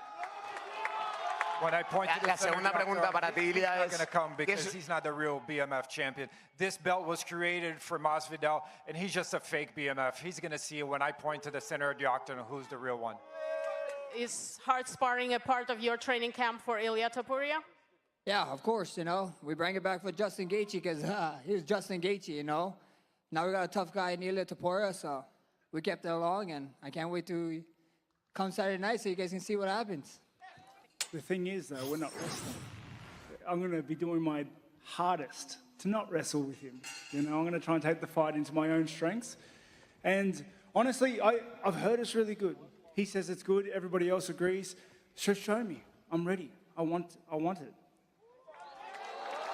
I don't think so. We'll need 25. I'm here to finish somebody. I'm here to fight, man. So maybe come here and jump around like kangaroo, man. Around, I don't know. I'm here for fight, and I fight from first to last, man. Try to finish the guy. That's what I'm doing. You know, I'm going to try. I have 25 minutes with him. He has 25 minutes with me. And, you know, I'm going to leave it all there. I'm going to leave it all there. I don't know, bro, what people think about. I know who I am, man. So, I'm going to go in the cage, do my best, man. В эту субботу мы покажем зрелищный, красивый бой. Нам она очень нужна, чтобы идти вперед, так как Rakic стал на мой путь, нам придется переехать его. This Saturday, we're going to show a fun, exciting fight. It's going to be fun for the fans. Right now, Rakic is in my way, so what we have to do is move through him to get to the championship fight. I expect a hard fight. I mean, Magomed is well-rounded as me. I think we are the two most well-rounded guys in the division, and it's going to be a fun fight. I improve all my skills from the last fight, wrestling, grappling, and striking. And like he said, that I'm in his way. Of course, he's in my way as well, and I want a title shot. So I'm ready to crash the party on Saturday and mix things up and talk after the victory to Dana. Everybody knows my skill set. I'm an elite striker, and I believe I'm going to cause him problems on the feet. He's got good power. Like everybody knows, he's well-rounded, but everybody's well-rounded in the UFC now, so I'm just going to put on a good show, good fight, and I'm looking for that 50 Gs. Just confidence in what you're capable of, you know, showing up and fighting. We're just warriors, man. That's what we do. We train year in, year out, And I'm excited for Saturday night. It's going to be a 15-minute, exciting, violent, bloody war. You think it's going to be a 15-minute back and forth, or do you reckon you're showing dominance in there? That's what I'm prepared for. I don't know, you know. Однозначно он будет со мной бороться. Вопрос лишь в том, когда он начнет это делать. В самом начале или тогда, когда запахнет жареным, как я уже говорил. Yes, of course, he's going to come out there and try and wrestle me. The question is he going to start with wrestling, or is he going to do it when the things are going to be really bad for him in the middle of the fight? Шара сказал, что запахнет жареным, но, возможно, жареным запахнет и в его углу. Даже скорее всего. А по поводу стойки или ударки, будем отталкиваться от боя, мы готовы ко всему, и к стойке, и к ударке. У нас хорошая ударная техника, поэтому я не вижу в этом проблем. Когда я бью ногами, на том месте, куда я ударил, бывает хорошая прожарка. He said that it's gonna be tough for me in there. Well, it's gonna get tough for him first, I'm pretty sure. And when it comes to whether I'm gonna wrestle or whether I'm gonna be striking, we're gonna see what the fight shows, and that's what we're gonna do. And Shara replied that once I start kicking, it's gonna be pretty bad for you really, really quick.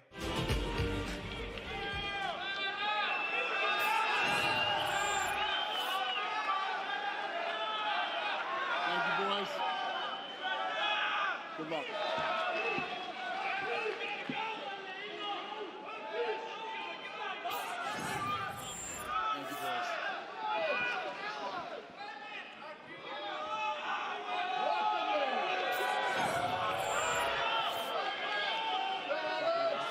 Thank you.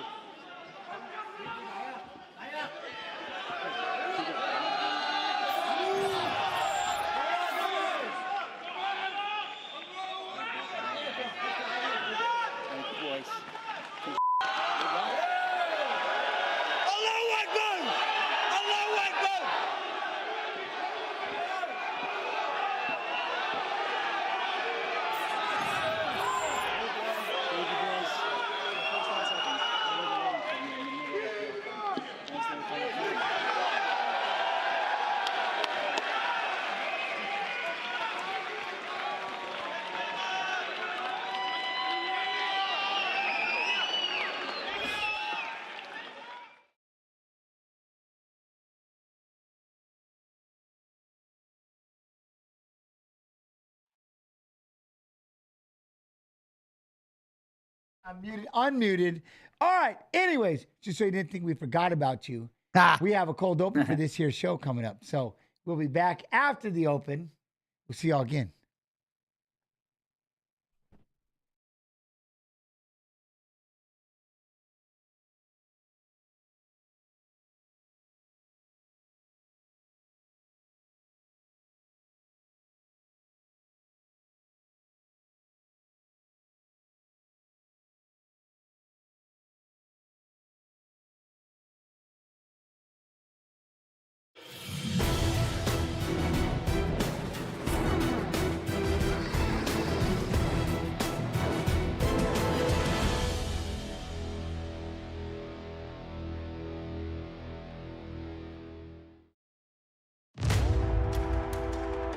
A new era dawned on the UFC's featherweight division with pure violence.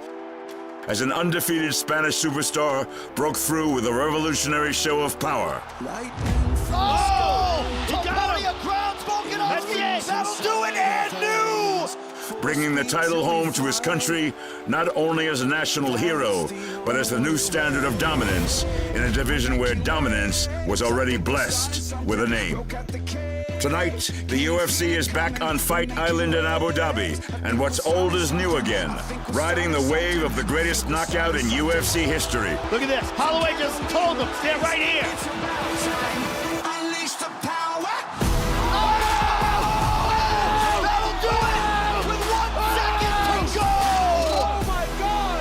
Now is the BMF champion, a Hawaiian legend with the most wins and finishes in featherweight history, and has defined greatness for a generation, is back to show what legacy is all about by reclaiming the title. I'm just gonna leave something for you guys to remember for a lifetime. If you wanna be the best, you gotta beat the best, and the best is blessed. First, a fearless warrior who once ruled the middleweight ranks is making a run of his own, as a beloved Australian brawler is wreaking havoc yet again. Oh! An uppercut from Whittaker! Doling out the kind of punishment that earned his reputation as one of the most savage champions in UFC history. Yet, the challenge this time is the most daunting so far. An undefeated Russian menace whose terrifying onslaught of the division's elite There's the tap! Comes on Chimaev!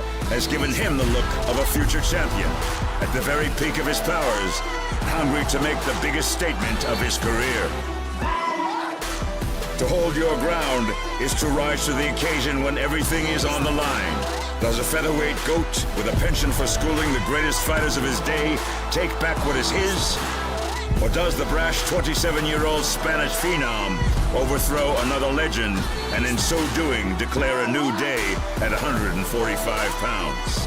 I represent a new generation of mixed martial arts. I want to knock him out in the first round. Live from the sold-out Etihad Arena in Abu Dhabi, it's UFC 308, Topuria versus Holloway, and it starts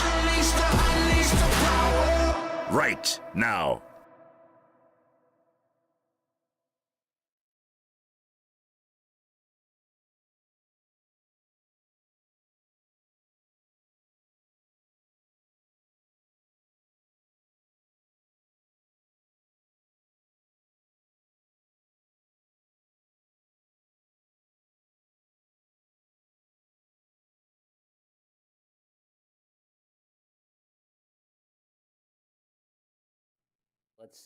Regardless, I'm like, okay, let's go get some food. Like, I'm just happy to be done fighting for a little bit, you know? No, that part, now there, that was just, so we're just kind of talking about this thing real quick, chat, we're back, and then we got the fights coming, but that, Chase, the relief, no matter what, I'm happy that, like, a lot of people, they always feel this down thing. I'm happy that it's over.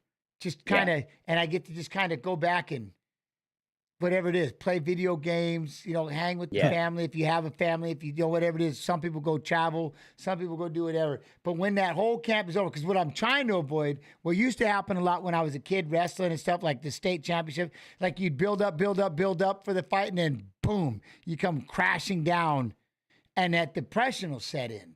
You know what I mean? It's like, well, what do I do now? Everything's been so focused. Like, it all of a sudden it gets quiet. So I get really happy that I have things that I really enjoy. You know, like, oh, my family, my kid, you know, I'm glad that it's quiet. You know what I mean? It's good to hold on to things like that, right? Yeah, I've always thought, like, I don't know, like, the fight week is not real life, you know? The fight is not real life. Like, this right now is real life. Like, being at my house with my wife and our baby, like, I'm always excited after fights to get back to what's real, you know, and not just this temporary thing that's, like, fleeting all the time. I love that. Yo. Yeah, you know. Yeah, it is though, because you fly out, you get to put on your costume, you get to do your week of. It's kind of like anywhere you go, right? People always like when you'll have people follow you around. You go to Vegas and it comes to fight thing, you got to put on your costume. You're Chase the Dream Hooper, you know what I mean? But I get home, I'm dad, I'm husband, I'm, you know what I mean? I'm uncle, I'm brother, whatever. You know what I mean? It's like take out the garbage and you know what I mean? And pick the kids up, you jackass, or whatever. But Chase, I think having that perspective, I don't take it for granted that you have such a good perspective at a young age. That'll serve you well, man. Not a lot of people wired like that. Like, so you make it sound easy, but respect, bro. Good for you. I'm 46, man.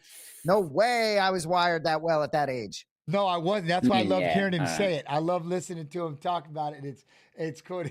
But it really is interesting, right? And I'll say, Jens, because like, so I host a show with Bilal Muhammad, and Chase came on, met, you know, a few years ago, right? And it's like, you know, it's just, and then I met him in person, and I'm like, it's a whole different, like fairly recently, last year, International Fight Week, whole different situation as you grow. So Chase, I love hearing that perspective, but I'm also a fan rooting for you to become champion. So it's very interesting too, to hear you talk about real life. Cause, you know, those things, it'll be more challenging to separate those maybe as you get older. I don't know.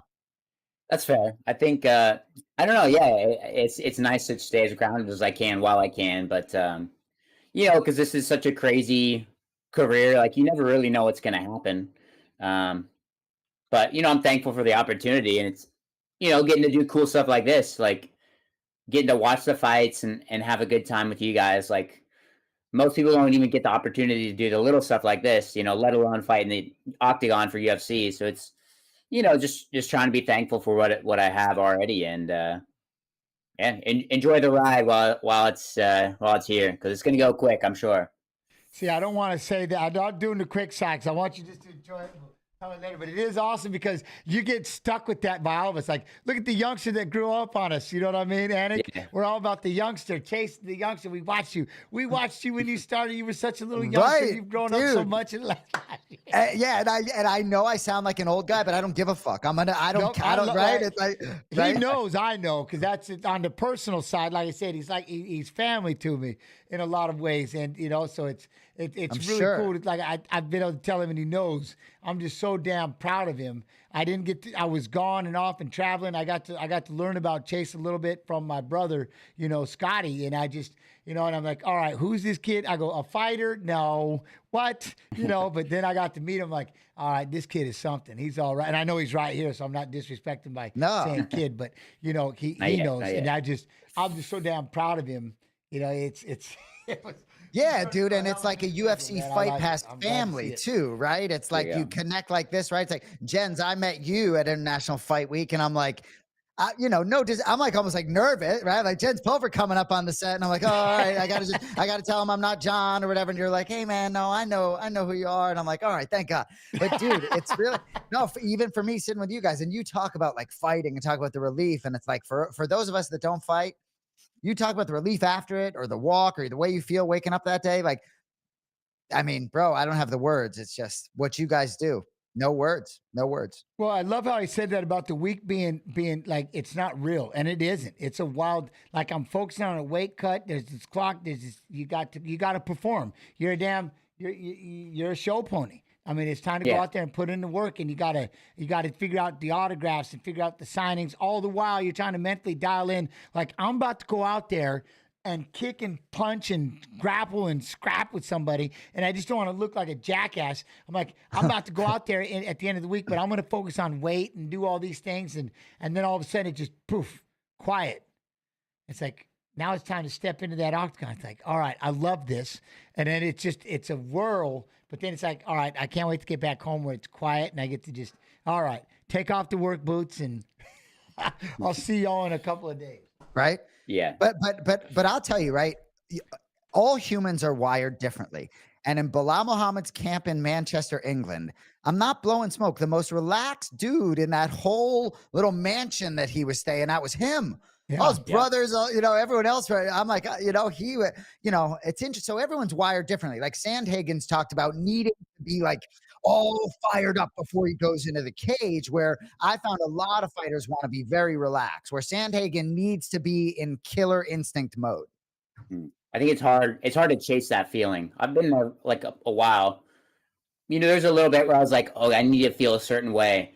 And then when you don't feel that way, it's not a good time. Like it like kind of knocks you out of focus. If you're like, wait, I need to feel more pumped up than this. Like I've had fights where I'm like, just kind of like meander into the cage, whatever. And it's just realizing, okay, I can do well either way. So try not to force myself to be anything, like not to feel any certain way. And that's the business, I guess. No, it's a great point. Kenny Florian made a point on the Anic Florian podcast this week, very similar, that on days he woke up on fight day, felt like shit, performed great. Other days felt great and was flat. So your point's very well taken here. Well, and that's the thing that we were talking about. Like, you have these camps that they go months, but on that day, there's one day that you have to be on. You have to feel good. And again, the rest of the world, I was talking about this on the stream the other day, on Thursday, the rest of the world is not waiting for you. They don't care. They don't care what you're doing or what you got going on in life. They're caught up in their worlds and what's happening, and they're not waiting for you. So you have to figure out how to, and I think one of the biggest things is routines. Find that routine every time and just stick with that repetition. If you notice, a lot of us are always, all of us, no matter what we do, we're calendars, routines. I mean, people in prison, people in the military, whatever we do, routines. And that's kind of the one thing that no matter how I'm feeling or no matter what's going on, just as long as I can stick with that routine, I'll be able to kind of maneuver on. As Petrosyan's making his way to the cage, But yeah, that's kind of, you know what I mean? So as long as I have that routine, and when that's, you know what I mean, it kind of saves me in the process. Sometimes you feel good, sometimes you feel bad, but the routine is there. It's like, all right, you know, on this day, at this moment. I've had moments where I'm like, you know, I might be like, should I be more scared or should I be more, you know, I'm going to say like, should I be this calm? Is something wrong? You know, like, I shouldn't be this calm. I shouldn't be. I got to be more mad. Somebody smacked me in the face, something. Yeah. You know, but yeah, Petrosyan. This fight right here, this is, can't wait to see what Armin, is he going to, if we're going to wrestle. He's coming off a loss. And then, of course, you've got to fight Shara Bullet when you get over here. So I'm sure he's going to have a lot to prove with his next fight in the octagon. Some flying legs. Oh, I can't wait for this one. You know, it's like Shara Bullet. Go ahead, Chase. Oh, no. Petrosyan more of a striker, it seems. Muay Thai background, but certainly I think some people think maybe him wanting to take it down could be a path to victory. Yeah, I want to see a fake glove touch to a double leg. I think that's his way to win for sure. So I think he's going to need wins. That. What's that? 0 submission wins. I'm just checking out the Tapology here. Oh, I got 5 TKOs, 3 decision. Okay. Well, I mean, Shara is just obviously we know which side to circle to. You know, keep circling to that blind eye, and right, keep those hands up. You know, that is the wildest thing about it. It's like that he has to fight over here, and I don't know if it's, again, you talk about, I'll keep bringing up about the accuracy of his striking. With one working eye, that's it. He's pretty damn accurate. I don't know, you know, because it's got to be something about maybe you're used to it or whatever, but just the way that he can handle it. He's pretty good. He's accurate. To me, just having one eye, it would be hard. You know what I mean? It'd be, I don't even know how your equilibrium's all messed up, your balance, but that's, you know what I mean? I'm sure you get used to it to a point because it doesn't seem to really bother him too much. Yeah, I mean, those animal instincts, right? Those other senses probably pick up a little bit. So it's sort of the way he was used to. I'd be curious what Bisping would say. But it is interesting. We had a fight tonight where, dude, I still can't believe they didn't stop that fight earlier with the guy's eyes being shut. Forgive me, I look at his name. Oralbai with the right eye, but he did. Right. He threw out the 2. I mean, he was blind in one eye tonight. You know? But like Chase, let me ask you, like a guy like Shara Bullet, and I don't say this from any point of knowledge, but I feel like certain guys that the UFC is sort of trying to build up the right way. So it's like I look at a matchup like that. A lot of the handicappers I find are on Shara Bullet, and I see the promotion, whether it's Bo Nickel, Ian Gary, certain guys, they bring them up the right way. Even you to a certain extent, you know, bringing them up the right way. So, I mean, who do you like here, Chase? I mean, yeah, I agree. I think there's probably a reason why he's fighting Petrosyan off a loss. I mean, Petrosyan's a dog, and you can't, and again, in this sport, you can't guarantee anything, but I think they're definitely betting on Shara to win. They want to build him up. You know, he's got a cool story. He's got a cool look to him. I don't know. No, you're right. He's got a fun fight style. Dude. Yeah. I mean how many?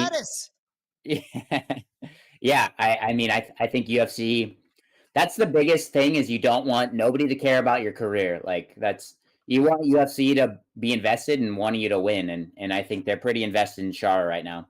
Again, like Ian Gary, like Bo Nickel, like, again, I don't know. They still have to win the fights, but you know, if they do, there's a right way to build them up. Same thing with O'Malley. Same thing with Paddy Pimblett. Yeah, perfect. They didn't feed Paddy Pimblett to Maciej Rebecki, you know? Yeah. They found him, okay, here's Bobby Green. Here's a good fight, you know, good matchup for you. And that's the way the business works, unfortunately. Yeah. Oh, they've been doing it forever. They do it in boxing. You don't even fight anybody with the winning record your first 10 fights, and you know you're 27-0, and you look at your opponents, and you know what I'm saying there's a mad difference and discrepancy in their win-loss records like that. But that's, like I said, always from day one. I'll always remember this about people would always say this about, oh, is this fake or real? It's like, dude, I'm telling you, it's not scripted like the WWE. We're here to, like, it's maddening sometimes what can happen out there. You have somebody that's so scripted and, like, not scripted, but he's like, they're supposed to win, and they get beat in a fight that, like, wait, what just happened? How did that work? But then to have it where it does work out. And I always use Conor. He's another one that he won when he was supposed to. And he didn't just win, he won in just mind-blowing fashion. And in this sport, like you said, Chase, where anything can happen and a fight can just on a dime, boom, change. You can slip up, fall into a guillotine, a rear naked choke, an armbar, whatever it is, and the fight's over. So to have it where it actually does work out like that and it builds up this big lead up to a fight, it's rare, but it explodes and the crowd loves it, you know? Yeah, for sure. I mean, look at Conor and Poirier. I think the second fight where he broke his shin, or the third fight. Like, nobody was expecting that to happen. Yeah. Nobody was. Conor wasn't in the back being like, okay. In round 3, I'm gonna break my shin and I'm not gonna be able to walk for a year. Okay, perfect. We've literally had 2 non-contact bad injuries tonight on the fight card tonight. Today, one guy stepping on a knee, one guy jumping up in his pre-fight routine or whatever. No, that's what I'm saying. There's been that's why if I say him, I wouldn't even jump. We've claimed 2 knees in this cage. This octagon has had 2 knees already. Right? It's been and then Shara goes and does a little bunny hop. If I was buffer, I'm keeping both feet on the canvas when it comes time to yell. I'm not even letting one foot go. That can't help himself. Knees he can't help himself. 100%. I do like Buff's getup tonight. Buff sometimes has a lot of colors and patterns going on, kind of a nice cream off-white tonight. I'm digging it, Bruce. Yep, I do like that jacket. But see, right off the bat, Arman's going to go out there and go toe-to-toe with the Bullet, flipping that kick out there.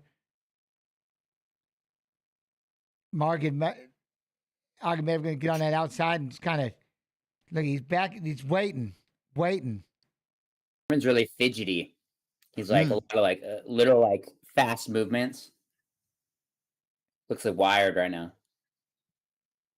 Wired, anticipation, nerves. What do you think's going through his mind? He catches the foot right there. They both hit each other with right hands. You know what I mean? Because it's cool you said that about that fidgety like that. Oh, Arman was able to get through with the left hand. He hits him with the right. Well, I stand back with the striking side of life right now because it looks like Arman is absolutely taking it to Magomedov.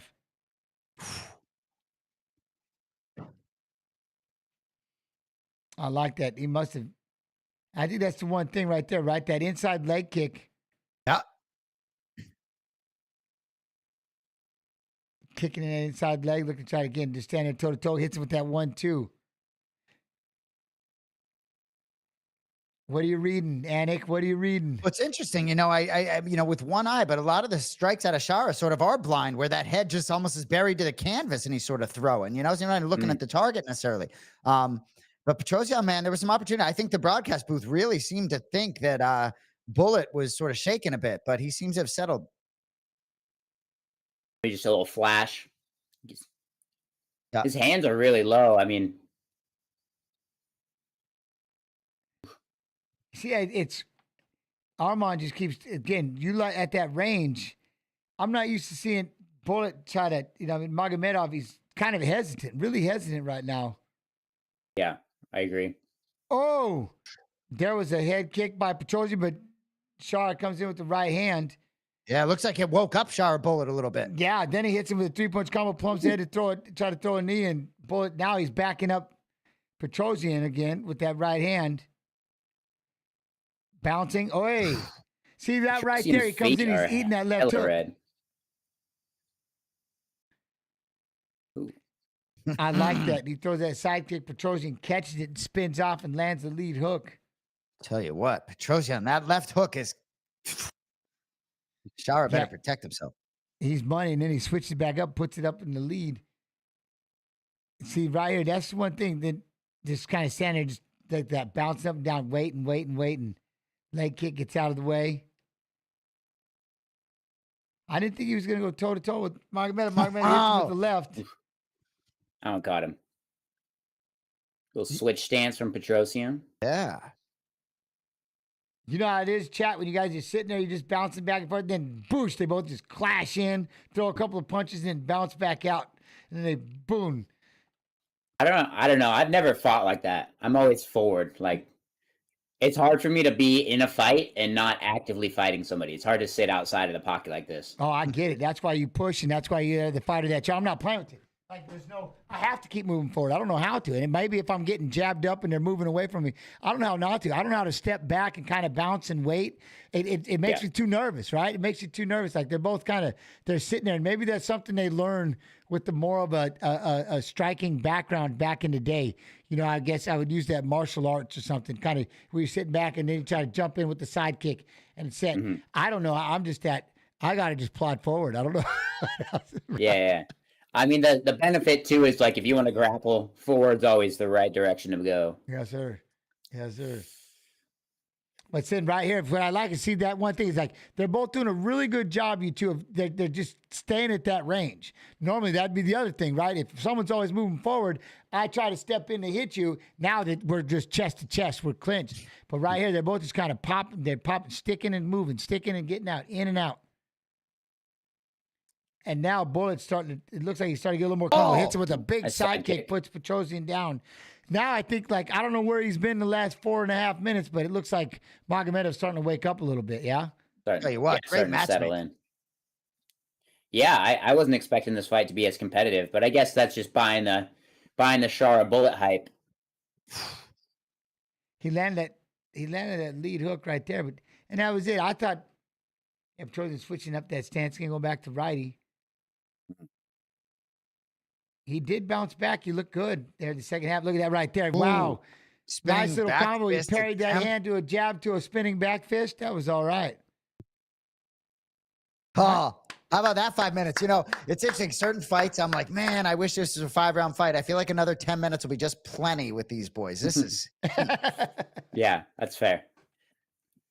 I don't know. After that first round, 32-42. Again, it's another one of those, just a matter of an opinion on who you would give that to. I mean, you could tell Magomedov kind of picked it up at the end. Go ahead. Yeah, no. Who won the round?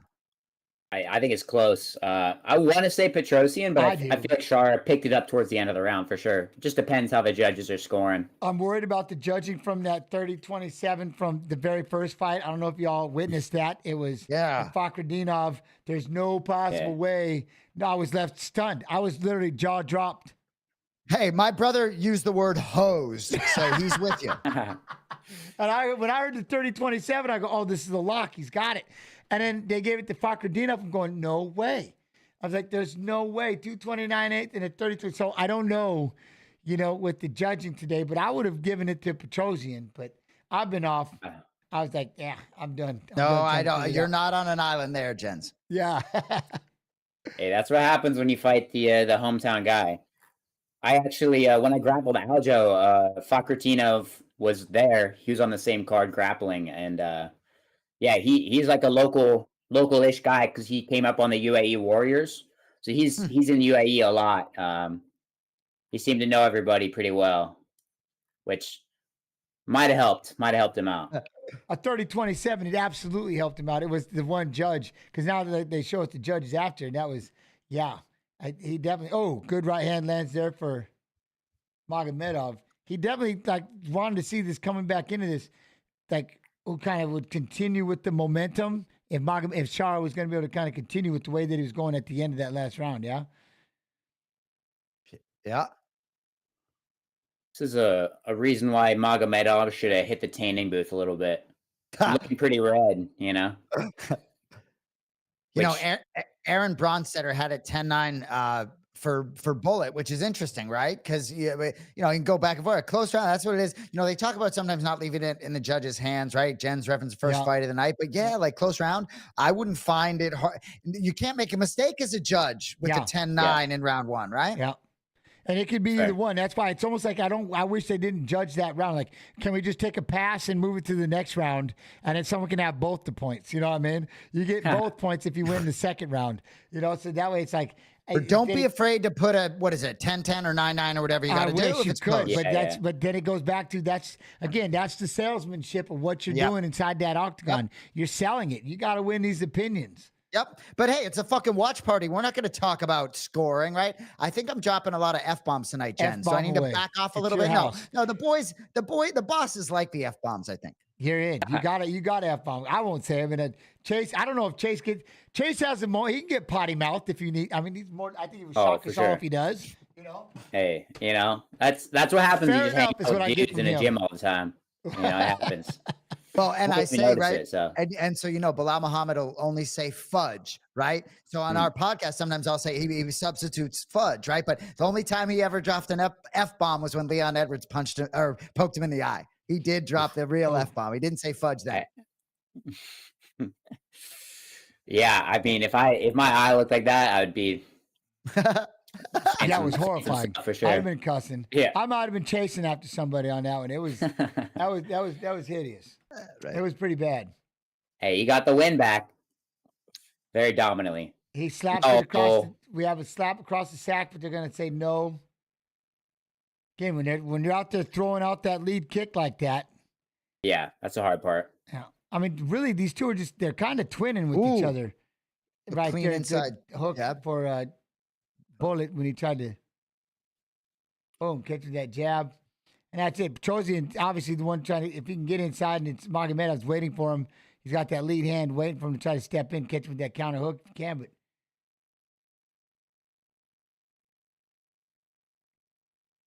get in there. Oi, see, and that's it. Petrosyan just standing right in front of him, throws that leg up there, and Magomedov cracks him with the right hand. Petrosyan's keeping it busy, but Shara's looking for that one shot. He's looking for these ones.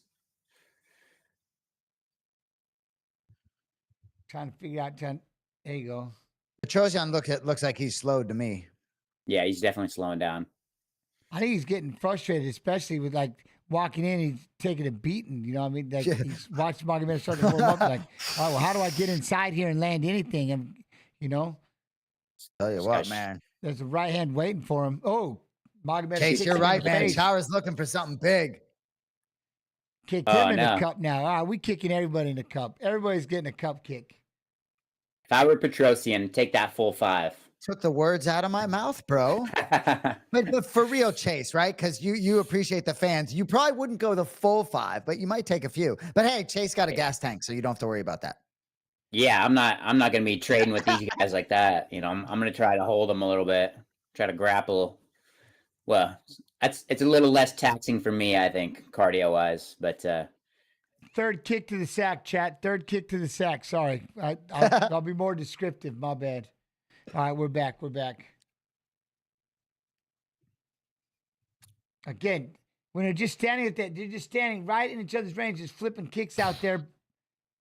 Look, there we go again. Look, they're cup kicking. They haven't got. That's the one thing with the way that they're throwing these kicks, and when you're stepping in, they're throwing them just about mid-level. Every kick is mid-level, And yeah, so it's the inside leg kicks. That's They're gonna graze up, and they're gonna hit the cup. It's gonna happen. Well, and in a way where I felt like round 1, their styles dictate a good fight. They're kind of offsetting each other a little bit for me here in round 2. Yeah, I mean, that's it. And then see, Bullet goes in and tries to throw it right to the belly hole, come back with the lead left hook. So by now, Petrosyan's going to do a spinning back fist. But yeah, they're doing very good on just, I mean, it's weird. They're just kind of back and forth. I'll kick you, kick me, come here. Yeah. All right, that was a good one here. Let me try one. 3 out of Shara's 4 side kicks, I feel like, were kind of light. They got him into more trouble than... like the one where he knocked him over was great, but he keeps put him out there a little light, and then Petrosyan keeps coming in trying to land some shots off of that, catching him. Look, just wait, and just outside, Magomedov goes in with the 1-2, finish with the lead leg, and that's the other thing. They're getting out of the way very well as well. You know what I mean? Then he threw a spinning back elbow, spun back the other way, reversed it with a spinning back punch, and knocked him out. He knocked him out. He hits him with a spinning elbow. It was blocked. He turns back around the other way and hits him with the backhand. Chase, that he was so cartoon. Chase. Damn. He got him very comfortable and okay, we're doing this. You throw, I throw. You throw, I throw. And then you switch it up and the walk-off, no extra shots needed. Shara Bullet. 50 G's. Watch this. He hits him. First, he just the back, it gets blocked. And he comes back the other way. So he goes back, he blocks it. Back to back. And he comes back the other with the other back side. Boom. Back. This is crazy. Spinning back fist. Blocks. Ha, nice try. I'm going to throw a lead hook. Nope. He came back to the other side. Spinning back fist looks like the second one caught him almost with the supposed to do, forearm. right? Come back with this punch on, except you got to keep the other hand up. And it wasn't. I know I'm in the gym on Monday. Block. Wow. Then he dropped that left hand down to throw the right hook and right in the just boom. Shara bullet with the spinning back to back. Knocks him out, knocked out Petrosyan. Magomedov wins, chat. That was pretty badass. And once again, as they show the broadcast booth, I see my empty seat. Can my brother bring me to Abu Dhabi? Like, I hear it's great over there. Come on, man. It's pretty nice. It's pretty nice. I've never been. I'm still waiting to go. We can bring this. Let's we get bring this. We got to bring this watch along. Chase, we know Chase be in New York. Jens, are you going to be in New York? I don't even know if I'm allowed to say anything. Oh, all right. Shouldn't have asked. I like the teaser. Hey, fans, you may get Jens Pulver in New York City. Oh, we hope. We really. Jens, where do you live, by the way? I should know that. I'm still in Iowa. Yeah, I'm in Iowa. We got to get this guy on the coast for UFC. I left Seattle a long time ago and never looked back. Yeah, that's all right. I was made to be an Iowan. I'm from. So Chase, if you wanted to grow a Shara bullet beard, could we do that? What would be involved in that? I think I'd need to do like a retirement thing and then go get some like whatever sort of steroids will help me with hair growth. Right. Like you don't need the the turkey hair transplant here. You might need the turkey. Oh yeah. For the beard. That's all right. Maybe you don't need the beard. Throw some pubes in here or something. Can they do that? We'll find out. Yeah. One sec here. Calling out Izzy. I like it. Oh, he wants Izzy right off the bat. He's like, let's go right to the top.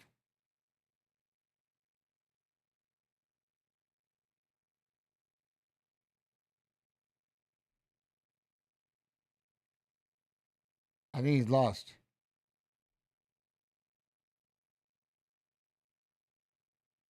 All right, Captured the island.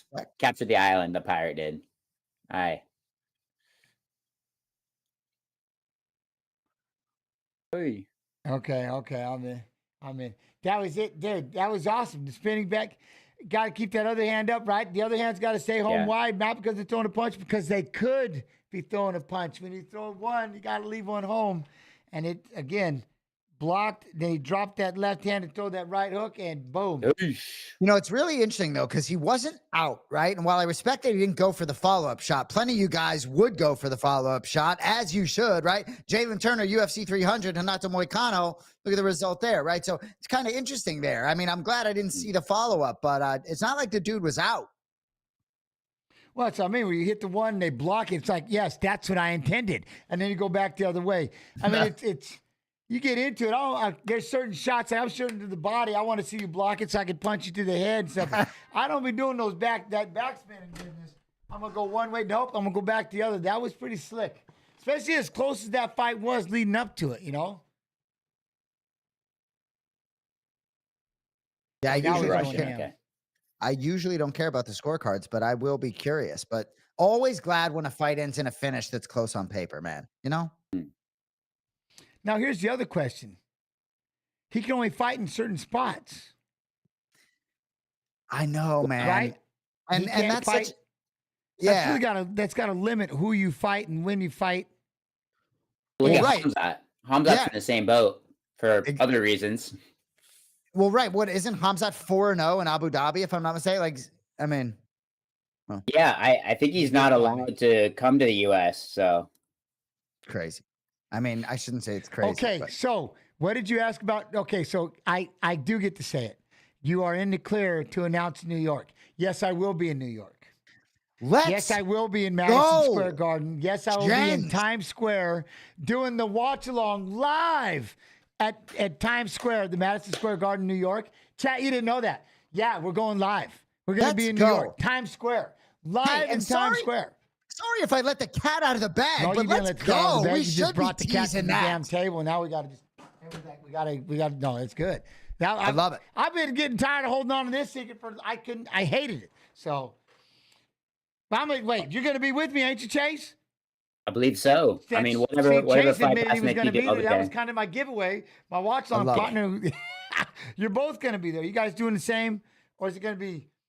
I'll tell you what, right now, when I came up UFC 300 and spent the second fight with you guys, with you and Forrest Jens up there, Yeah, and then back down to the octagon, I wanted to like come back up and hang out with you guys.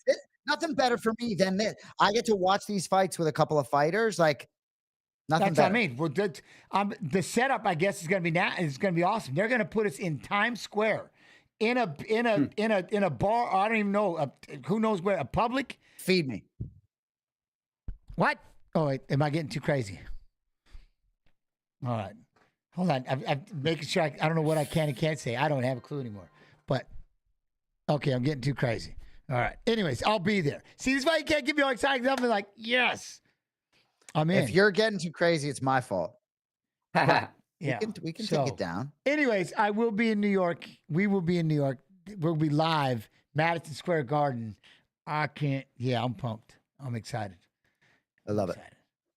We'll just leave that there. Lerone Murphy, Dan Ige, never tell Jens a thing. Yeah, pretty much. Don't worry about it. You see Chase stretching, viewing that Ben Askren Oh, yeah. jersey? I love it. Look at that. That's Oh, your look at you. big brother / daddy, right?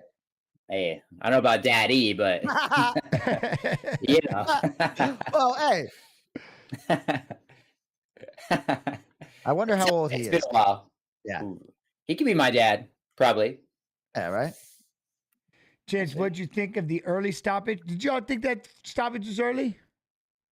No, I mean, Petrosyan didn't fight at all. He's like laying on the ground. What was he going to do? He's going to keep getting beat on for another 10 seconds. Well, I think I always say, personally, the way that you fall has a big, because that ref's got to make an instant decision, right? When he sees, when there's a shot. And the way that you fall, kind of, when you just mud like that, poof, odds are the lights are off. That's why you fell with absolutely no arms sticking out, no, you know what I mean? When you just, boom, and you collapse, you pretty much, the referee has to make a split decision. It's like, yes, I'm stopping that. Just, you know what I mean? I don't know about you two, but that's how I was always, the way that you fall kind of sells everything. Actually, might have done that to a buddy on Tuesday. Accidentally. I threw like a body kick and he went to shoot and he caught a knee right to the face. And it's like kind of same thing, like went down to the like hands and knees, just kind of like down there. And you're like, oh, my bad. Whoops. I didn't know you were going to shoot. But, you know, it's interesting. Anymore. You know, if you ask if it's an early stoppage, I didn't even think about it till you asked the question, right? So it's hard to answer that question. But as I sit here now, I think the result was sort of what it needed to be. So we could spend a lot of time talking about if it was an early stoppage. It's a very interesting question, but I'm glad it ended the way it did, at least from this seat. My answer is always, it was an early stoppage until it wasn't. And then it was the most violent thing you've ever witnessed, and you're a POS for never stopping it. And how dare you? You're like, why didn't you stop it earlier? Yeah, why didn't you stop it sooner or anything like that? I mean, you're one punch away from being the biggest jackass forever. Why didn't you stop that? It's like, that's a fine line. Thus why I don't want to be a ref, because by the way that you fall, I might miss it once or twice, but you know what I mean? When you crumble and straight into a fetal, odds are I'm stopping that fight. You know I think you nailed it. Yeah, for sure. I mean, being a ref is such a hard job in the sport. Like, the only time people are talking about you is usually when you fucked it up. And they're like, look at how bad this guy sucks. Like, they're not like, most of the time, people aren't complimenting how well the ref's doing. Like, if they're doing their job, nobody notices that they're there. They don't say a word, right? Which is, 100. Great point. You know, I love that. It's a great point. And, you know, with Henry Cejudo, Dominic Cruz, with what Dominic Cruz believed to be an early stoppage out of Keith Peterson, my brother John has said a couple times, like Keith Peterson, he feel like has maybe learned from that even and improved, right? And you know, many fighters improve from a loss, right? So if that was maybe a loss for Keith Peterson, a little bit of a bad moment for him, right? Hey, a lot of guys get better from a loss. You can be sure.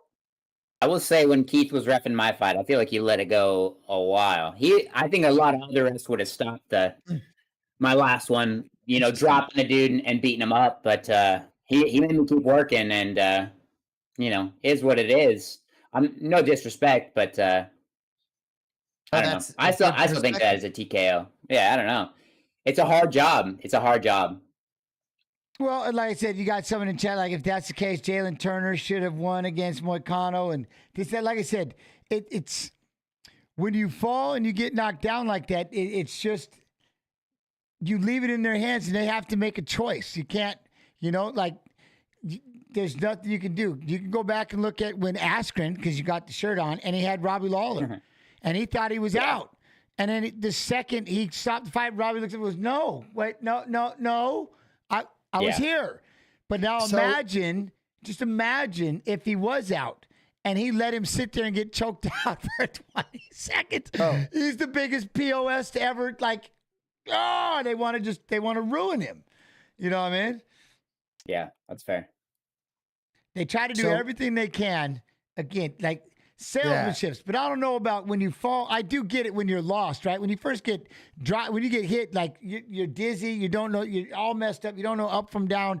I understand it, but you do kind of know to let me at least try to cover up, But whenever you usually plant in its face first, it's pretty bad. When nothing blocks it but your face, it's oof, Yeah. I get a little nervous on how many more punches I'm going to let you take. Oh, Ige making his way down first. Hey, like Chase, how many fights you have in the octagon? How many UFC fights you have?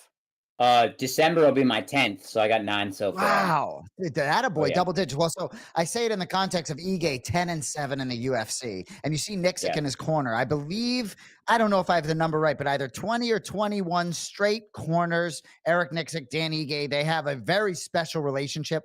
Last summer, John and I landed in Vancouver. We got in early. Our hotel room wasn't ready. I may have told you this story before, Jens, but we get into Vancouver early. Our hotel room's not ready. We go to Nixick and Ige's hotel room, right? And Nixick and John and I are sort of very active talking or whatever. Ige is just poised and calm. We're in Vancouver, which I guess the rainy city. It was a beautiful sunny day, windows open, and there are a couple of flies in the room. So we're all just energetic, and Dan Ige just plucking flies. Just plucking flies, right? So he may be a big underdog tonight, but he certainly has a puncher's chance. But boys, and Chase, maybe who do you like? Who do you like to win this fight? I mean, it's hard to pick against the undefeated guy, especially coming off of the Edson Barbosa win. That's a huge win, especially going the distance with a guy with that caliber of striking, that much UFC experience. I don't know. I think it's going to be hard to pick against Murphy, but I'd like to see Ige win. Yeah, we'll see. The personal side of everything is, again, personal. I'm on the personal side today. I love Ige. He is such a humble. He's so badass. He's just so humble. It's just mind blowing to see him rise to the status that he has, the things that he has done just in the last couple of years. I'm not kidding you. It would blow your mind if you met him. You didn't have the chance to watch him fight or anything like that. There's no way this guy's a fighter. Oh no, he's not even just a fighter. He's an absolute killer. Yeah, right. No, I'm serious. That calm-mannered little dude right there that's all may I please and thank you. I go, 100%. Shut up. It'd blow your mind. I'm like, he's awesome. He's awesome. You would never think, but then he goes out there and he just got these two little hands of dynamite. And he'll fight, like I said, he'll fight on a one-day notice in front of anybody. It doesn't care who he fights. And I mean, that's the one thing I love about him. Again, not taking away anything from Lerone Murphy. He's up back. He's quick. He's fast. And he's on a tear. He doesn't even know what losing is yet. And that's a scary feeling, Good point. It's got to be hard when you're undefeated. You don't know what that's like. And is it the first time you're going to get that bump, We saw it tonight with, the feature prelim. They got Shaolin Hibero doing the cage checks. OG. Yep, he was reffing the other fight. That's why he reffed the first one. I like that. He was the ref I think he goes to Abu Dhabi a lot. He was the ref against my Aljo match. I think he Oh, reffed really? all of them. Yeah. I think he's reffed even for CFFC, the Fight Pass show, because he lives on the East Coast now. That's a dude that I would love to have, reffing an MMA fight, just especially for the submission side of things. Just a OG of the sport, at least jiu-jitsu, and like he's not going to stop any subs early. He knows exactly what's going on, and you can't say that for every single ref. I mean, well, I yeah, believe he was the one. Wait, hold on. In fact, he was the one reffing the the Fakhretdinov, Uralbai, Multibeck, Uralbai, and Rubeski with the eyes and the cut and stuff. Yeah. And he was just kind of chill, and you could tell he knew. He obviously seen the punches. Otherwise, he's not just taking blind shots and stuff like that. So I think it kind of worked out having him there. I don't know. I was telling people, look him up, man. Shaolin Hibiero, he was good, real good. Oh yeah, OG, world champion jiu-jitsu. Vitor Shaolin Hibiero. I don't know why we never did. I figured that day was coming. WC and the rest of it. Look at Ige though, fired up. Man, Ige is such a real dude. I love that dude, man.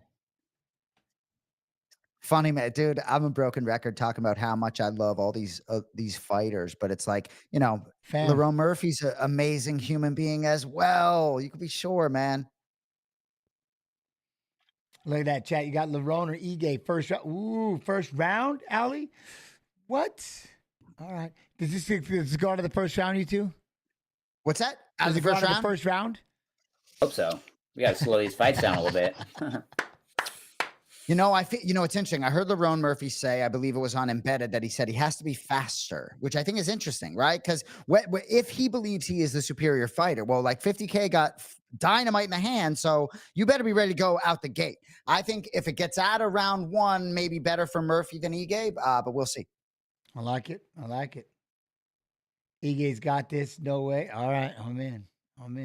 Love it, chat. Love it. It is so tripped, dude. Okay, man, Jason, every time I hear John say that, I'm like, wait, did his mic just get lower? Wait, which one is talking? Y'all are double voicing on me. Imagine what it's like for me. Enough where I can hear it. I'm like, all right, it's pretty cool. But again, Ige's doing the hunting right off the bat. Yep, controlling the octagon. I like that, going out there throwing that leg kick.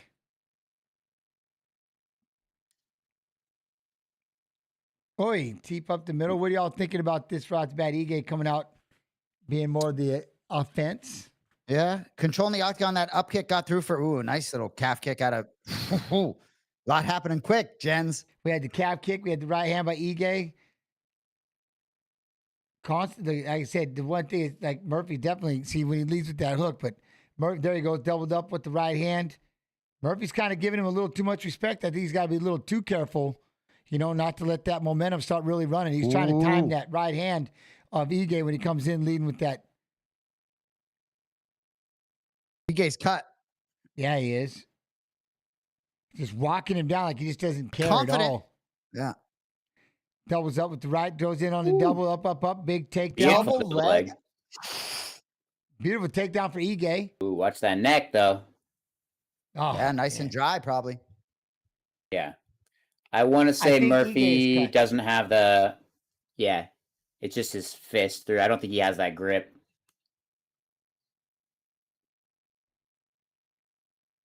There you go. Now he's got to sit on that leg, try to peel him off the fence a little bit. Yeah, beat him. He triangles the legs. Is a great spot to do it. And hard not to think a smart move by Dan Ige. Oh, yeah. Trying to bank rounds. That too.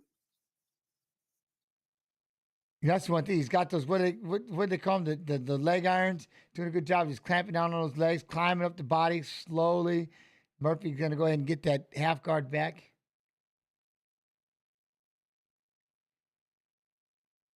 Well, he's doing a good job right now controlling that wrist of Ige. He's going to sit up. Hasbullah in the chat. Yeah, tell Hasbullah to get off his celly and peek at the cage, bro. He's not a grappler, not a grappling fan, ironically. Right? That's funny. Man, he went from having his back. Ron does a good job of getting back up to his feet. Nice job. There we go. We're free. All right, Did you guys see man, he got a Ige? pretty decent cut, doesn't he? You see that cut? Yeah, I didn't see when that happened. I think No, it was but I that like first that. little exchange against the cage. I don't know what it was from. I mean, we'll see in the replay, obviously, but I think Ige's doing what he has to do of being the shorter guy. He's really got to work in. Keep him pressed up against fence. I like that there, though. Lerone did have when he plumbed. He hit a couple of body shot, body head. Not bad out to the center. I like Ige pushing forward Yeah. a lot more than letting Lerone have that movement and that space. He's got to capitalize off those kicks. If Leon keeps missing those kicks, just come in right after while he's trying to reset. Yeah, Chris, I'm with you. Like, he only seems to be jabbing 100%, right? And I think you got to respect the power of Ige a little bit. But that's one thing. Is like you just kind of waiting to see how they get in that movement, getting that rhythm. Like, all right, here's where we're going to do this.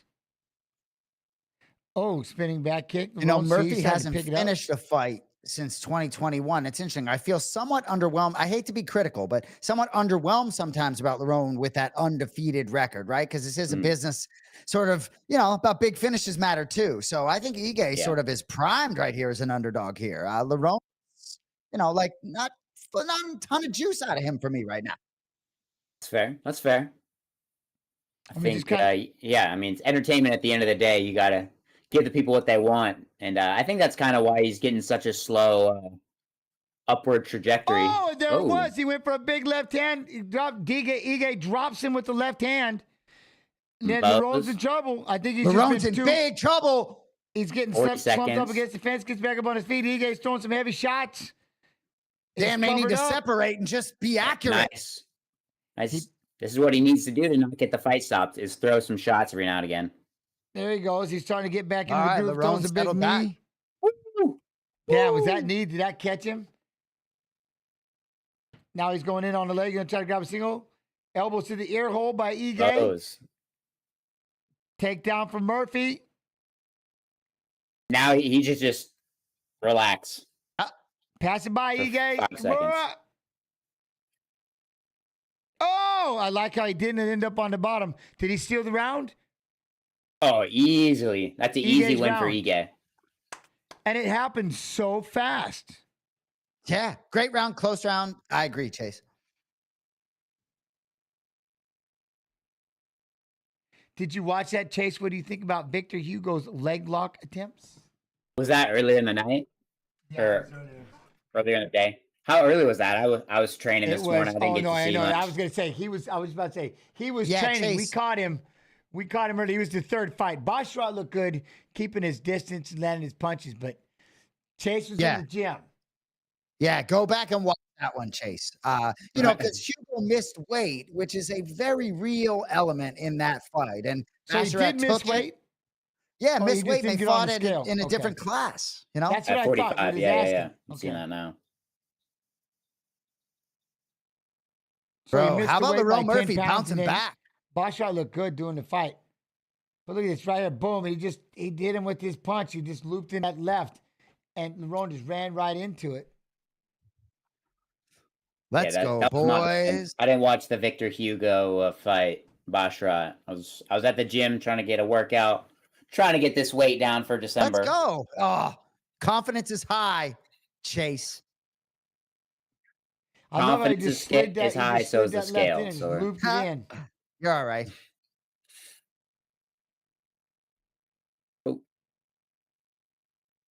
almost like a walk Minari away. rolls. Okay.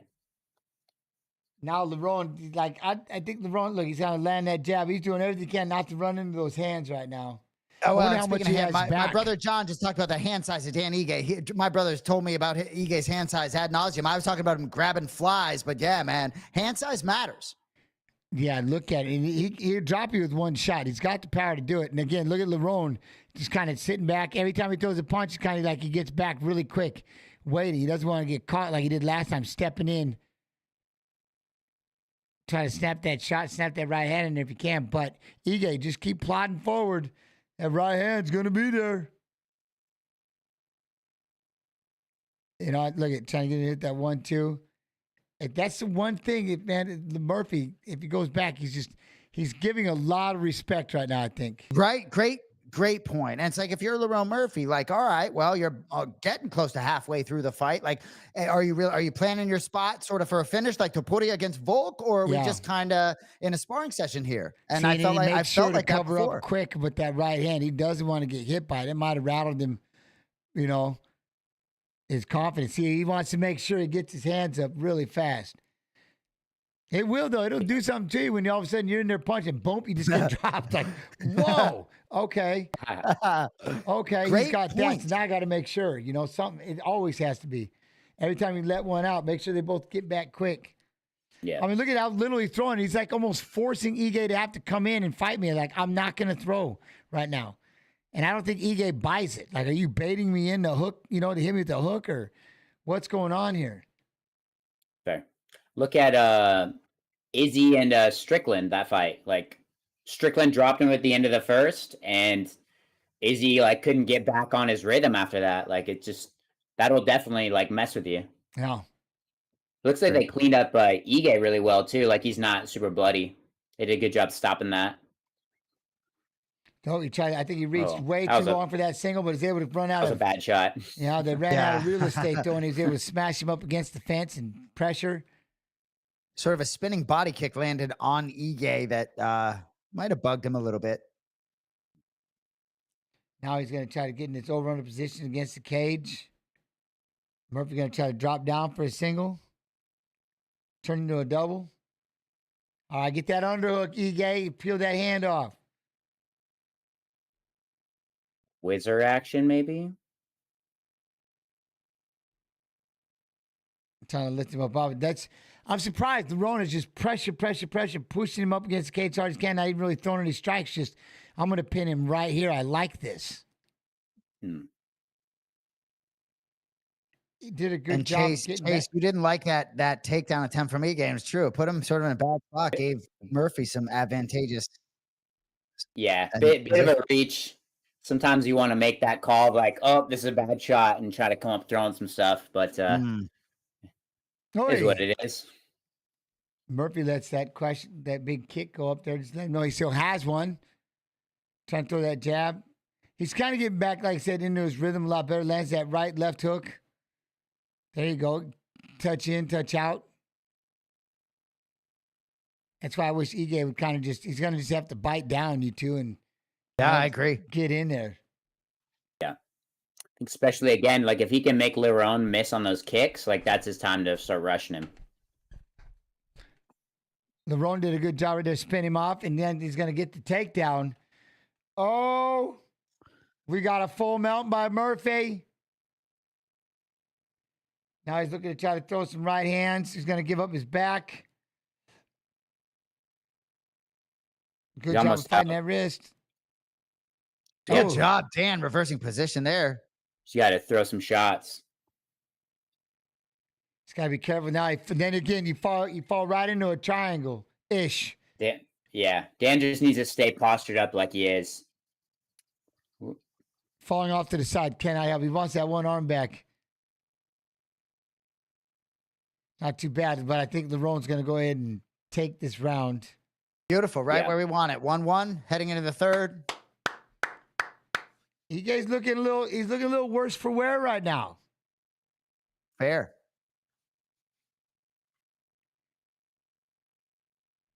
You got a decision to make, the corner saying. You had a choice. Gas pedal. I love it. I like it. You told me you were going to gas pedal the guy. Yeah. That was nothing. Where's that gas pedal you were talking about? That's what I'm saying. You need to keep going forward and make this ugly. Hey, sometimes, though, you're like, hey, how about you fucking step in here? I'm tired, dude. Right? Come on now. My boy Chase. You keep moving. Like, Come on now. Exactly. I'm doing what I can out here, but, we can swap gloves right now, coach. Right.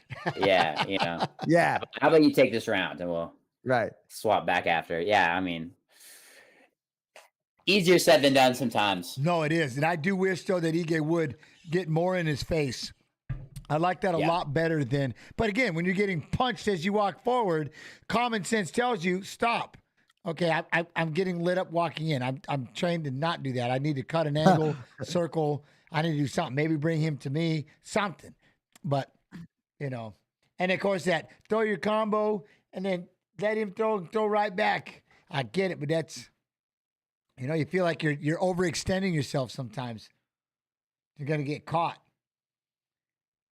You know, and Lerone's doing a good job right there. Lands that right hand, patient. That's Iga's gonna hit this whizzer. That whizzer ain't helping you, Ige. Nope, he's behind Get you. rid He's of got it that. set. His hips are lower. He's got the advantage right now. You might want to try to turn back in. Don't Turn hook the in or leg. turn out. Start fighting the hands. There you go. Good job by Ige there, not letting that takedown get landed. So what does he think? I mean, you watch this fight right now. Is that Lerone just same kind of thing? Just keep moving around side to side, just throwing that Ige in? I think, yeah, probably similar to like the second round. Yeah, try to get a takedown, be on top, just kind of coast his way to the decision. Again, like I think you mentioned, Jason, like he hasn't had a finish since 2021. He hasn't had a finish in 3 years. He's got this. He spin around behind, take it with No that long leg. game. Keep him hipped over, I keep like- him flat. Don't roll. Got to get your balance. Come back over, step over, daddy boy. Sit back, heavy. Now you got the crucifix. Yeah, that arm's trapped. He's got to trap that arm on the other side of his head. Yep, I was just gonna say, put it on the other side of your head. Don't go into the. I'm moving back the wrong way. Just needs to keep Lerone getting that underhook. I'm fine with him sitting that way. Lerone's trapping himself. There we go. Oh, he tried to step over the mount right there. I'll tell you what, if I'm Dan Ige, though, right, trying to win a fight, been an interesting sort of scrap. You got 3 minutes left. Better keep this right the fuck here. Fair. Let me ask Fair you. I point. know he's. Oh, heavy on that hip. You Don't gonna let him roll sit through? up. He's gonna get ankled. There you Nope. go. Good scramble. Ige ends up on top. Good roll. And he wants that arm triangle chase. Arm triangle. Hey, if anything, get that thing locked Not up from and half kill a guard. good 2 minutes. You got to pass, my guy. I think he's probably just trying to hold on. Just I would utilize it say as a. Let Murphy, if he keeps trying to turn to his left side, let him do that. Like he's already trapped. You're going to take his back. Now he's inside the guard. Ige driving forward. Watch that triangle again. Oh, Ige, stop reaching back there. He fell into the triangle. Eyes of the judges, that's bad. Posture up. It's like he gave it to Posture. him, Chase. It's like he gave it to him. Oh, we're going to get out. Throw Go that get one inside. back. Oh. And that's what we need. That's Sit what he back on needs. that, get that leg in there. See if we can't get See this rear how- naked choke. Ige's got his back. Throw some They're all hooks. over the place, chat. Mhm. They're all He's over up the a place. little high. He's up a little high. He is up. Lerone's going to try to stand up and fight the hand. Oh, boys, what's going to happen when he breaks? You're going to get a break free here in a second. Start elevating that underhook, Ige. I like that. He's got him pressed up against the fence. Then Ooh, Lerone he's up hits. now. Lerone swapped underhooks and pushes him up against the fence. Going to hip him down. Ige! Now Ige's on all fours. He's taking right hands. We're going to forget all of a sudden. There he goes. Grab that foot and run it through. Oh, lost his balance, though. Lerone is doing the smarter job of trying to capitalize with those shots. Yeah. No, that was a bad shot. I tell you what, a minute left, still wide open. Yeah, and if anybody can... Yeah, if anybody Ige, can get don't some finish right strikes in. here. Number one, he's got a front. Lerone's got that front headlock. Yo, and for Ige, man, it's like he could be the victim of the taste in your mouth at the very end of the fight here with 45 seconds to go. He's got to come up out of there. Look, he's got that front headlock. Going to try to switch him over. Ige, find that hand. Keep that hand. Okay. There it was. Big mistake, but we got Ige ended up on top. All right, good. Hold on to that head. Do whatever you can. Sails. Go to the middle of the Down, cage, snap down, boys. snap down. All right, over under position. Gosh, they're all over the place. Round and round and round. Oh, good elbow. Good elbow by Lerone right there in the clinch. Ige's pushing forward, trying to throw a right hand. Oi. Ooh. Nope, here comes Lerone trying to steal the round at the last second. Ige going to throw a left hand back.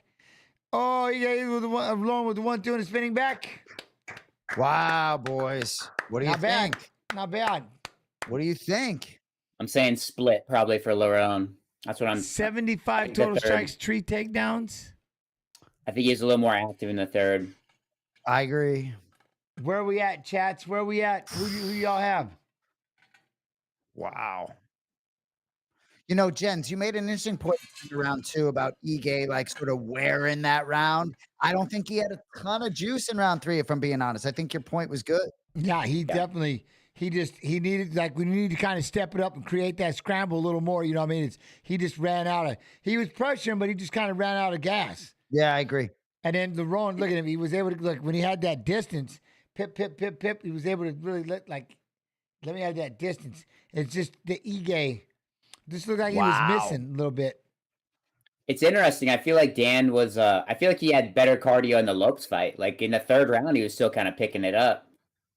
Great Where point. here, he definitely seemed pretty dead. It's actually wild you just said that. Yeah. And that was, same day notice, a couple hours versus a full camp. Man, big swing here in the division. We'll see. I don't know. I think Lerone.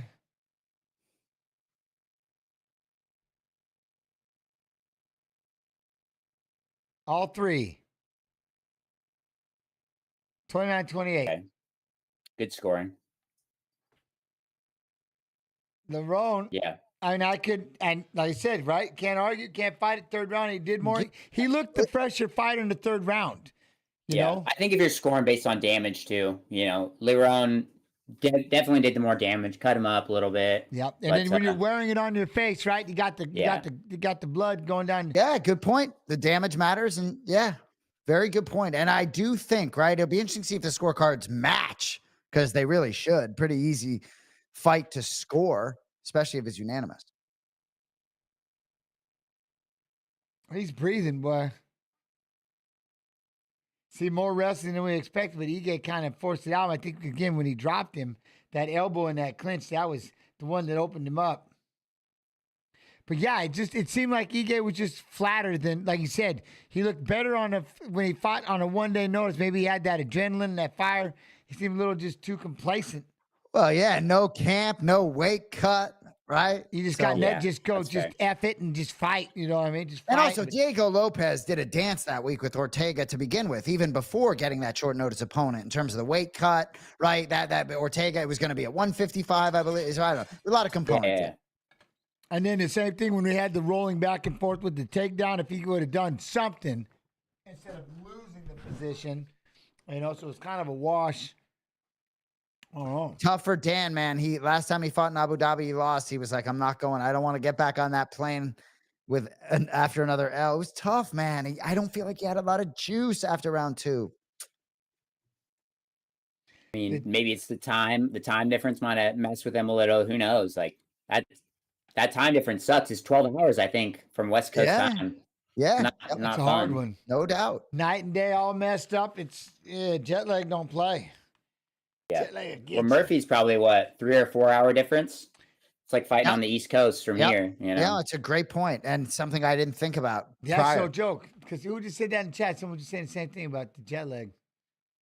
How's the chat, Jens? You getting a little love in the chat? They keeping you busy? Good. Chat is being generous. Chat is. We're Chase and I are trying to interest you as much as all your fans in the chat. Oh no, you guys are interested in me. I'm just making sure I don't want to leave them out. It's a force of habit. I just spent 4 hours staring at them. You know what I mean? And just making sure I don't want. When they got question stuff for you. Yair Rodriguez, they're live on the scene. Damn. I'm weaving through. Diego Lopez. We got the fighting nerds. I like it. Oi! Oh. So coming up, Magomed Ankalaev, Alexander Rakic. I'm excited for this, right? The only person that likes Ankalaev more than me is Joe Rogan. So, telling you, this dude, I really want to see. I love Rakic too, man, but I want to see Ankalaev be able to fight Pereira. I really want to see that. So, Magomed, find a way tonight, buddy. Magomed Ankalaev. Rakic. They had a pretty intense face-off, yeah? Yeah.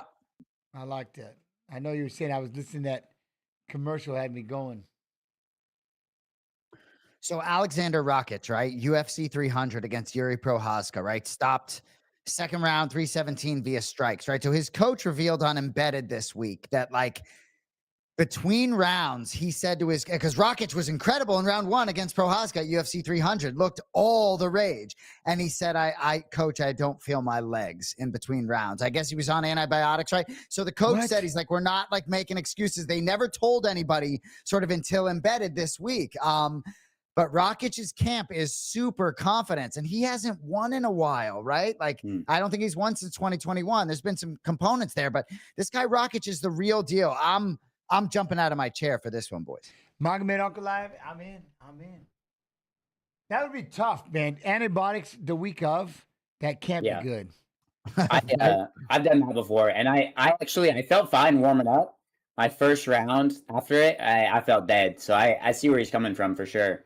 That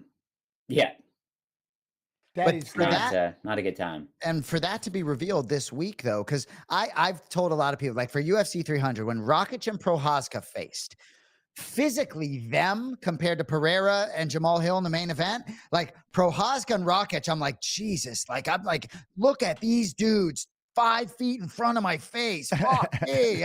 But then Poatan and Pereira aren't quite as imposing physically, dare I say. So this guy Rakic, I mean, this fight, man, title eliminator for sure. I love it. He looks, like I said, they were intense with the face-off. I'm looking at this John Jones, Stipe Miocic. I can't believe this thing's it's coming up. Bones Jones, it's coming up. Be there for that. Stipe Miocic. It's going to happen? A great question. If you want me to be honest with you guys, do it. I'm not as hyped on this as many. To me, like I've joked about it being like Battle of the Legends, like because honestly, I wasn't that excited about a year ago. And look, I don't work for the promotion necessarily. We're here on Fight Pass, but no, I mean, like I'm not that excited. They're both going to retire after the fight. Tommy Aspinall to me is such an exciting heavyweight champion to sort of watch and see the next contenders to sort of come up against him. So I don't know, to be honest. Like, it's not that appealing knowing both guys may be shutting it down after it. That's fair. I love that you just said that. Because that's kind of what I've been sitting and talking about that over and over and over. Like maybe having some kind of a fight where Bones and Pereira could do something for fun, and then let Aspinall just take over the sport like he's supposed to.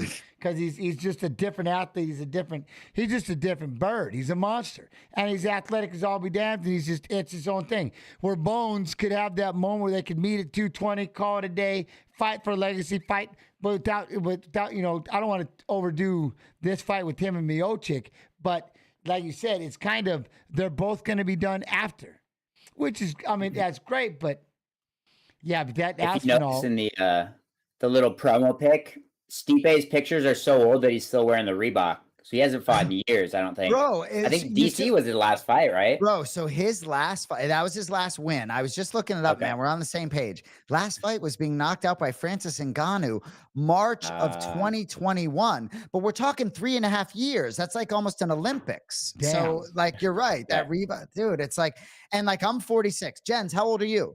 I'll be 50 in December since we wow, keep you bringing look this terrific. up. And I know you're jacked, but dude, but dude, Stipe's what, 43, 44? Like, come on. Yeah, in MMA years, that's retirement age for sure. Right? I mean, with about respect 65. to Glover Teixeira strapping up at 42 or whatever it is. But it makes you wonder, like, okay, you come back and you do this fight and then you're going to leave again. It's almost like, why? Like, I get what you're saying. Damn it, now you really got me thinking about it. It's like, why are you doing this fight? I want to fight Bones. Okay, or something. But I hope Bones has, I don't know, does he fight? Does he try to go up there and fight Aspinall? Because Aspinall's just waiting. No way. You think you're ever going to see John Jones Aspinall? I'm not trying to be negative here. I'm a positive guy, but I don't think I see that fight. No. But I love Bones Jones, regardless. I love him. Of course. It's been an incredible career, but, we got the number one Ankalaev getting ready to fight Rakic, but... Jens, who do you like here? Oh, I 100%. I'm going to stick with the. Rakic is an intense individual, but Ankalaev is. He's fun. He's fun to watch. He's well-rounded, you know what I mean? But, I mean, yes, Rakic has hands, but Ankalaev's got that. He's well-rounded. He's got power, kicks. This is going to be a sick fight, but, I mean, I like Ankalaev. I like him. But Rakic, the striking, the stand-up. Yeah. Jens versus Aspinall is more likely. Probably not.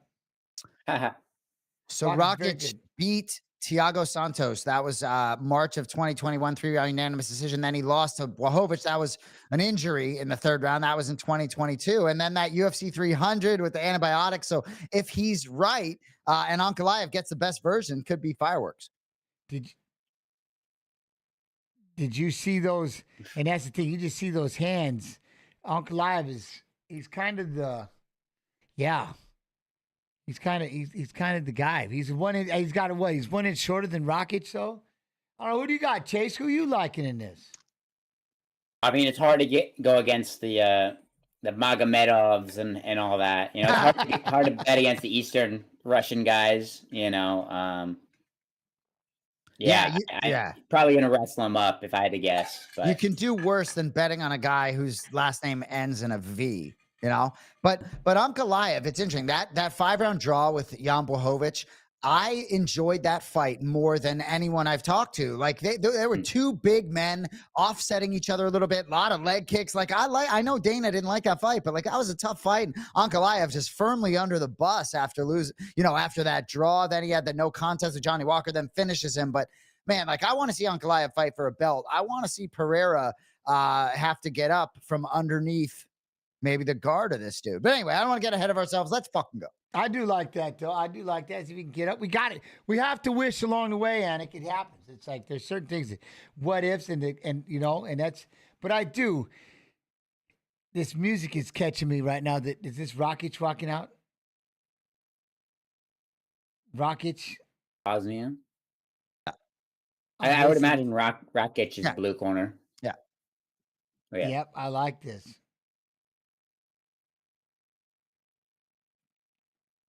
So what they're saying is he went up to the mountains. He's been training. He's getting ready for this fight. And like you said, there's a lot to it. When you're coming off a loss you have a lot to kind of prove, don't you? Like, yes, it was just the antibiotics or something like that. Normally I'm not like this, but otherwise this could be 2 in a row. You know? Yeah. This is the best version of him. I'm in. Now, saying that with Ankalaev runs right through him, but it couldn't happen. But it could be the other way. And there he is, Babak Moghaddam. I hope I'm pronouncing his name right, but the confidence that he has in his pupil tonight, his healthy pupil. Take that necklace off, boys. Let's go. I'm excited for this one, boys. I can't wait.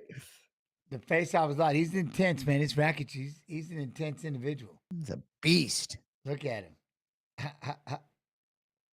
Everybody just kind of standing waiting, letting him do his things. Like, I'm having my moment.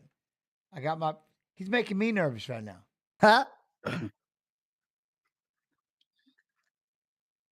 I love that, though. He just set up an entire camp. We're in the mountains. We're all about fight. That's it.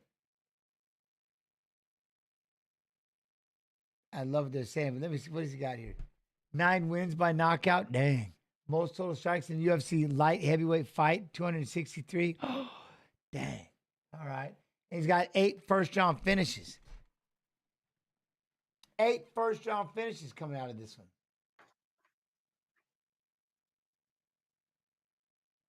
See, he's now DC just bringing it up. See, that it is the Rocky music. Okay. It's a good walkout. Yeah. In the mountains, training. This is okay. I like it. This is a big fight. I tell you what.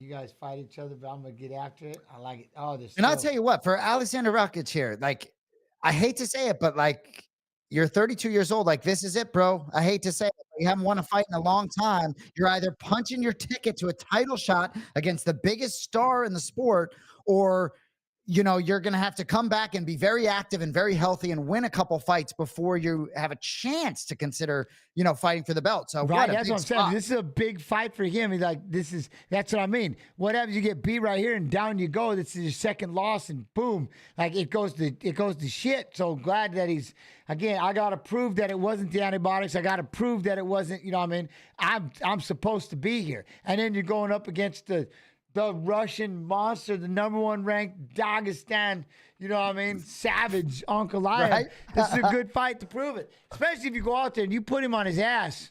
All right, you know. Oh, no doubt. There's some big opportunities, you know. To really question. shine. Dana White will have booked your championship fight before you can blink. And I got, you know, Dana probably would love nothing more than see that, because I know Ankalaev hasn't thrilled Dana in the past.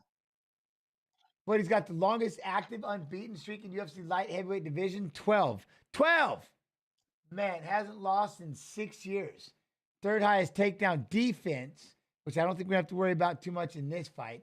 You know, I mean, light heavyweight history. And combat sambo, master of sport is, you know, but yeah, like I said, I don't know if he's, I would be surprised if Rakic shot in on him right off the bat. Leg kicks, leg kicks, leg kicks. We'll see, though. He's getting cleaned up, getting ready to go inside. I don't know, Chase, who you leaning on here? I'll root for Rakic, but I'm taking Ankalaev probably. Think, yeah. I think it's hard. It's hard to root against these guys. Dude, and you know, it's hard to pick against him at least. No doubt about it. And like you're talking about mixed martial arts, right? Even seeing Ige shoot the double leg in the last fight. Like the thing about Ankalaev for me is like wherever it goes, dude is good everywhere. If you want to go on the ground, okay, let's go there. But I tell you, man, if I was cage side, when these types of dudes get in there, you're like, oh, all right. Like it is a moment, man. But he's got a 3-inch reach advantage, and he's 1 inch taller. Rakic, those leg kicks. The leg kicks are going to be all right. All right, we're getting there. We're getting there. Buff is. Oh, dude, listen, Bruce Buffer. Boys, I've been to, you know, I go to these things because I'm with my brother a lot. So it's like, Buffer, man, I could tell you how Buffer's feeling today. I could tell you if he's feeling like $1 million or he's just okay. I can always tell you how much juice he's got. How about Bruce Buffer? What, 66 years old, Jens? You remember him when he was probably like my age. Yeah. You know? Yeah. Dude, he cracks me up. He gets his workouts in. I love him just during the week of the fight and stuff. He's oh, it's hilarious. In his own zone. He's awesome. awesome. Dude, there was a video one time of him sort of showing his flexibility. All of a sudden, he's like lifting a high leg in one of his workouts. It's some funny stuff, man. He gets workouts in the cage too, right? Bouncing his legs off the side see him of the warming fence. up in there. He gets his shoulders going. I love him. Yeah, he gets into it. Gets into it. It's a big fight. Ankalaev looks like he's getting ready. Chat, I'm telling you, this is the one. I have to see, but I like. Could the winner of this get Alex Pereira next? I would think. What do you two think? 100%. This is this has got to be the period. fight. Yeah. This has to be. I'll tell you what, though, if Ankalaev wins a boring decision, Dana ain't gonna want to punch that ticket though for him. 100%. I'm with it. All right, Vitor's back in there.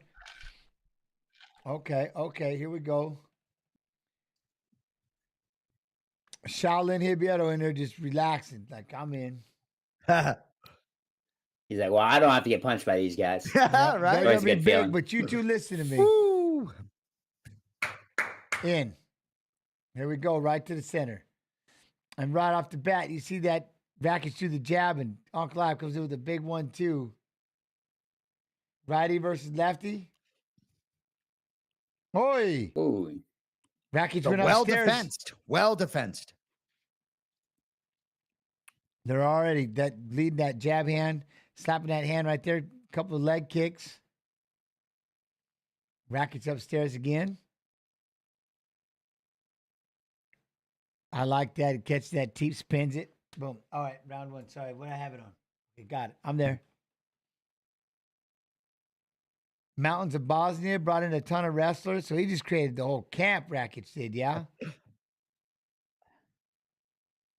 Again, that righty versus lefty, just that feeling out process. Inside leg kick. Oi. See, they've done it Good job twice. catching. Go ahead, what? Good job catching that kick and working off it. Yeah, I like that. I'd say he's done it twice now, right? Chase, catch it, swim it off, throw that, kick him in the back. Nice. Again, just that jab hand. These two. Well, like the danger is just so present all the time at this weight class with guys at this size, man. So you see it just offsetting. Yeah, you know, they're just a shot. Nobody wants to be like you're in there. You're trying to be, again, have an offense, but at the same token, you want to make sure technically sound. You're not leaving any openings. You don't want to get one. These guys can one-shot you pretty quick. Again, right there, you see that left hand. It goes over the top, and then he comes back with the hook, and he hits him with a straight jab. Oh, man. Trying to figure out to get inside there. I'll give him this feeling out process. Oh, it's... Someone's got to land that big shot. See, they got the first round knockout, so it's that kick. Yeah, Rakic does have a lot of kicks. That whole jab in the hand, you two. Look at that, gonna get that combo. They're managed to stay pretty poised. This kind of feeling out process is longer than. Yeah, I mean, the stakes are just so much higher. So these guys are very hesitant to, like, get caught. You got to be on point. That's such a good point. Yeah, just walk his way in. I do like that Ankalaev is one. He's again pressing forward a little bit at a time. Rakic out there. Look, try to land a big left hand. Rakic able to get out of the way. But again, I don't know. We'll have to see. Look at Ankalaev being aggressive. I think he likes what he sees, throwing that left leg to the midsection. Taking his time, walking him down. Oh, good leg kick by Rakic. You know, that's that one thing. You got Ankalaev, like, literally out in the center, just kind of just keep trying to step. They're both, they're both kind of pawing it out, like, fingers it's out. Wild, I see right? why When you watch that yelling at righty him. lefty and they sit there and they paw. That lead hand battle right there. Lead hand, lead foot, especially open stance like this, like left to right. Boom. Inside leg kick. Ankalaev, he's missed a couple of times, YouTube. He's throwing that left hand. He's just missed. If he can dial it in just a little bit.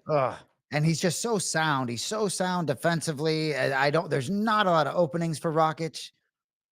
He's pushing that pace a little bit. He's pushing the cage control. I think, I mean, there's not a ton happening this round, but I'd say Ankalaev's definitely taking it. Just being busier. A lot of kicks. Try to step back and fire that left. Ankalaev's going to give him a 1-2 back at him for trying. You know, then there's a lot of throwing, but that, again, missing, getting out of the way, defense, stuff like that. I guess it would really boil down just in this round, just the kind of the generalship of just falling around. There's Rakic landed a couple of jabs in reverse, but that leg kick, there you go. I wish he'd just get that left hand in there a little more, Ankalaev. Pawing the hands, goes upstairs with the right leg. I'll give it the feeling out process. Short time. Short time. Oi! Flip left. What do you think? I'm just curious. Like, you think Dana White's like motherfucking Ankalaev right now? Like, oh, get right. Because for me, I'm captivated, right? You protect yourself, right? This is serious shit. As you said. A lot at stake. You got to figure your guy out a little bit. So I'm very entertained. I think we'll see more activity in round 2. He's got to, you know, and it's hard because he's moving forward, but he's kind of plodding along. But you don't really ever want to. But it looks almost like he has to step it up a level and and try to just explode into him and really get overextend. You know what I mean? Where you kind of really start getting into that dangerous area of like I might get. Does that make sense? Like you're being almost too aggressive, but he's got to do a little more now because Rakic is doing a good job of moving, getting out of the way. If you want to be the one being offensive, I don't know if that makes sense, but it's like you just got to do it a little more. He was just missing with that left hand. Rakic is kind of cruising backwards. You know, again, the feeling out process, a lot of leg kicks, the hands up here. You know, maybe it'll make it easier when he's stepping in, trying to throw back and stuff like that, but I don't know. Yeah. We shall see. Going into round 2. Round 2. I'm ready. But yeah, if they do another round like that first round, Anik, I can see Dana. He's going to be pretty pips. I don't know how many rounds of feeling out process you're going to get. Yeah. Pereira needs an opponent, though. These guys got to figure it out for him. Yeah. Now, that whole little thing that just happened right there, Ankalaev went in for, he threw in that big left hand. It was inside, tried to come back with that little elbow. That sneaky little elbow attempt, I like that. That was pretty cool. Again, this is the other side of this, so it's Rakic on the backside, doing a good job of flowing and getting out of the way of a lot of things. You know what I mean? Yeah. That's wild to me. Comes in with the right hand. That's it. Ankalaev with the big kick and a miss. You know, and they just put up a tweet of Cejudo. Said Ankalaev needs to sort of push forward more. Sort of agree, right? Like at one point, 3-round fight. Let's go. That's what I'm saying. It's like he's got to get past that little barrier of, like, I don't want to overextend or whatever that is. That little comfort of I'm just trying to be right here. He's got to do a little more because Rakic has got that. He's got that distance dialed in. That's what I mean. That left hand was just missing. The little things like that. He's just got to step in. But I get it when the other guy's trying to throw and kick and he's moving away. Boom. Then he hits you with the jab when you try to get aggressive. And if you notice, that's one thing. He's having a very hard time cutting Rakic off. Rakic has been just escaping off to the right over and over and over and over, yeah? Gonna have to get a little extra. We might have to see punches 3, 4, and 5. Instead of just 1 and 2. Back to the center. Man, it's a lot of movement by Rakic.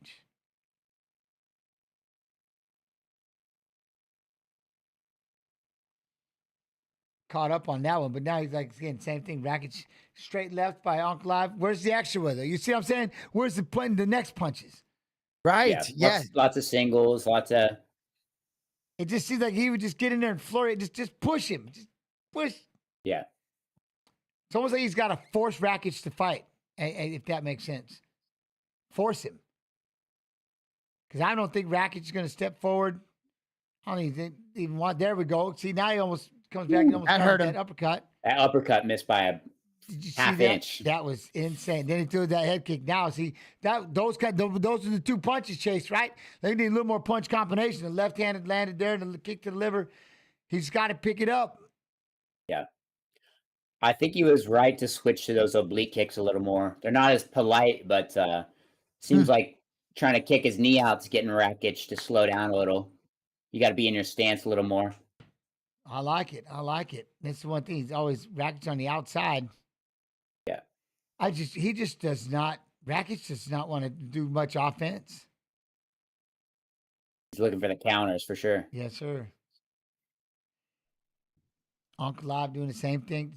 Paw your way in, bounce. But that's, that does get, he's very good at moving away and he's pretty fast at it. You know what I mean? It's like, I don't want to have to get into a full-on jog to try to catch up to you so I can get inside and land some combos. And you got Rakic that's going to get in that over-under position, push him up against the fence. Who's winning, to be honest? I don't know. It's 34-39 total strikes. There's a phrase in sports like playing down to your competition. I don't even want to use it here, but it feels like Ankalaev. It's like he always feels like maybe matches the guy in the octagon. Like I'd be lying if I think Dana White not sitting here a little bit frustrated. Like, let's get it going. But Ankalaev certainly winning this round for me, a little more clean and a little more getting through, but still not a ton happening for me, dog. Rakic is fighting like there's 30 seconds in a fight that he's been dominating for the last 2.5 rounds, and he's just trying to not to get punched in the last 10 seconds. But he's been fighting like that the entire time. Ankalaev has literally, he needs to do extra. We need to see the punches 2, 3, and 4. He's having a hard time getting his getting a 1-2 punch, closing that distance. Because I'm telling you, Rakic is moving. Dude is going backwards pretty damn fast, and it's one of those things that he'll plant because I can see it. I get it why Ankalaev doesn't want to get over, you know what I mean? Like, I don't want to get baited into moving backwards too much and have him counter me. Right? But he's on his wheels. I don't know. To get back to who's winning the fight. Yeah. And if I'm Poatan, I'm sitting on my couch like Shama. I'll just crack one of these guys. Yeah. You know, but I don't know what you two, I mean, correct me if I'm wrong, but it does. You know, Chase, you're trying to, like, I'm trying to progress forward and try to hit you with my 1 and my 2, but you're moving back so fast. I'm overextending my 2, and I'm like, there's no way I'm going to overextend and get more off balance and allow you to plant your foot and crack me when I try to go to that 3rd and 4th punch. Like, there's a way that you'll reach out, like, okay, it's been far enough. I got to go back and reset, right? Yeah, that's fair. I mean, I think those oblique kicks were working to slow him down. And, you know, when he gets in, he's got to make something happen instead of just hitting one shot, you know. See, there's that straight left, try to come back, miss the uppercut. He's just, Rakic just really is on his, I mean, he's on his wheels moving. But yeah, I think strike-wise is a close fight, but Ankalaev's got the cage control, so it's hard to see how the judges are going to see it. And, you know, octagon control, I believe, is the last sort of credential that the scoring is based upon. But I agree with what you said, Chase. Yep. You know what I mean? Which is, like you said, you still got me thinking. Now you just got me pictured Dana on his phone just pissed. Well, right. Like, let's go, boys. Let's go. All right. But I would like to see Rakic, again, like, move there. At least he stood his ground and threw a 1-2. But there's just so much backing up. Now he's trying to plant and see, and he almost gets hit by a launch of a left hand by Ankalaev. I think he realizes maybe there's just too much respect. But if I do plant and he hits me with that left hand, it's in trouble. It just seems like he's always on his wheels going backwards. Live odds, see? Live odds are saying Rakic needs a finish. Well, too bad the judges don't see the odds. 100%. And make some interesting decisions. You know, like someone asked in the chat, I think if it's a title eliminator, and I'm like, yes, period. Well, maybe I should backtrack that a little bit, because if Ankalaev gets through this by decision, Dana White can do whatever he wants to do. Yeah. You know? He's technically ranked #1 right now, it seems like, Ankalaev, which now this is why it seems like they probably gave the title shot to Khalil. Like, that's going to be a way better fight. You're the Everybody wants to watch that. I didn't even think and about it was that. incredible. Yo, that was a great fight. Yeah. All right.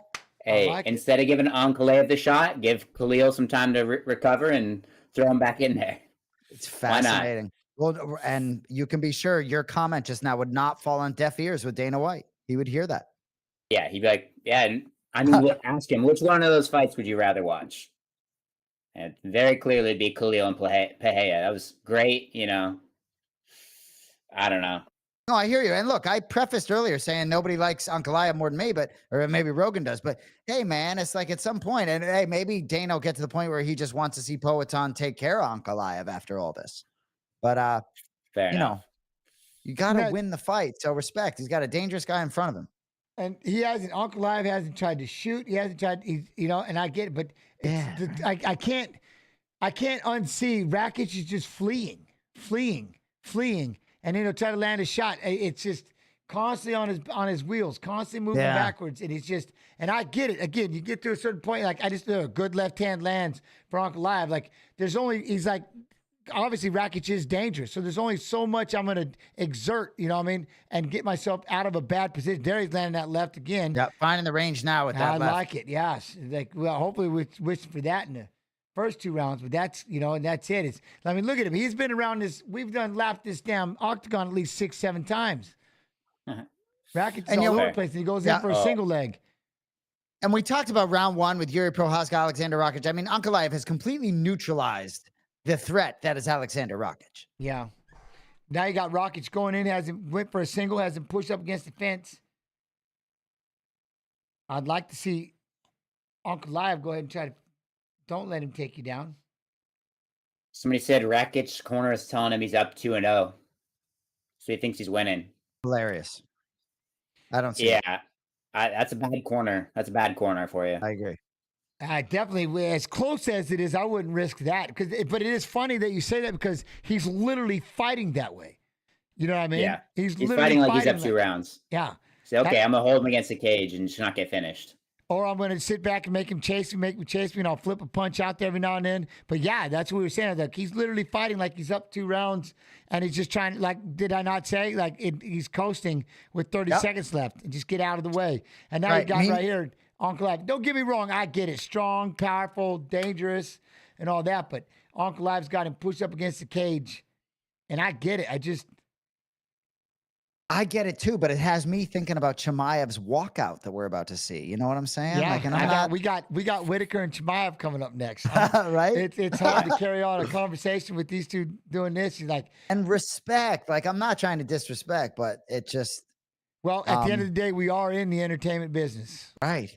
We are in the entertainment business. Man, I'd love to be in a room with Dana White right now. We have to do it. You have to, and that's it. And I see it. You know, it's like, how bad? Nobody's fighting like they want a shot at that title. There's no urgency. Yeah. There's no. And again, the one thing that Rakic is doing, I don't want to be ragging on him because, again, they could both beat me into a pulp. But you literally fought like you were winning. You know what I mean? You fought like it was the last 30 seconds of a fight you just dominated. Yeah. Bro, well put. And if you don't like it, my man Chase will be the one defending me. So he's still active. Bro, and you think about that fight. Oral by just getting blasted earlier, still competing. Can't even see out of that eye. You got Rubeski with his eye ripped open, and they're just fighting. They're bleeding all over each other, getting after it. We finally got these two into a clinch. Right. I mean, it's like, what do we go? I mean, like a little goal. Cut to Dana White. Show me the ball. Somewhere around there. He's probably taking a bathroom break right now, if I had to guess. That's a great point, though. I wouldn't be surprised if he dipped out after round 2. Says what? You know, and it was. He just did such a good job of moving, getting out of the way. Yeah. So probably pretty easy decision for Ankalaev. Would we agree? I would. I would say so. But I'm way off. So yeah, people keep saying it's about the corner. Yeah, that definitely wasn't. He did though. He would explain it. He fought like that. Like, you just went into a camp, you trained hard for months, isolated, and it's like, so that I can just get on my wheels. Now, I'm not saying don't be dumb and just get in there and go toe-to-toe, but, man, you gotta do more than just move around, you know? Yeah, I mean, you know, it's tough. Like, in the National Football League, it's defense wins championships, and early on, Rakic threw some really nice kicks, and Ankalaev was super sound fundamentally defensively, and like that matters too, you know. And when neither one wants to do that little bit of extra, you know, to just kind of put yourself out there a little bit, risk it for the biscuit, you know, and it's like they just couldn't get out of that comfort of, I can only throw these many punches, and if they don't land, and no extra. Great point. All three 29-28'd. Magomed Ankalaev. Seems about right. It does. And no offense to Rakic and your corner, but you have literally, I don't think anybody to blame in that you were moving backwards the entire time. Yeah. No doubt. At what point do you realize this is your career here and you go for it? Well, at least step in and pick some shots and pick some points and try to punch him up and, you know what I mean, and do that. But you can only do so, man. It wasn't a bad, the thing was, it wasn't a bad fight because it was a chess match that just never changed. Yeah. Lots of singles, lots of hesitancy. It's kind of that weird balance of like, you don't want to lose the fight, so you don't lose your title shot, but you also want to have it be an exciting enough fight that you're going to for sure earn a title shot. Where, you know what I love? Like I like they don't get much shot off of this. I wouldn't be surprised. Chase, it was that balance of, if I win this fight, I'm going to get a title shot. So I want to be exciting, but man, I'm just going to try to just safely jab my way to a decision so I can get the belt, and then I'll go nuts on the next fight. You know what I mean? Yeah. Kind of thing.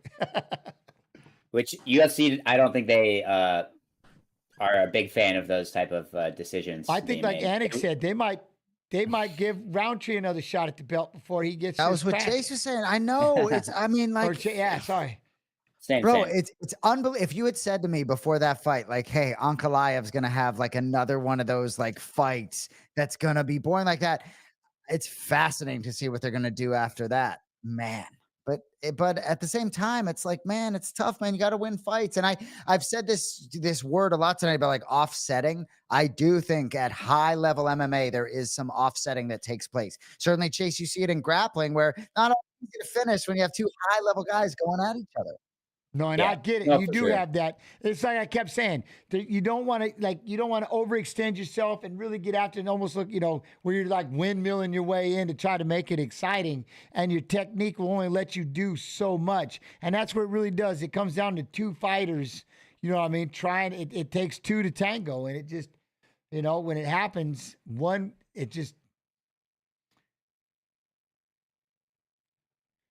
But with that being said, there he is.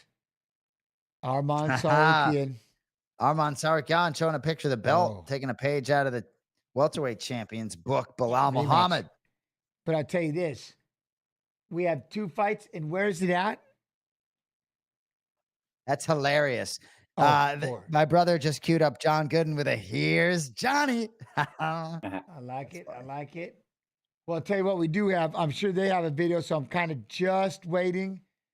They let their video go. We'll let Gooden do this little hype, but we have it. We have it. What do you do?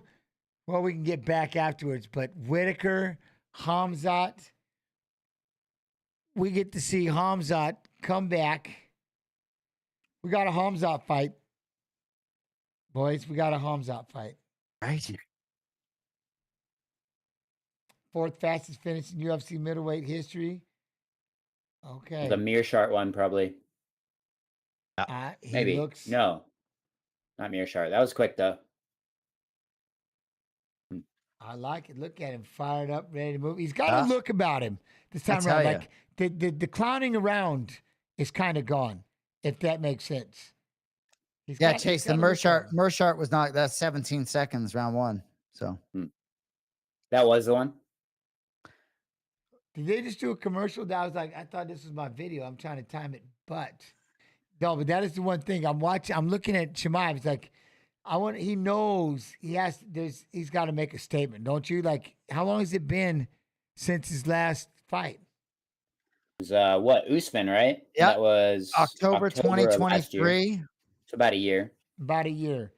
And it's almost like you have that pressure, you know what I mean? Of, all right, I got to show everybody all these cool new little tricks, Chase, all these cool new little tricks I learned, you think, or what?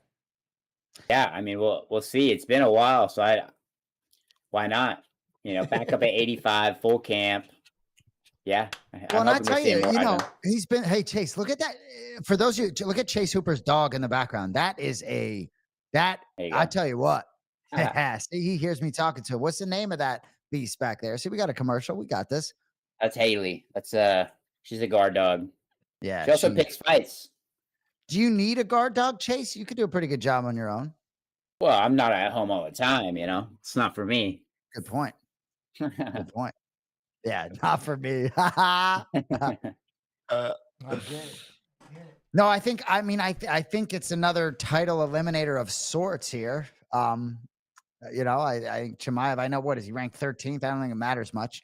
But like the betting line here, right? Like Jens, I know you're not probably a big gambler, but Khamzat Chimaev a pretty significant favor over Robert Whittaker. I'll check out the current line right now. I'm always going for the underdog, and that's the other reason why with Whittaker, there's just too many fights. He's done too much. The way that he fights, how he fights, he can land at any time. But the biggest key will be, how tired are you going to get fending off the wrestling? And then I got this video, and we're going to lead into this fight coming up. We'll watch this, and we'll all come up with that decision. Co-main event coming up in a second. We'll see you after this. I'm not trying to be somebody else.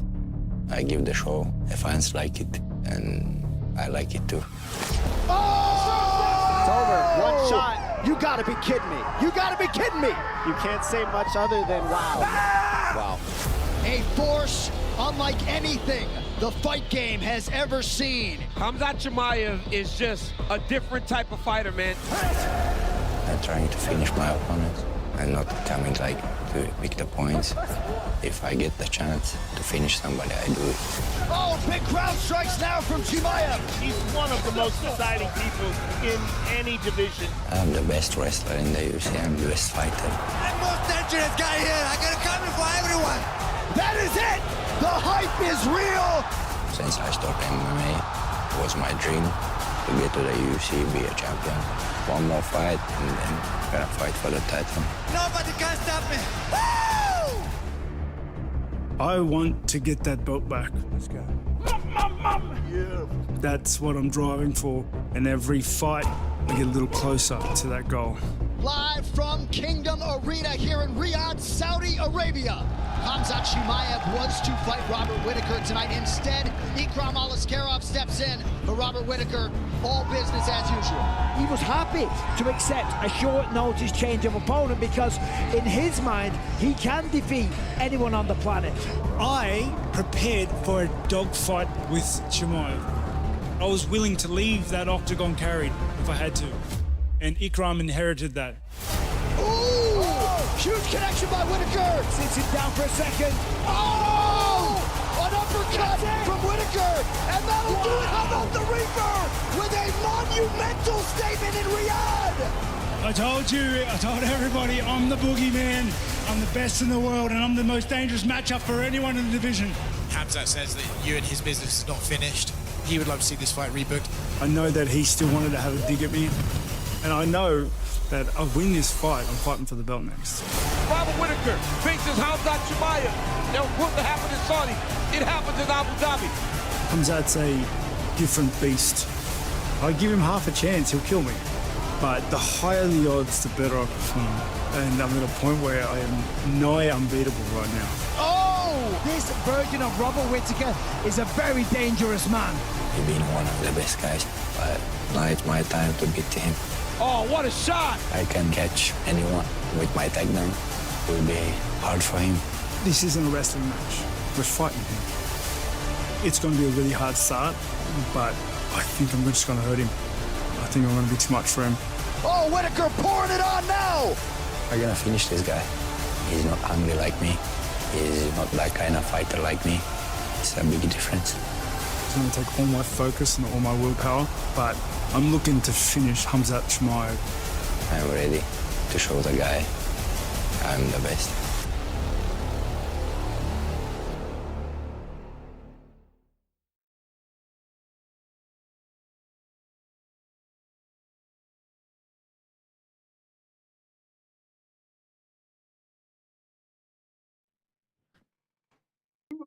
It's happening. Oh, look at the little one. We got the young. There it is. Yo, that is awesome. Cheers. Oh, that's badass. Introduction. Oh, yeah. Here's Ellie. She's about 4 months old right now. Not too much screen time for her. How badass is that, though? Game changing, isn't it? Yeah, for sure. I'm happy I got the gap between fights that I did because the lack of sleep at the beginning was not a good time, but got a good routine going now. Yeah, good. You got the rhythm. See, again, got to get that rhythm going. So Yeah. you do. Look at him. He's Look run out at here. that. Do you think this Look kid at breaks out like her. this? Oh my gosh. I know. It's pretty cool. That's very cool. Hi, babe. Nah. Amazing. Shara. Oh, yeah. Amazing. What's her name? This is Ellie. She's about 4.5 months now. Wow. Oh, yeah. Congratulations. Timing worked out well. Bro. That's amazing. Thank you. Congratulations. I have 2 girls, 10 and 7, bro. Like seeing her with you right now, you have no idea how happy that makes me. Yeah, it's really cool. Now I go change. Where's my bird? My angry bird. I need to go get her. Hey, we're not on yet, right? Oh no, we're on. We're here. We're in. Oh, let's go. I love it. Yeah, no, we're on. Yeah, this So is. I We came got back late. Khamzat is out. He's getting the facial grease, the hugging of the Wait, you already got the face grease. There's no hugging. All right. Good, Right? it got lessened. Here he goes. Everybody's been waiting. He has returned. Right? Right? Go. So, Jens, if Sir. I ask you, right, if you're forced to pick, right, if I tell you you don't have to lay out any of your own money, but I'm going to give you 200 grand if you can pick the correct winner of this fight, are you going Bobby Knuckles? See, I love it. That's the reaction I was looking for. I don't care what you say after that. That's what I was looking for. Khamzat scares me. We could all talk about rooting for legacies, rooting See for how he Bobby did it? Knuckles, right? I just got Jedi mind trick like a boss. I just got Jedi mind trick.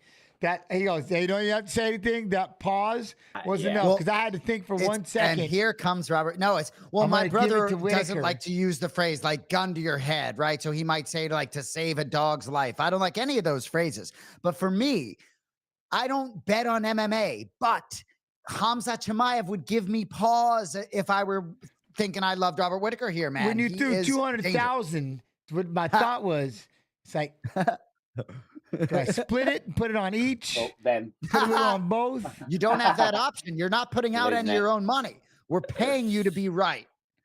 We're Yeah, paying exactly. you to be then it's like, correct. then I see, So I get that. If Khamzat you're is paying me to be favored. right, I'm going to go by, but that's why I've been saying the whole time. I'm going by faith, and this is my guy, and watch along partner, and it just is. You know what I mean? I Look love how it. fired up he is. Oh, look at that look. Oh, Look he at that knows he's- stank face out of the Reaper. Oh, he knows he's he's going into a big fight. This is a big one. I'm getting fired up here, boys. But when I see the blessed one at plus 180 against my man, I'm pulling. Hey. Wow, you got the other thing. Like you got these 200 dogs, but I would bet them in a heartbeat. 200,000, I don't necessarily know, but I would bet it regardless. I love We're it. always I saying, love it. like I'm always saying on this So stream. Chase, same question. Young family at home, right? $200,000 in a briefcase. If you pick the winner correctly, we know you're rooting for Robert Whittaker. Yeah. I know your answer. Talk to me. 200,000 briefcase. You still going Bobby Knuckles? I would say who I'm rooting for versus who I'd bet on definitely be different. So I agree with the. I'd probably go Khamzat. I think just this is a 3-round fight, correct? 3 rounds. No, it's 5. 5 round. 5 Oh, it rounder. is 5. Yes. Which So- favors the Knuckles. So I do some. Sorry, Chase. Go ahead. I don't want to cut you up. Oh, you're good. I mean that throws a wrench into the mix. I thought it was only 3 rounds. Then I'd be pretty confident Khamzat. Now I'm a little more but he's been out for a while. Hopefully he's fixed his cardio issue. He's had plenty of time to do it. Probably still rocking with Khamzat as far as the betting goes. I'm still rooting for Bobby Knuckles though. So I do some work on Odd Shark, which is a gambling network. And one of the guys said this week, I think his name's Scott Hastings, he said, what if Khamzat actually doesn't go all out at the beginning and maybe is a little more calculated, right? What type of danger could that present? But man, I mean, this for me, main event, my money, I'll pay double the pay-per-view price if this was the main event. Give me all this. Look how pissed off he is too. Whittaker's in the mode. He's in the Yeah, man. zone. He's in the zone. I look at it. He's fired up.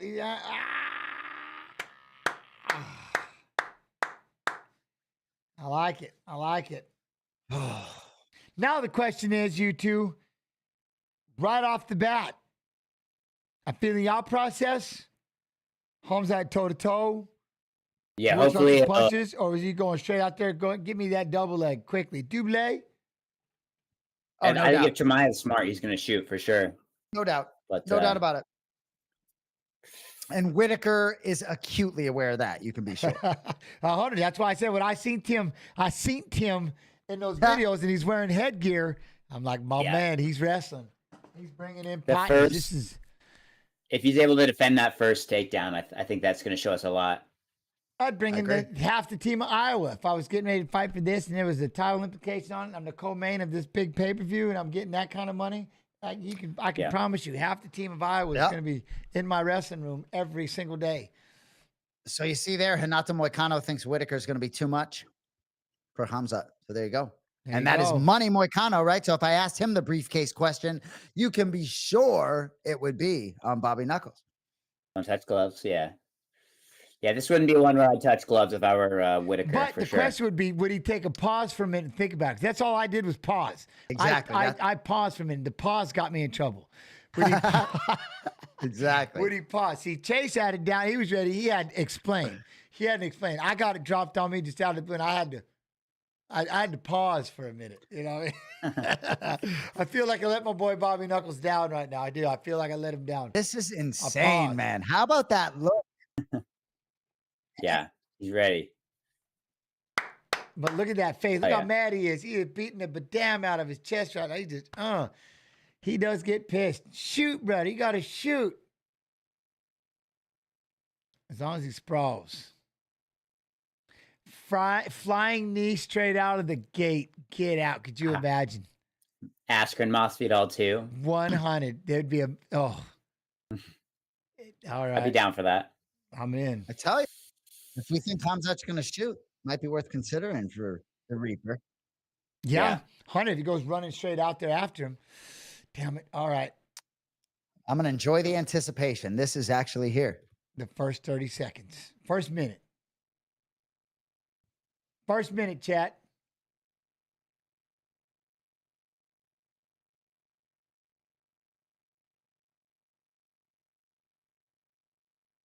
Here we go.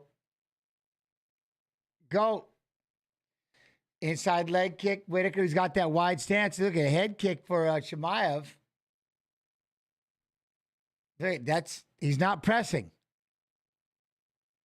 He's not pressing. Boom, he pressed. Right into a double leg. Got him up against the fence. He shot from a distance. He's already got a leg in. Whittaker's got to figure out how to fight these hands, you two. He already shot. He got out of that leg, though. Dude, he shot fast, Yeah. Chase. That was quick.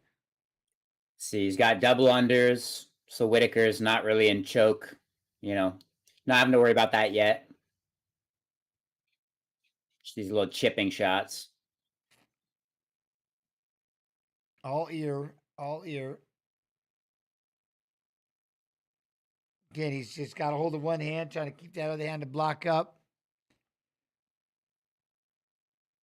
Got that leg in. He's got the one leg in.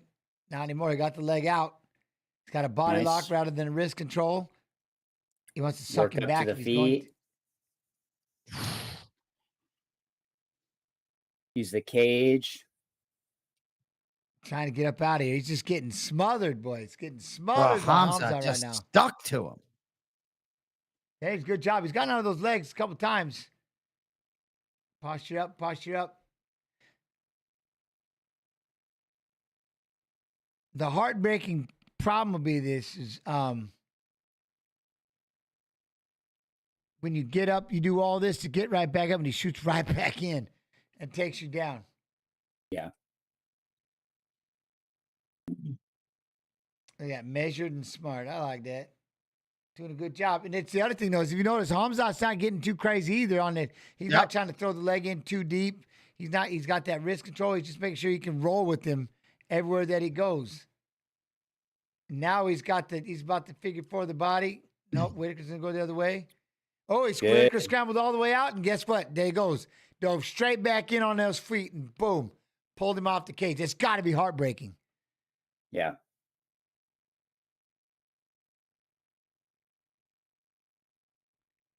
But here he goes. He's going to have that leg in again. Chad, he's going to he can just sit there. He doesn't do a 2-on-1. He just kind of messes around. He's got the one leg space in, start throwing shots. And at the end of the day, it's a good thing because Whittaker's carrying him. Ugh. When will Hamzat fight? He's right now fighting Muhammad. He's in here fighting. He's got a leg in on Whittaker, and Whittaker's trying to figure out how to get. See, then you got that threat. Chase, every time you want to pop up, there's a rear naked. You know, if I'm Rob, yeah, go ahead, Chase. No, I mean, his Whittaker's hope is like, let's start the next round fresh. Try and survive the next 2 minutes. Yeah, and hope Hamzat, use some energy here. And it's a 5-round fight, so I'm sure Robert Whittaker didn't think this was out of the realm of possibility. That round one could maybe go down like this, but certainly he said he wanted to be sure to keep it on the feet. Well, he must do that if he makes it through this round. Yeah. You know, and did you see those couple of scrambles? And that's another thing. How much, without getting yourself in trouble, but you got to kind of make Khamzat move. He's starting to land and pick some shots, looking for that rear naked choke. Tapped it quick quick. tap! He tapped it so fast. What did he do? Get it across his mouth? As soon as he locked it up, it was over. Damn. Yep. And there's the $200,000 briefcase, right? It's Bobby Knuckles. Wow. He did something to his face. See, whatever he did to his face, he cranked it. It was fast. Whatever it was, when he locked that thing up, it was something's busted or something. But yeah, different levels straight. Yeah, right? Those takedowns, he's just a different damn animal. Yeah, he felt his jaw break. He went right across the jaw. Didn't even go over the neck. That's a big fight.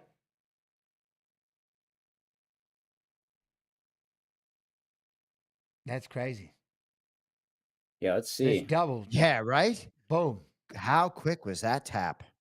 I don't know. I wonder if he had maybe like orbital or something, and then just that squeezing on his face, just a lot of pressure. I think he busted his mouth. I think something with his mouth. He went right across the jaw, whatever it was. He cracked a look tooth at or something. It was instant. Literally, like he broke his jaw. I tell you. He like just smashed his mouth. He probably broke bone in his jaw. Yep.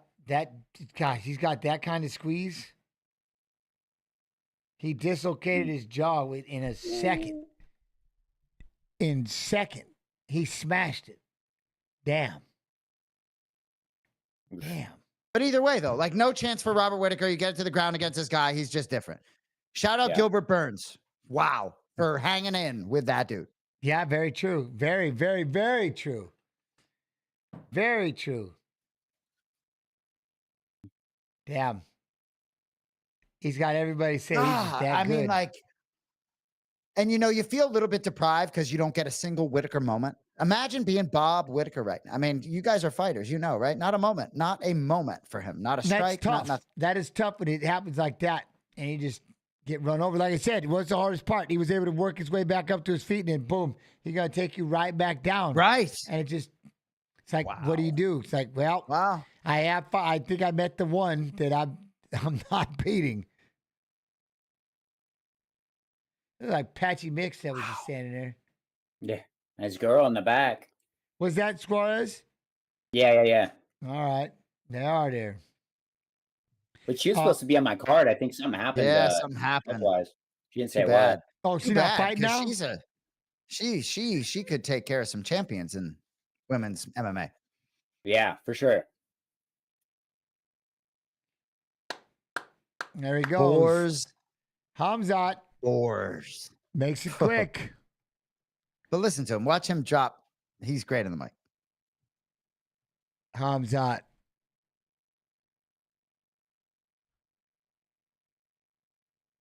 All right, they're going to interview him now. He just submitted Whittaker in the first round.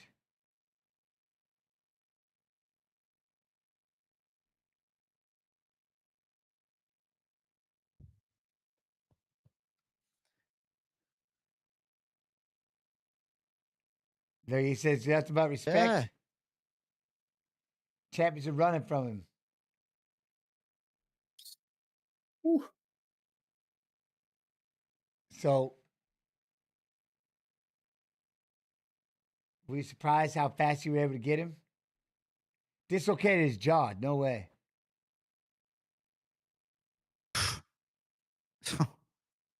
Look, he grabbed it and just squeezed that hard.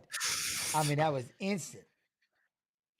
I mean, like, how often's that happen in MMA? Dislocated jaw? Maybe a ton, but like, dude's different. Man. No, he's got a squeeze about him. Where DDP at watching this dude? Can you imagine? Yeah. Yeah, give me the belt. And I'll say, Chase right, after him. Bilal Muhammad's gotten to know Khamzat a little bit on a personal level, man. It's a good man right there. Like, comes in as this killer.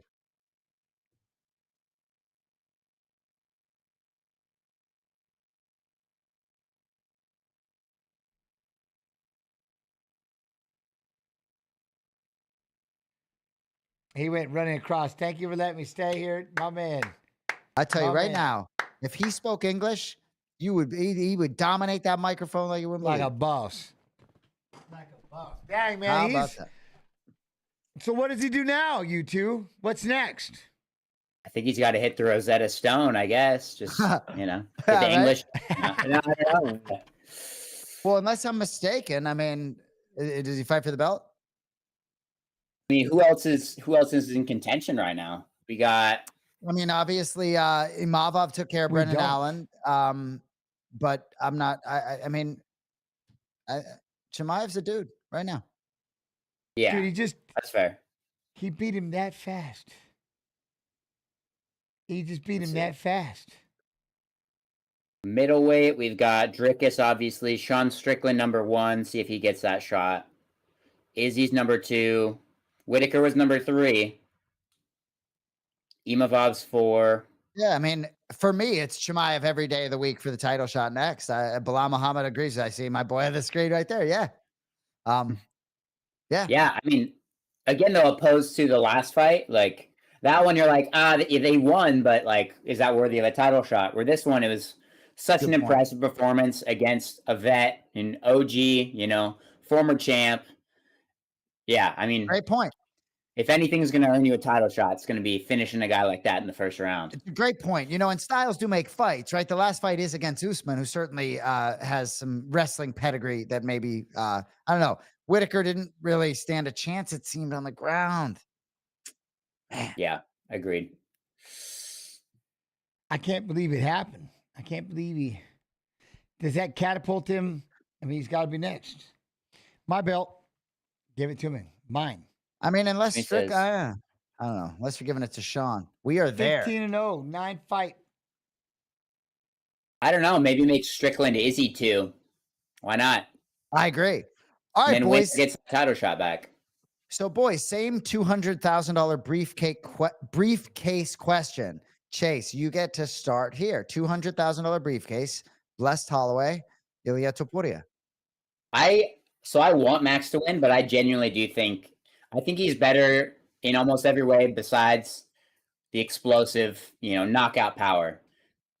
I'm taking Max. He's probably got 9 out of the 10 attributes I would say that are better. And then Topuria's got the explosive knockout power. So I'm pretty confident. I'm taking Max. I like it. Briefcase with Max. Jens, you can Briefcase pause Max. again. Briefcase Max. I like it. And he was just selling it more. I was going to say Max, but he was just selling it more. I don't know. Chat, I don't know what you're going to briefcase with, but briefcase Max.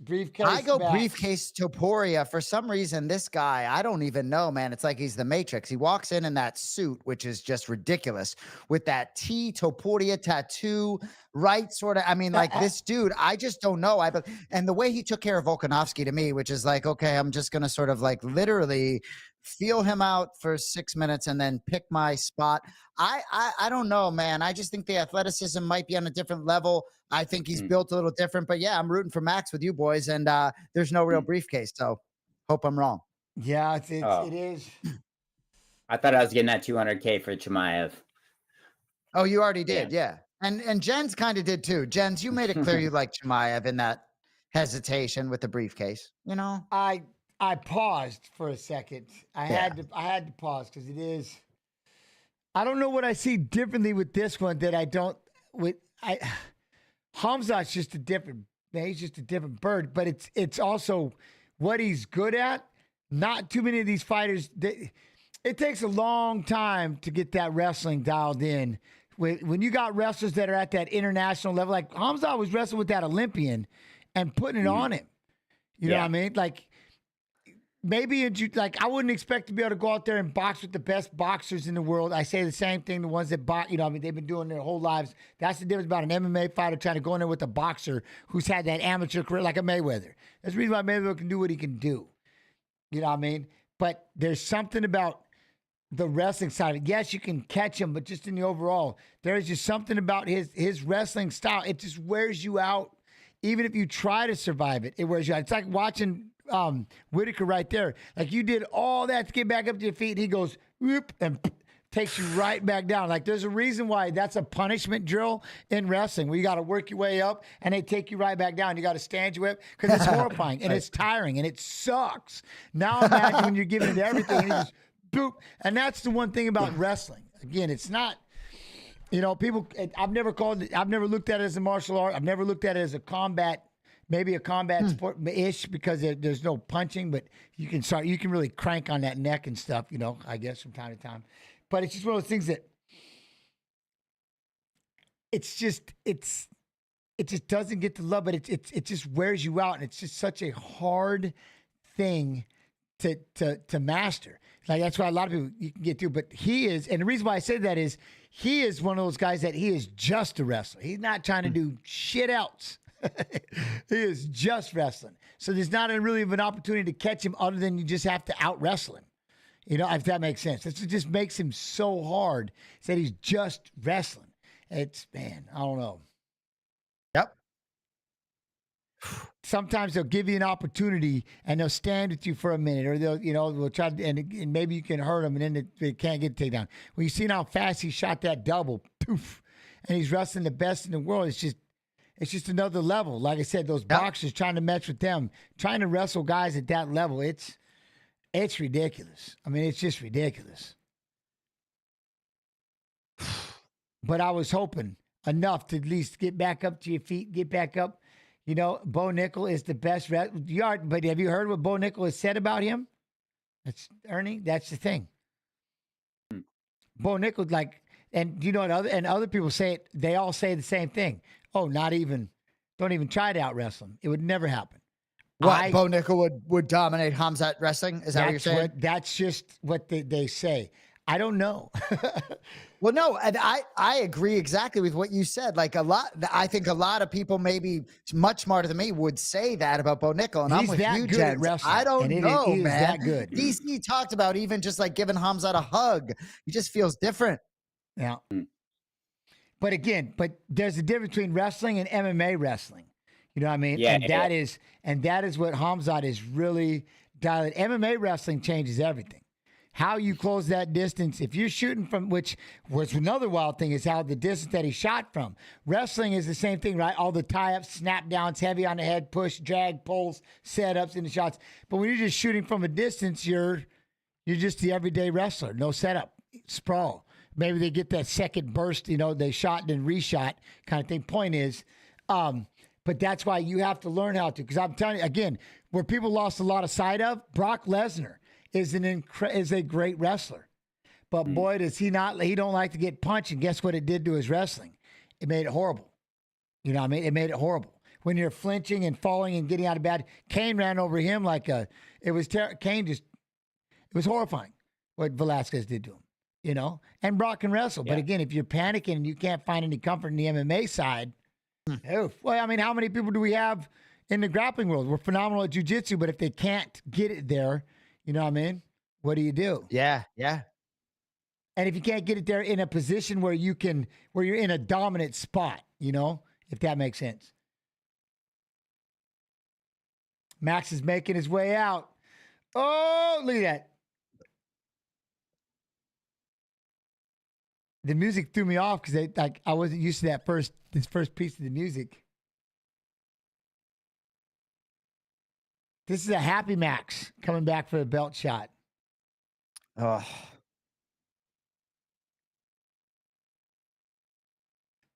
This boy.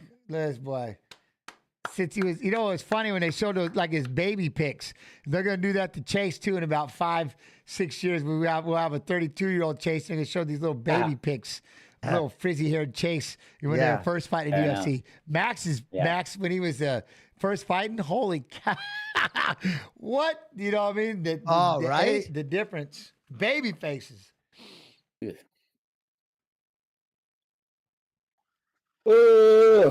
I'll let you all have your moment and get in. What are y'all thinking? Just trying to enjoy the walkout. It's Oh, all right. If I was talking too much, I'm literally. I'll talk to chat. You enjoy the walkouts. I'm speechless. I'm speechless. What is in front of Max Holloway right here?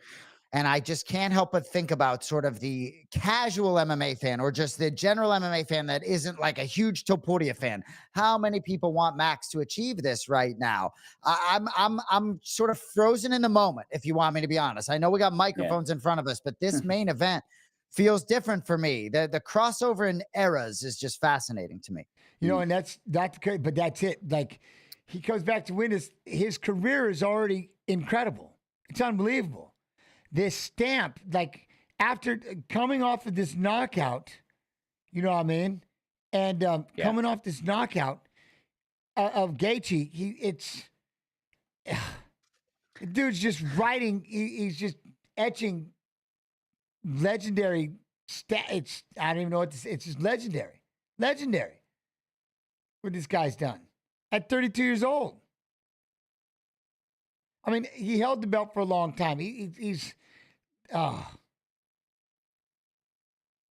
And, you know, he loses to Volk, but then won 3 straight, right? Arnold Allen, no slouch there. That to win against Arnold Allen. Korean Zombie and the fights and with the Volk, Gaethje, I too, mean, were, for the time and what they were, you know, like I said, again, correct me if I'm wrong, the calf kick, Chase, the calf kick, right? Was that in the first one? Volk just stunned the world and just calf kicked him, and it ruined him. And then to battle back in and get into some of these scraps that he had with him afterwards, you know, but that's like, oh, we finally found somebody that can match Max.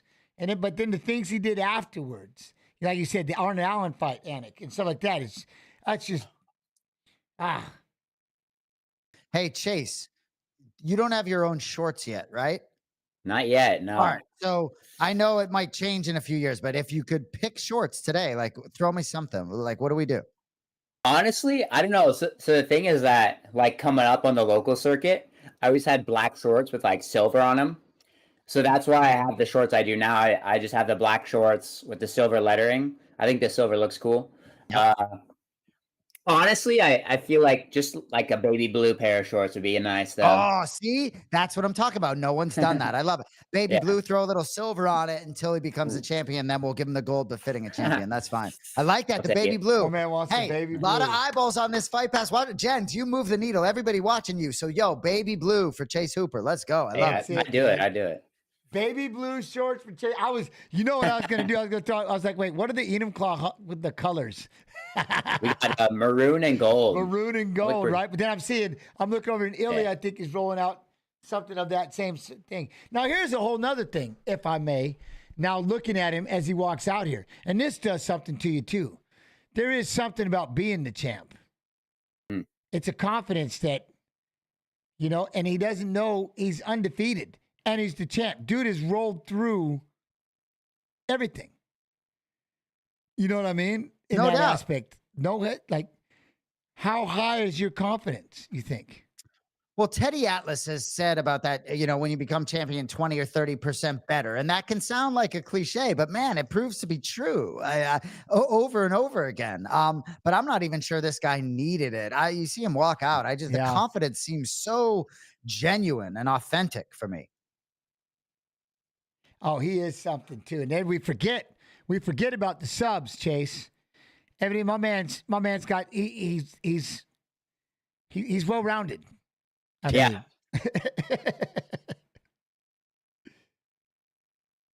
Jiu-jitsu black belt. But we talk about, again, it reminds me of Jose Aldo. And all we would do is talk about his kicks and his knees, all the while forgetting my man's a black belt in jiu-jitsu, but nobody ever wants, it never goes there. You know what I mean? It never goes there. Yeah. He is something, but it's like I said, this is personal to me, you know, with Max, and same thing with the last fight. But he is something. What he did to Volkanovski, that's just poof.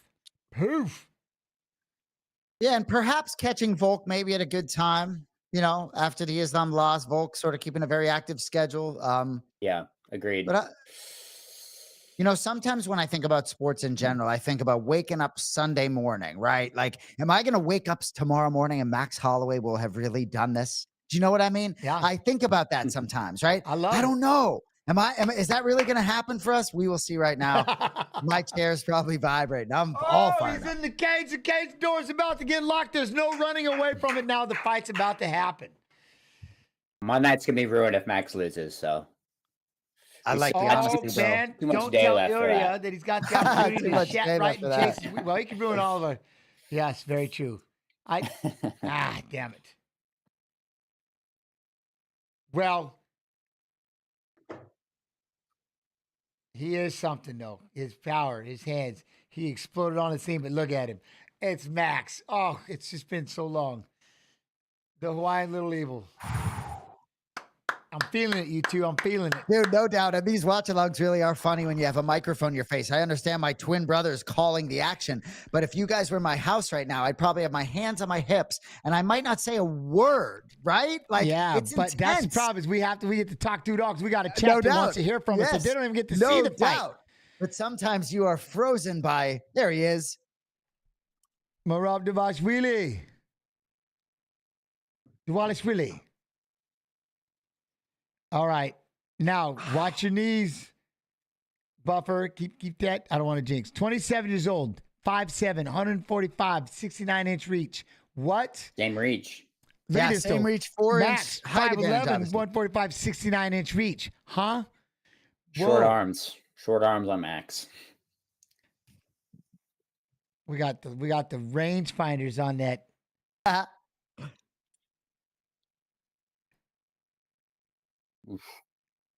Oh man. It's crazy. It's crazy. Right? So Buff, we talked about Buffer being 66, right? And you know he's going to be doing this into his 80s. Like Willie Nelson, I think is 91, still performs. Buffer, I'm telling you, like, dude, he's going to do it. Like, what, 66? He'll be doing it in 15 years, no question. Make it a goal. He's Oh, making it a He's in goal. good shape. No doubt, super flexible. In 80s, I will be blasting UFC 400. You know what I mean? I'll be UFC 500 by that time. Dude. He's got goals. Yeah, right? 500 by that time. At some point, they're going to just have stop numbering the UFCs. Just UFC. I don't want to see UFC 1,000. You know, it's just weird. Dude. 2,649.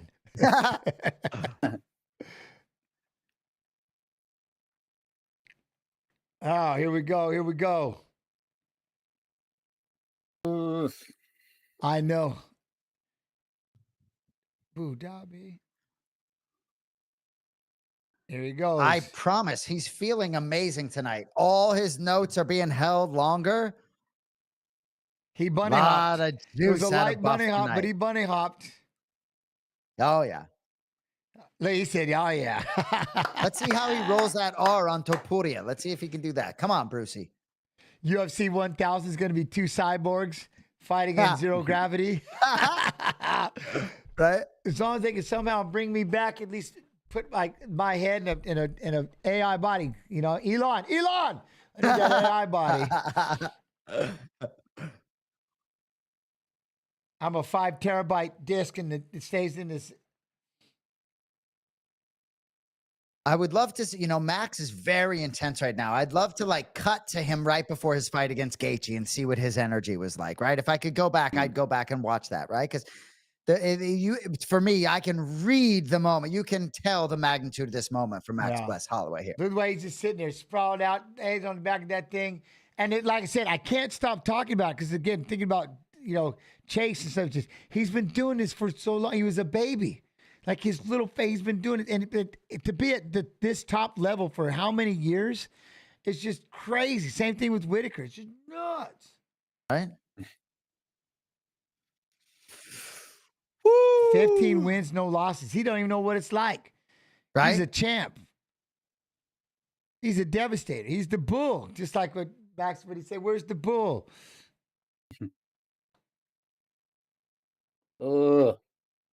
Undisputed.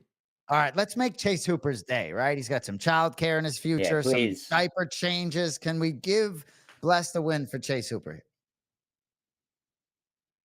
Take that O. Right, dude. Take that O, get the belt back.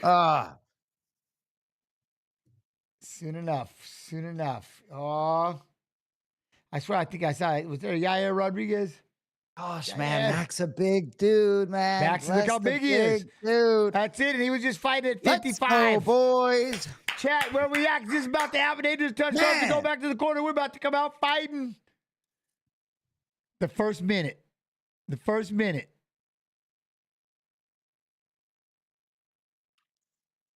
Oh, man.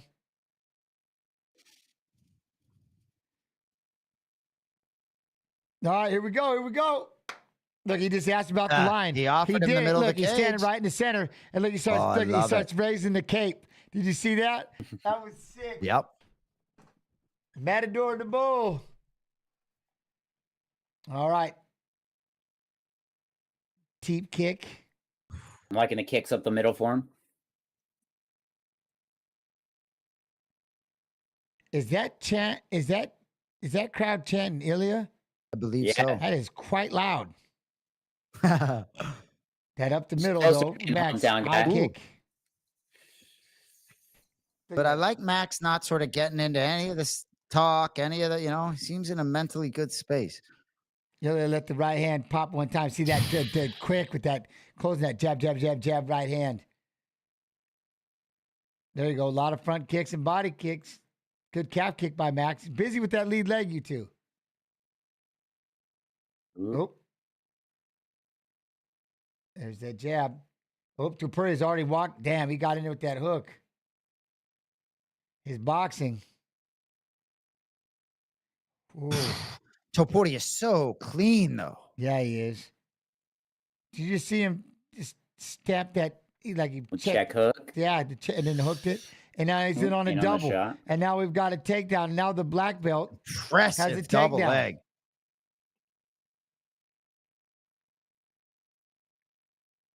Wow, he got in quick. Now he's just trying to walk him up. Max is going to stand right back up for Max. And takes right him back down.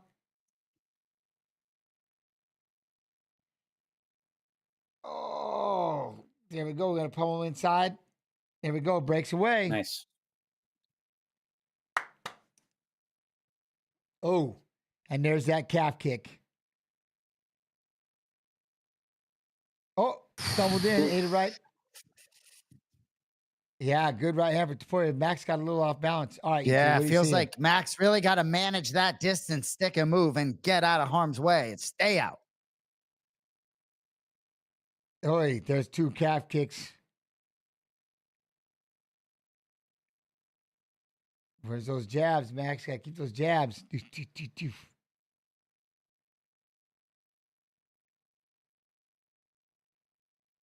There's that calf kick again. Oh, damn, when he closed, you see that uppercut right hand to put it close in the distance with some combos. Max gets out of the way, but hoy! There it is, calf kick. Your third one, it's bad because they're hitting him pretty clean. You know what I mean? Yep.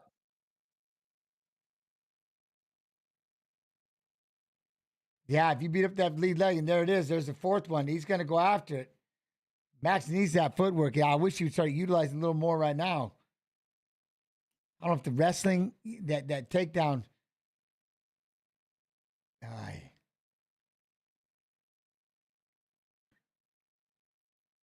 Now, Max looks to be settling in a little bit. Yeah. There you go. He threw it out there. Look, he's just feeling out process. Yeah. Oh, then when I say that, they both kind of mix it up pretty good there. What are we seeing, Anik? What are we seeing? Oh, man, elbow. I mean, real close to call right now. But dude, just I don't even know what to say, bro. I'm captivated, and it's super close.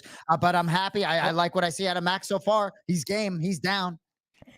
And those punches, man, I can see those Topuria punches. You see one of those land clean. That's the one thing. Max just got to stay sharp, keep his head on the swivel, keep those hands up, keep that chin down. Because look at that. He just brought there. See, he hit him with the counter 1-2. See, that was it. Topuria came in with a pretty heavy lead hook. And then Max able to pip and just catch him. That's going to be all day. Really, just those busy hands. I'd like to see it. We need to see him step it up. Stepped in with the elbow. Look, start picking him apart. Now it looks like he's starting to find into a little more of a rhythm. You know what I mean? Tip off the see, look, get his feet moving a little bit. Max is starting to box now. Look at he's tearing him up. And Yeah. Topuria is slowing down a little bit. Yes, he is. Max is like you said, warming up that going for that spinning back kick. I can't believe he was going to try that. Yeah, that's gonna be hard against a guy running in like that. Was that a stumble or whatever it was? Because he threw a right don't hand. know. Max fell to his side, down to the floor he went. Ilia jumped on him so fast. Has his back. Probably won the round for him. Yeah, 100%. Something made him stumble, and down he went. And I don't know. I think Max was a little more active on the feet.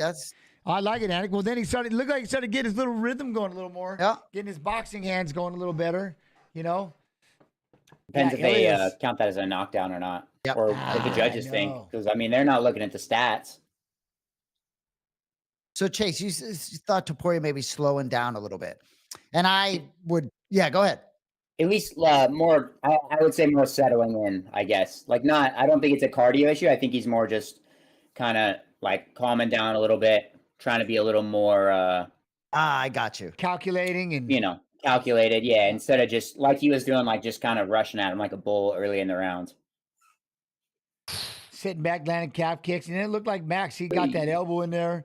Max started he started like over. Oh, okay. He just got into overstep. Yes. Slipped him. Lost his footing. All right. But again, the judges aren't seeing this. Yep, you're right. They just see, oh, Max fell down. Right. Max gets back to that pity pot, man. Remember, best boxer UFC, baby. Let those hands pop, pop, pop, pop, pop. Right. He wouldn't have those slips like that if he just stays outside in that zone and just boom, boom, boom, boom, boom. There, see that? Just get those busy hands.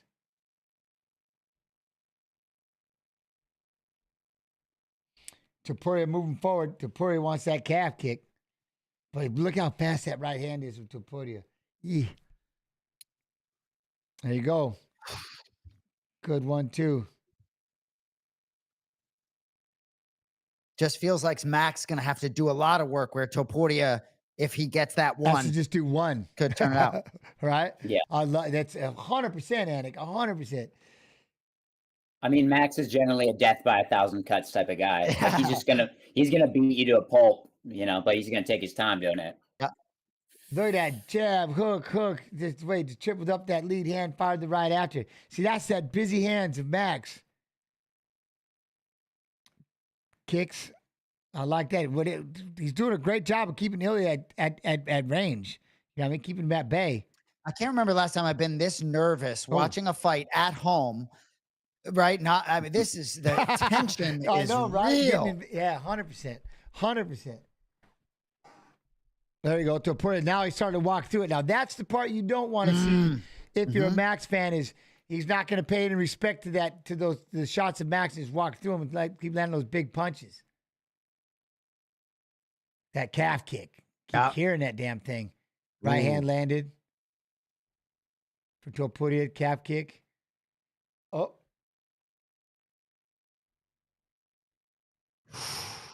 Oof, get that jab. Keep that jab going. Oi. Huh? No, it is. I mean, like I said, Max doing a good job. Just got to keep that hand, just keep that jab going until Putti's make him figure out how to try to get inside there. Like, oi! Ooh, there was clean a left. 1-2 right hand. Looked Comes like back that with the maybe left. shook Max a little bit. Yeah, that third shot caught Max a little. Oh, and that calf kick dividends. Yes, dividends is right. Keeps chipping at that. And then see, that's what I love about him. He's a big right hand, but he's a left hook, which is that's busy, man. That's that 2-3. Oh, champion establishing his will, walking through whatever Max has coming back. Yeah, he does. Yeah, like it's more range on this one for Max. And you see that time where the Max threw that jab and Ilia fired the right back. Yep. There it is. God, that right hand is fast. Oh, Lord. He hasn't bodied, yeah. That's rear hook for Max. There it is. I liked when he was using the oblique kick a little bit. Give him something to worry about. But Max has met his match, right? You think about other fights where Max, even when you think about the Gaethje fight or just against certain components, even Cater, I know those are examples of his dominance, but he's met his match. He can't get off to the volumatic pace he would like to get off. Topuria is a problem. Yeah, you got to respect the shots. He's got that. He's already shown he can land the shot, and he didn't wobble Max too much, but it definitely stung him. You could tell. Hey, there you go. Eats the jab for doing it. Look at that patience of Max. He's letting him come in. Oh, those right hands are just missing. Yeah. You think that calf's got him right now? Oh, Ooh, good one, all right, too, Max. Max. Great. Good. Max starting to become a little more aggressive. Oh. Right hand, that left. See that right, left?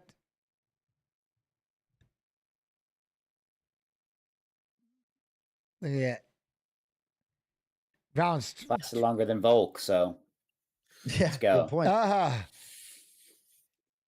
Look at They it. both look fresh to you guys? Yeah, I mean, I think they're still like literally they're just trying to sharpshoot. Nobody wants to make that mistake.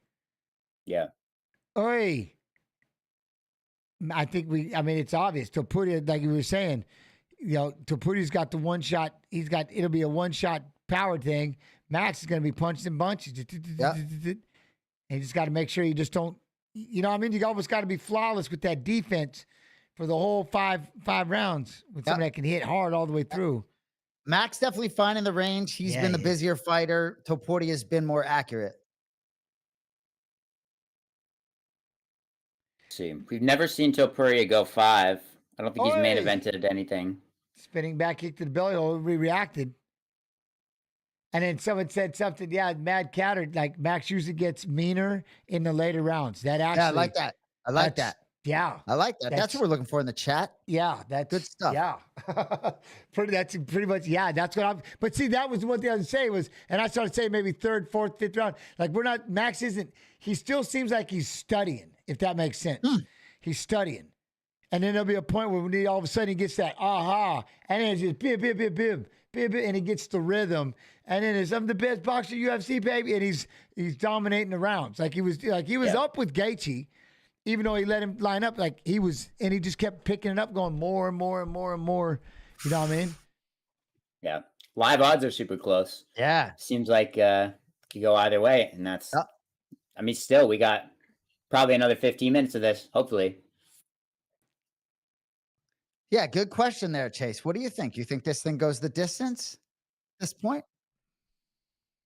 I think, I hope so. I think that favors Max, obviously. Yeah. I think probably 1-1, I'd say. Oof.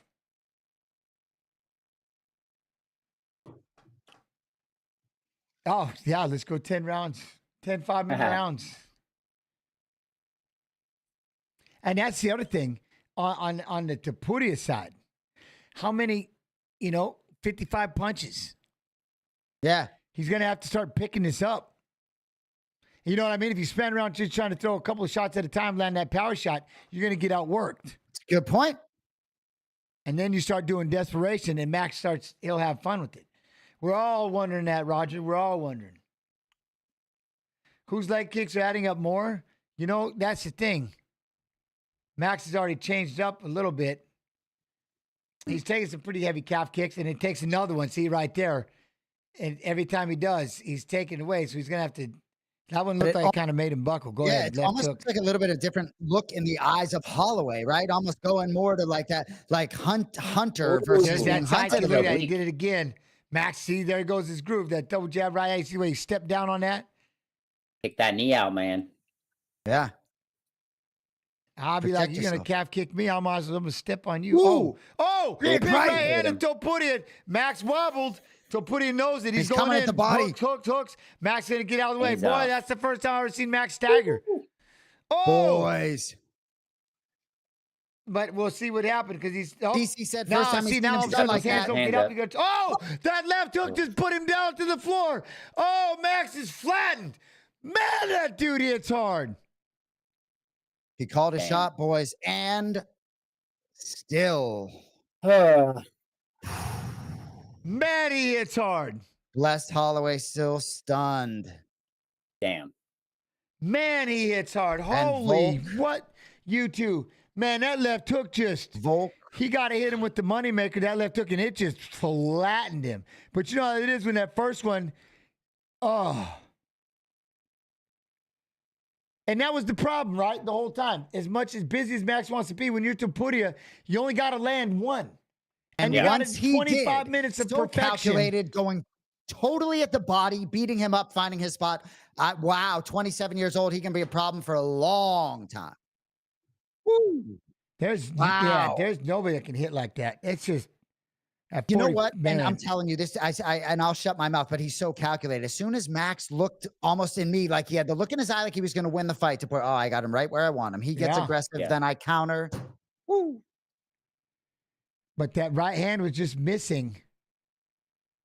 That right hand, all I had to do was land one. Steve Harvey, shout out. Steve Harvey, get it? Wow. Wow. Damn. Well, I'm telling you what, he's 100% the real deal. That KO was, we found out. Unreal. Yeah. For those of you not watching the broadcast, John just alluded to some of Rogan's comments in the past that Topuria thought he was the best in the world well before he was in this sort of championship sort of inner circle even. So I tell you what, man, a lot of people think he's cocky. He's a real deal, man. You're undefeated. You're the best fighter on the planet. You're knocking everybody out. You're literally dismantling them. Like right here, like all Max did was he slapped that hand. Right. And then look at that one right hand. And what it did to him when it hit him, look at that. It turned the lights off for a minute, and you never see him stagger like that. Look at that. And then that right here, he gets into this mix, and then boom, that left hook is just. And that was after all the body work. That was after the body work when he had him stunned. That left hook is just, look at that. That's just money. Gifted athlete. Damn. And that was it. Just boom, looking away. And again, how much you still stunned from the right hand that just dropped, that just hurt you a minute ago, or the cobweb something, because it was just clean left hand. Wow. Yeah. I mean, line them up. Fuck. And like not knocked out, you know what I mean? Not unconscious. Like he. Yeah, that's wow. Huh? And that's it. There's the scary part. They just said it again. He's one of the best jiu-jitsu players in the division. But we're not even going to talk about that because his hands are so. The new era. Man. The new era. But for those of us MMA heads, when you get Bob Whittaker and Max Holloway, going down back to back, still tough to swallow. A lot of chalk tonight. A lot of favorites. Look at there. Not a good time. What weight is Diego Lopez? He's 45. What weight is Diego Lopez? One more time. 45. He's 45. Let's take it up there. What are we going to... Ooh! Are we going to have it? Are we going to have it?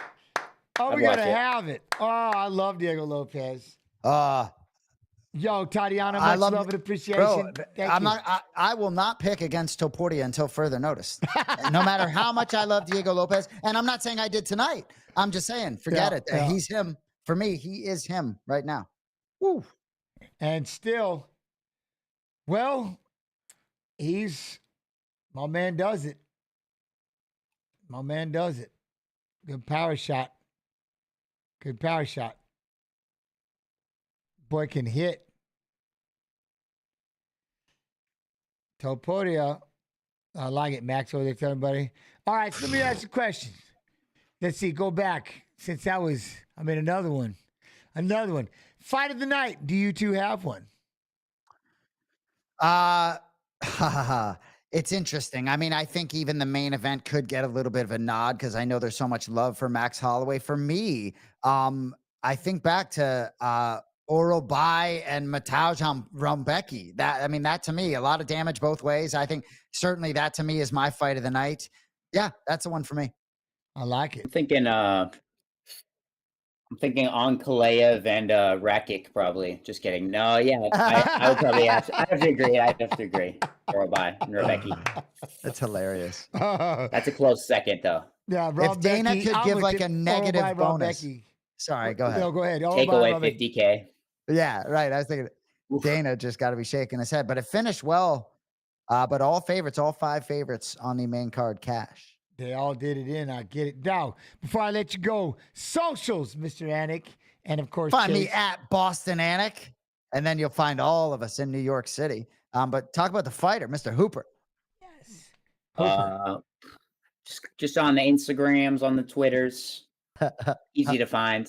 I love it. Maybe back in the Twitch game soon. We'll see. Ooh. Oh, look at it. We'll see. Talk We'll to see. Jens's language. I like it. I like it. Well, as always, I appreciate you both. Thank you so much for coming through and hanging out with me. Thank you, brother. Anytime. You know what I'm saying? Chase, love to the family. Love to the family. Tell that brother of mine, I'll call him. I'll mess with him. Scotty, Sounds good. love him. Sounds good. Yeah. I'll see you guys later on. And chat, and the rest of you, we'll be back on the Twitch side Tuesday, 7 p.m. Eastern. I want to go back and start watching old school. I got to get back to watching some old school Ultimate Fighter, stuff like that. You know what I mean? And then, of course, we're back again. Fights of Fighters Fighting and Saturday's fights on Friday. Saturday, as always, love and appreciation. Fight Pass, YouTube, Twitch, UFC Fight Pass, Facebook. I love you. I appreciate you. Until next time, y'all be real. Y'all be good. Y'all be real good. I'll talk to you later on.